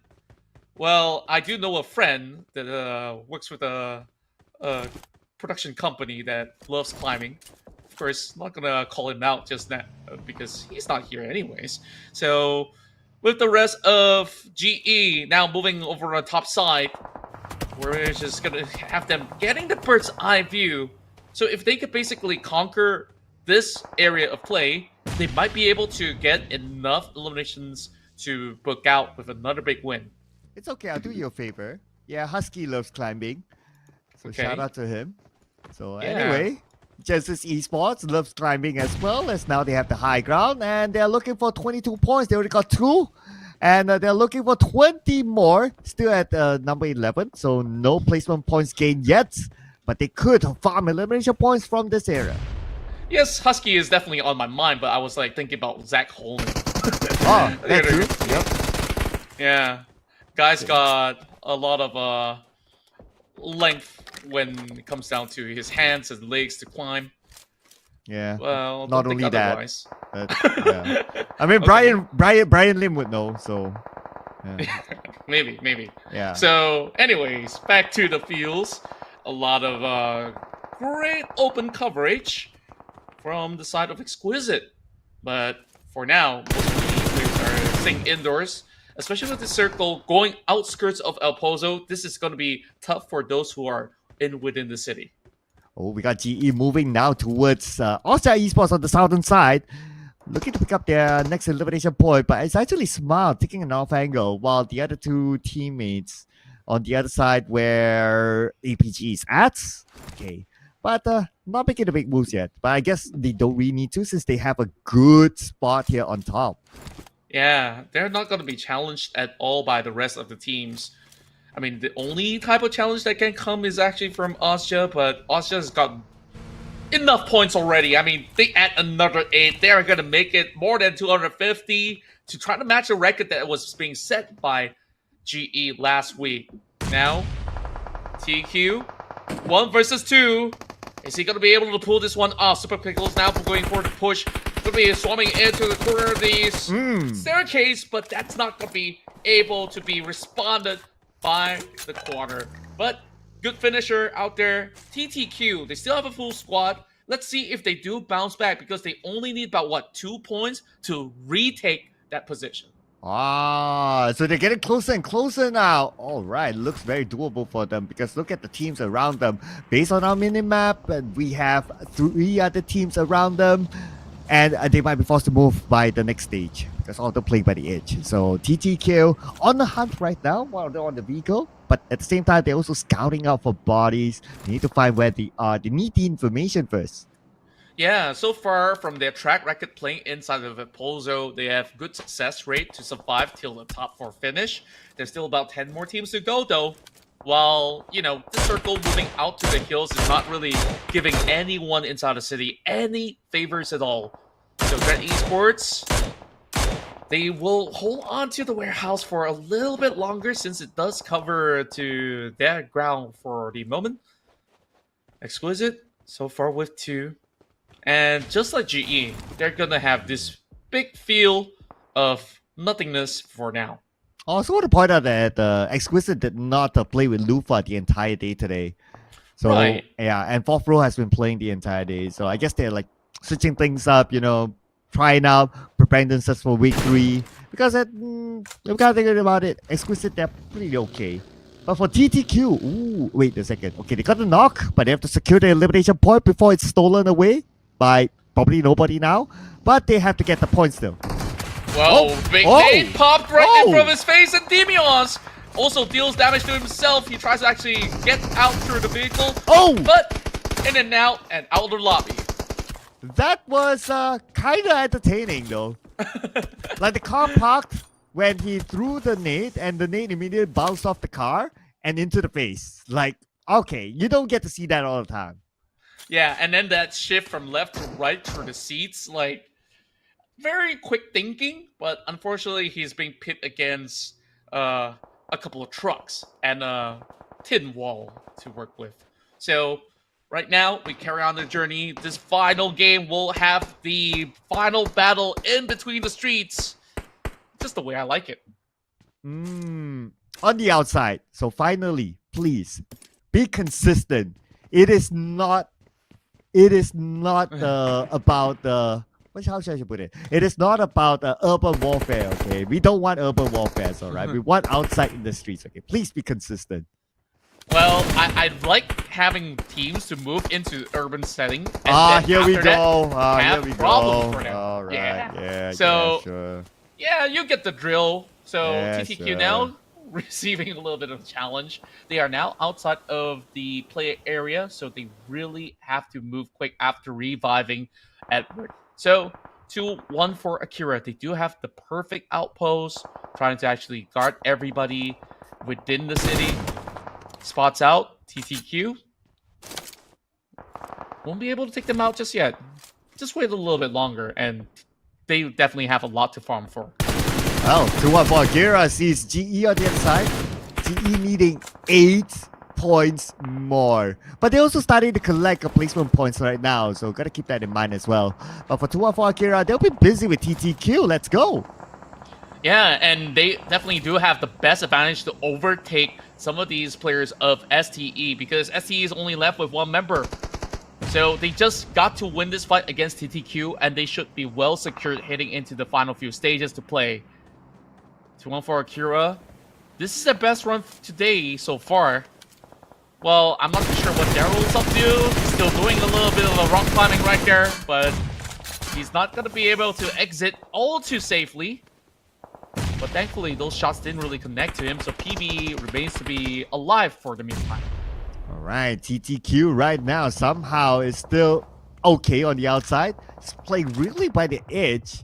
But let's see how far more will they go, because now they have gone up the high ground where 2-1 for Akira is at with the compound, with their fortress for now. But they have the circle, so it's fine. They can somewhat wait out for it. Yeah, and GE somehow will still have a really wide spread and having 1 member planet over on the top end. I think Small has already been spotted out by Super Crystals much earlier on, and now shots being fired at the side of Mernet Boy. Hard catch. I mean, he's got a 3x scope. Decent enough to actually take a little bit of peek, but accuracy, a little bit up here. Well, more of all these bullets being sent towards the way of our top G Small. And Yue gonna be taking charge of the city. I like how everybody was given the role from the side of Exquisite. Like what? Like 2 players behind, and everyone else like somewhere else, like off angle. Yeah, I mean, somebody taking the cover grounds of the surrounding while Liu takes over the perfect vantage point who are overlooking the city, and the other two basically taking charge of GE. Speaking about GE, they got 2 players in the circle right now, but like what you said, Exquisite has a dumb lock-in onto GE. While the vehicle seemingly blown up, or at least smoked up. At the same time, 214 Akira still try to fend off a TTQ, but they're clearly not in the circle now. TTQ desperately needs to get up. Yeah, there's only one way, and that's basically to take on Opti. Once they clear Opti, maybe they will be able to have the chance to hold onto his shack, and perhaps by doing so, they will be able to still hold the edge of the circle. But APG, that is the end of the run for them. Having 4 points in this matchup, still not enough to overtake GOP7, but that is, of course, a great attempt overall. Maybe next one to falter. GE takes another point for themselves. So they got 7 more to go with a chicken dinner to get 22 points. Time to quick Esports eliminator, number 5, 3 elimination points. Exquisite now in this compound, but they might lose another player. They'll lose it to the hands of Davan from Miflan. All right, remember this, guys. GE will need to have 12 points and a chicken dinner. And now we'll find Super Pickles. Let's see if they can basically reclaim that number 2 spot. But they're pretty much off of a distance, and they managed to shut them down. Exquisite eliminated from afar, smile with his eagle eyes. 4 more points to go with the chicken dinner for Genesis Esports. And they have 6 targets still active. Still doable mathematically. Let's see stage 8, ladies and gentlemen. 18 more seconds to go, and Genesis Esports with a full team still. 214 Akira planning their next move. 214 Akira pretty much clumped into the corner of the compound. So, with that being said, GE, they have more of the wiggle room knowing that these two teams are by the edges. And 214 Akira will need to step out. Ooh, Circle favors Genesis Esports. My goodness, okay, this time, unless anyone cancels out each other, either Myth Clan or 214 Akira, or they take themselves out to the zone, then it's going to be a different discussion. But right now, the numbers are enough. Ichi sprays onto the left side, almost getting Joseph. Joseph in trouble now, 40% of health, vehicle blown up, Davan left behind. But Joseph's still pretty much intact. He's still going to be alive for now. Though the health bars are really low, a lot of pressure is being set by the side of GE. And that opens up that room for 214 Akira to make advances. Now GE got to settle what's coming in from the back. Oh, Mernat keeping eye on 214 Akira. As we got a Wako on the rooftop, but the smoke is blinding the side of Mernat. Now Mernat gets into the zone. He's the one on the outside earlier on. The rest of the team is inside right now. Myth Clan, together with Davan, managed to make it in. 214 Akira just squeezes past, having a little bit of a shelter. Now going for a push. We'll see what they could basically churn out, especially the long-range angles with Wako. Wako repositions. And they want to go in for a flank setup. GE now preparing some smokes of their own because they want to ensure that the members of Myth Clan will not be able to shoot them while they try to focus onto 214 Akira. Oh man, okay, he has nades now. There's the time to toss all those nades. Try to take down the members of 214 Akira. First nade on the 2 Pro, it does connect. 2 Pro down to 20% health. Second nade is being cooked up by Mernat. This nade should land, but before that Mernat knocked down, he should be able to recover. But the second nade did not connect on the 2 Pro. Falling a little bit too short, and now 2 members left. Or should I say 3, as the rest of GE still working hard. 2 Pro going in for a little bit of a drive-by. There is that setup coming in from Wako by the edges. Trying to actually get those distractions so that Wako gets those angles for a shot. This push and pull tactic not seemingly working out too well against the side of GE, but they can only try. Now 2 Pro slowly cuts across. Same goes to Davan. With that open spacing now created, Smile is in charge to actually hold him back. Murn that boy down, and here comes the push. Opti going for the Opti? challenge, and Westy trying to West. actually trade up. Oh! And Akira will actually get him. Opti now taking 2 members down. GE, the chances of getting number 2 slowly dimming out. Big flashbang popped up, and can Small get it? No, he goes down to the ground, and that only leaves 1 member standing away, and that's Master Ichi. Unless Ichi can pull off a great, insane clutch here against 2 teams, Genesis Esports will not be able to take the second place. 2-1 for Akira, now putting focus on the Myth Clan. And now we have Rankin at the forefront. Ichi kind of low at this moment. Probably does not have any healing utilities at this point. And Ichi's going to stay put for now. He's going to let Myth Clan and 2-1 for Akira fight it out. Joseph just waiting for a little bit more of that advancement. He already spots him out by the corner of the rocks, but he will not be able to trade back. Damage done. Now it's only going to be the bot left. GE is already out, and this is looking to be a big win for the Filipinos. 2-1 for Akira. Well, breaking the hopes and dreams of Genesis Esports to take that second place slot out of the hands of Harami Bros. 2-1 for Akira did their countryman a favor. Yeah, and when we look into the charts, I mean, 2-1 for Akira was really hoping to back this win as well to really solidify themselves. But that was a nail biter. When we look at the position of GE, we thought, okay, they had that advantage. And then with their focus being straight away, challenges were basically coming in from across the field. So it really opens up that spacing for 2-1 for Akira to just basically have that man advantage to eventually go in when they have 1 member knocked out from GE, and that was Mernat. Yeah, if Mernat's Nate managed to land onto 2 Pro, I believe, then maybe the ties would have changed. But because obviously that didn't happen, and 2-1 for Akira, they had the man advantage. They rushed in after Mernat was knocked, and yep, that's where they pushed GE back. And at some point, we gotta think about it. It included the Myth Clan to sandwich GE, so they were pinned to a corner because Myth Clan was coming in the other side too.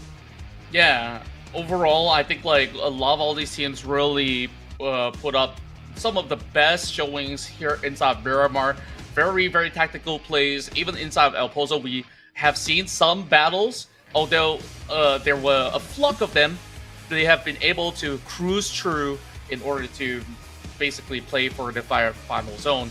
And then you have Exquisite having not much room to wiggle with, especially having those long distance coverage coming from the side of GE. And once again, we've already covered the very final battle here. I think that Wako and the rest of 2-1 for Akira really have definitely dissected this fight very well in order to get this big chicken dinner for themselves. And with this win, I mean, they start this round with 118 points. They should be able to overtake either Myth Clan or even up till the point that they catch up with even Dread Esports. So top 10 is definitely viable. But once more, it's going to be Smile Top G, the MVP title.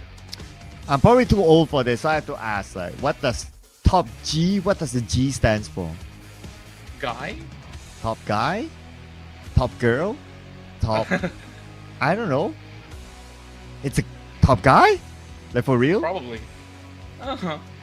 So, okay, right. For someone who talks about drowning pool, I'm asking the wrong person. Okay, Yeah, anyway. Yeah. Anyway. You're not the right guy to ask. Yeah, We're not in the same generation. we're technically not, but yeah, if you know drowning pool, then yeah, you're not the person I'm supposed to ask. Well, maybe you guys in the comment section probably knows that. Or do you? I know what it means. Okay. Top gangster. Wow, really? Yeah. Ah, okay. That's new. Now I learned something. Yep, and what we have managed to learn is that 2-1 for Akira have immense firepower with 2,356 damage in this matchup. Yeah, ooh, wow. Okay, with 14 eliminations, so that's 24 points this round. So since they got the chicken dinner, I'm going to put out a fun fact here. So Rankit on his socials, he put out a clip that he took out 4 members of Playbook Esports. And yeah, and I just had to comment like, "Ooh, is this revenge?" And then fourth row commented, right? "Oh, are you stirring something now?" It's like, well, it's not me putting out the content, it's him. And he never answered. So, well, if there's no answer, then you guys go figure, I guess. Mm-hmm. I mean, they will basically take the discussions backstage. I mean, back at their hometown in the Philippines, while we take a look at the overall stats here. Of course, this is a very difficult area of play. We see a lot of them trying to play through some of these high ground terrains as well as the tip of the hills. Some of them didn't manage to make it past alive. So 5 players are not part of the eliminations, whereas this is shorter the driving distance for most to cover, with it being pretty much accessible to all. A lot of revives going through, a lot of long range battles, so there is plenty of times for them to go in for multiple resets. But other than that, you know what's crazy? 72 knockouts. 72, the biggest of them all. Oh yeah, this number is pretty high. Not gonna lie there. Knock, revive. Okay, revive is 26 though, so actually it's kind of above average. You gotta think about it, and I guess it's a lot because of the long range that we saw earlier on.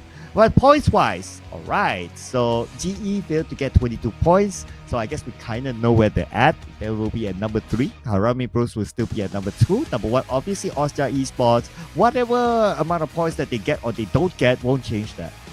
Yeah, but it's all about the middle of the pack here that's going to be really important. I think that TQ have gotten a lot of important points, but it eventually get nullified with TTQ securing those 6 pointers to end this run. So they will still end up pretty much above the quarter if that is the case. So time to quick job for that. STE with 4 points, 4 points for the side of Yangon Galacticos won't change a thing. Meanwhile, PB with 3, Dread Esports with 2, got 7 as well as STKE to be the other teams to receive that 1 pointer. Meanwhile, AI Esports and FEE, better luck in week 3. Yes, still waiting for week 3 for teams who have not gotten chicken dinners to get their own chicken dinner. So looking at you guys, you know who you are, okay? We have a good bunch of teams who have not got chicken dinners yet. So please, week 3 is the week that you guys need to do it. But I guess there's no doubt as well that some of the teams are clearly at the bottom, like APG, God7 and Flash Vision. So week 3, they will need to go for like really, really high up, maybe like top 3 or number 2 or number 1 even. And to a certain extent, maybe even hope for some of those teams close to not do well so that they'll be able to get onto the grand finals. But let's look at the overalls. And yep, some of them we have made the calculations. Any surprises for you? To me, some of the surprises are the shifts heading into the middle of the pack. But over on to the top 3. First, let's announce your champions of week 2, Austria Esports with 254 points. First, followed by that, it's going to be Harame Bros with 233, GE on third spot with 224. So this week's biggest improvements definitely comes from the side of MFG for securing that top 4 position. Whereas, when you look into the middle grounds, Stranger Esports is 1 point short from matching the side of Myth Clan. That is pretty much sad and devastating, but of course, better luck in the upcoming weeks. So, moving into the middle of the pack, we see so many shifts throughout every single day from that 11th spot all the way to 16, and finally, we have finalized that. But 3 teams now are tied up with 114 points. So let us be clear on how this order works. Enigma has more chicken dinners, therefore they are above the side of FRL as well as TTQ, and FRL did also manage to have more chicken dinners than TTQ. Okay, weekly standings, this is it. So obviously this is based out of the points calculated earlier on, so it's kind of straightforward on this chart. Austria Esports taking home maximum points because they topped the group, so it's 20 points there. It goes all the way down. Harame Bros 19, and we've got GE 18, and so on and so forth. At the other end, AI Esports 4, God 7, 3, APG 2, Flash Vision 1. But I believe in the next graphic, we're going to total up the scores, and that is where it's an important indicator of what some of these teams need to do in week 3 in order for them to get the key to go to grand finals. Yeah, for the teams that are watching, they better take a good screenshot out of it because they really have to know what the goals are moving into week 3. As for Asia Esports as well as GE, safe to say, grand finals locked in. You flop the next week, doesn't even matter, but it will affect the grand finals because these points are carried forward. GE and Harabe Bros actually goes in for a tie with 38 points, sitting at number 1 and 2 respectively. GE will have, of course, that number 1 position with more of all these chicken dinners that has been acquired, while YG is now planted at 3rd place. PBE moving into 4th spot with 32 points. 28 for 2-1 for Akira. Austria had a really devastating week 1, but week 2, we now see them in the top 8. And followed by MythClan with 22. See you soon 21. Same goes for Enigma 21 as well. But I want to point out that FRL, right? Actually, earlier this week, if you remember, FRL, they were doing pretty good. Like, they were on like above average on page 1, but they slowly slide down and they ended up in page 2. So now they only have 10 points, and their gap with AI Esports is 5 points. So they have to do a lot of work in week 3 to also get out of the bottom 4. Oh boy, when we look into some of all these instances where teams are only having the single digits, which also means that they need to ensure it's going to be within a top 8 finish heading into the upcoming week. And that also depends on the rest of the teams as well, whether if they flop or do they perform, then we will basically get the clearer picture on who advances to the grand finals. Correct. It's not as straightforward as FRL getting the 5 points and then they're good, or 6 points and then they're good, because it also depends on the other teams. How will they perform? How many points do they collect throughout the week that determines their league points. So it's not as straightforward as a just a plus minus calculation, ladies and gentlemen. You need to look at a few other factors as well. So that will be down to the teams to really set the goals of what they're going to do in week 3. That's right, and now that we've already settled with week 2, of course, we've concluded all the matches. I hope you guys have been enjoying every single moment out there. And if you guys have a favorite clip, go ahead, post it on your socials, share it with your friends, and of course, get more people to watch this, share the stream in these upcoming weeks. Make sure you hit that subscribe button to be notified if you guys are watching on YouTube, Facebook, anywhere else, including TikTok. We are always going to be here for you guys when the tournament happens. So next week, we take a break, and that will be the grand finals of the PMSL Southeast Asia region to basically play for the title, and then we will continue on with more of the journey of the teams here in the PMCL Southeast Asia. Yes, so it's going to happen from Friday until Sunday, ladies and gentlemen, so you can tune into, of course, the same channels that you're watching this right now, and we'll come back in the following week for week 3, and then another week after that for the grand finals, which is also going to be happening on Friday until Sunday. That's right. So with that being said, this will be my final week here, as you'll be joined with a new friend. Well, we say new friend, we're long-time friends with each other. So 2 weeks later, Chuchu will be joining you guys for week 3. I've definitely had a lot of great pleasure casting with you, Sir Cloud. First, thank you to all of the people behind the production, and also thank you to everyone behind PUBG Mobile. We are now going to be taking, a week's rest, so hopefully you guys don't miss it too much. I was hoping that you dragged that speech a little bit longer, but it's okay. But yeah, I guess that is obviously a wrap for this week.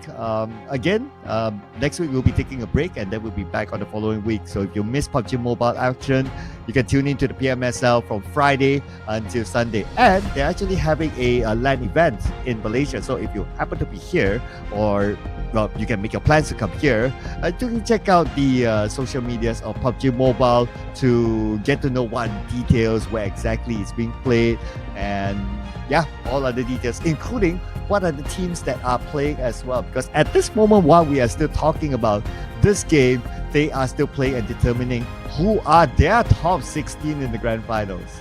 Yeah, that is really, really exciting. I mean, of course, more and more of all these PUBG Mobile esports action, making sure that you guys are always entertained. So, with that being said, we are done for the night, and I hope you guys have been able to enjoy your weekend. We'll see you guys in a fortnight as we will be back with more PMCL. Good night.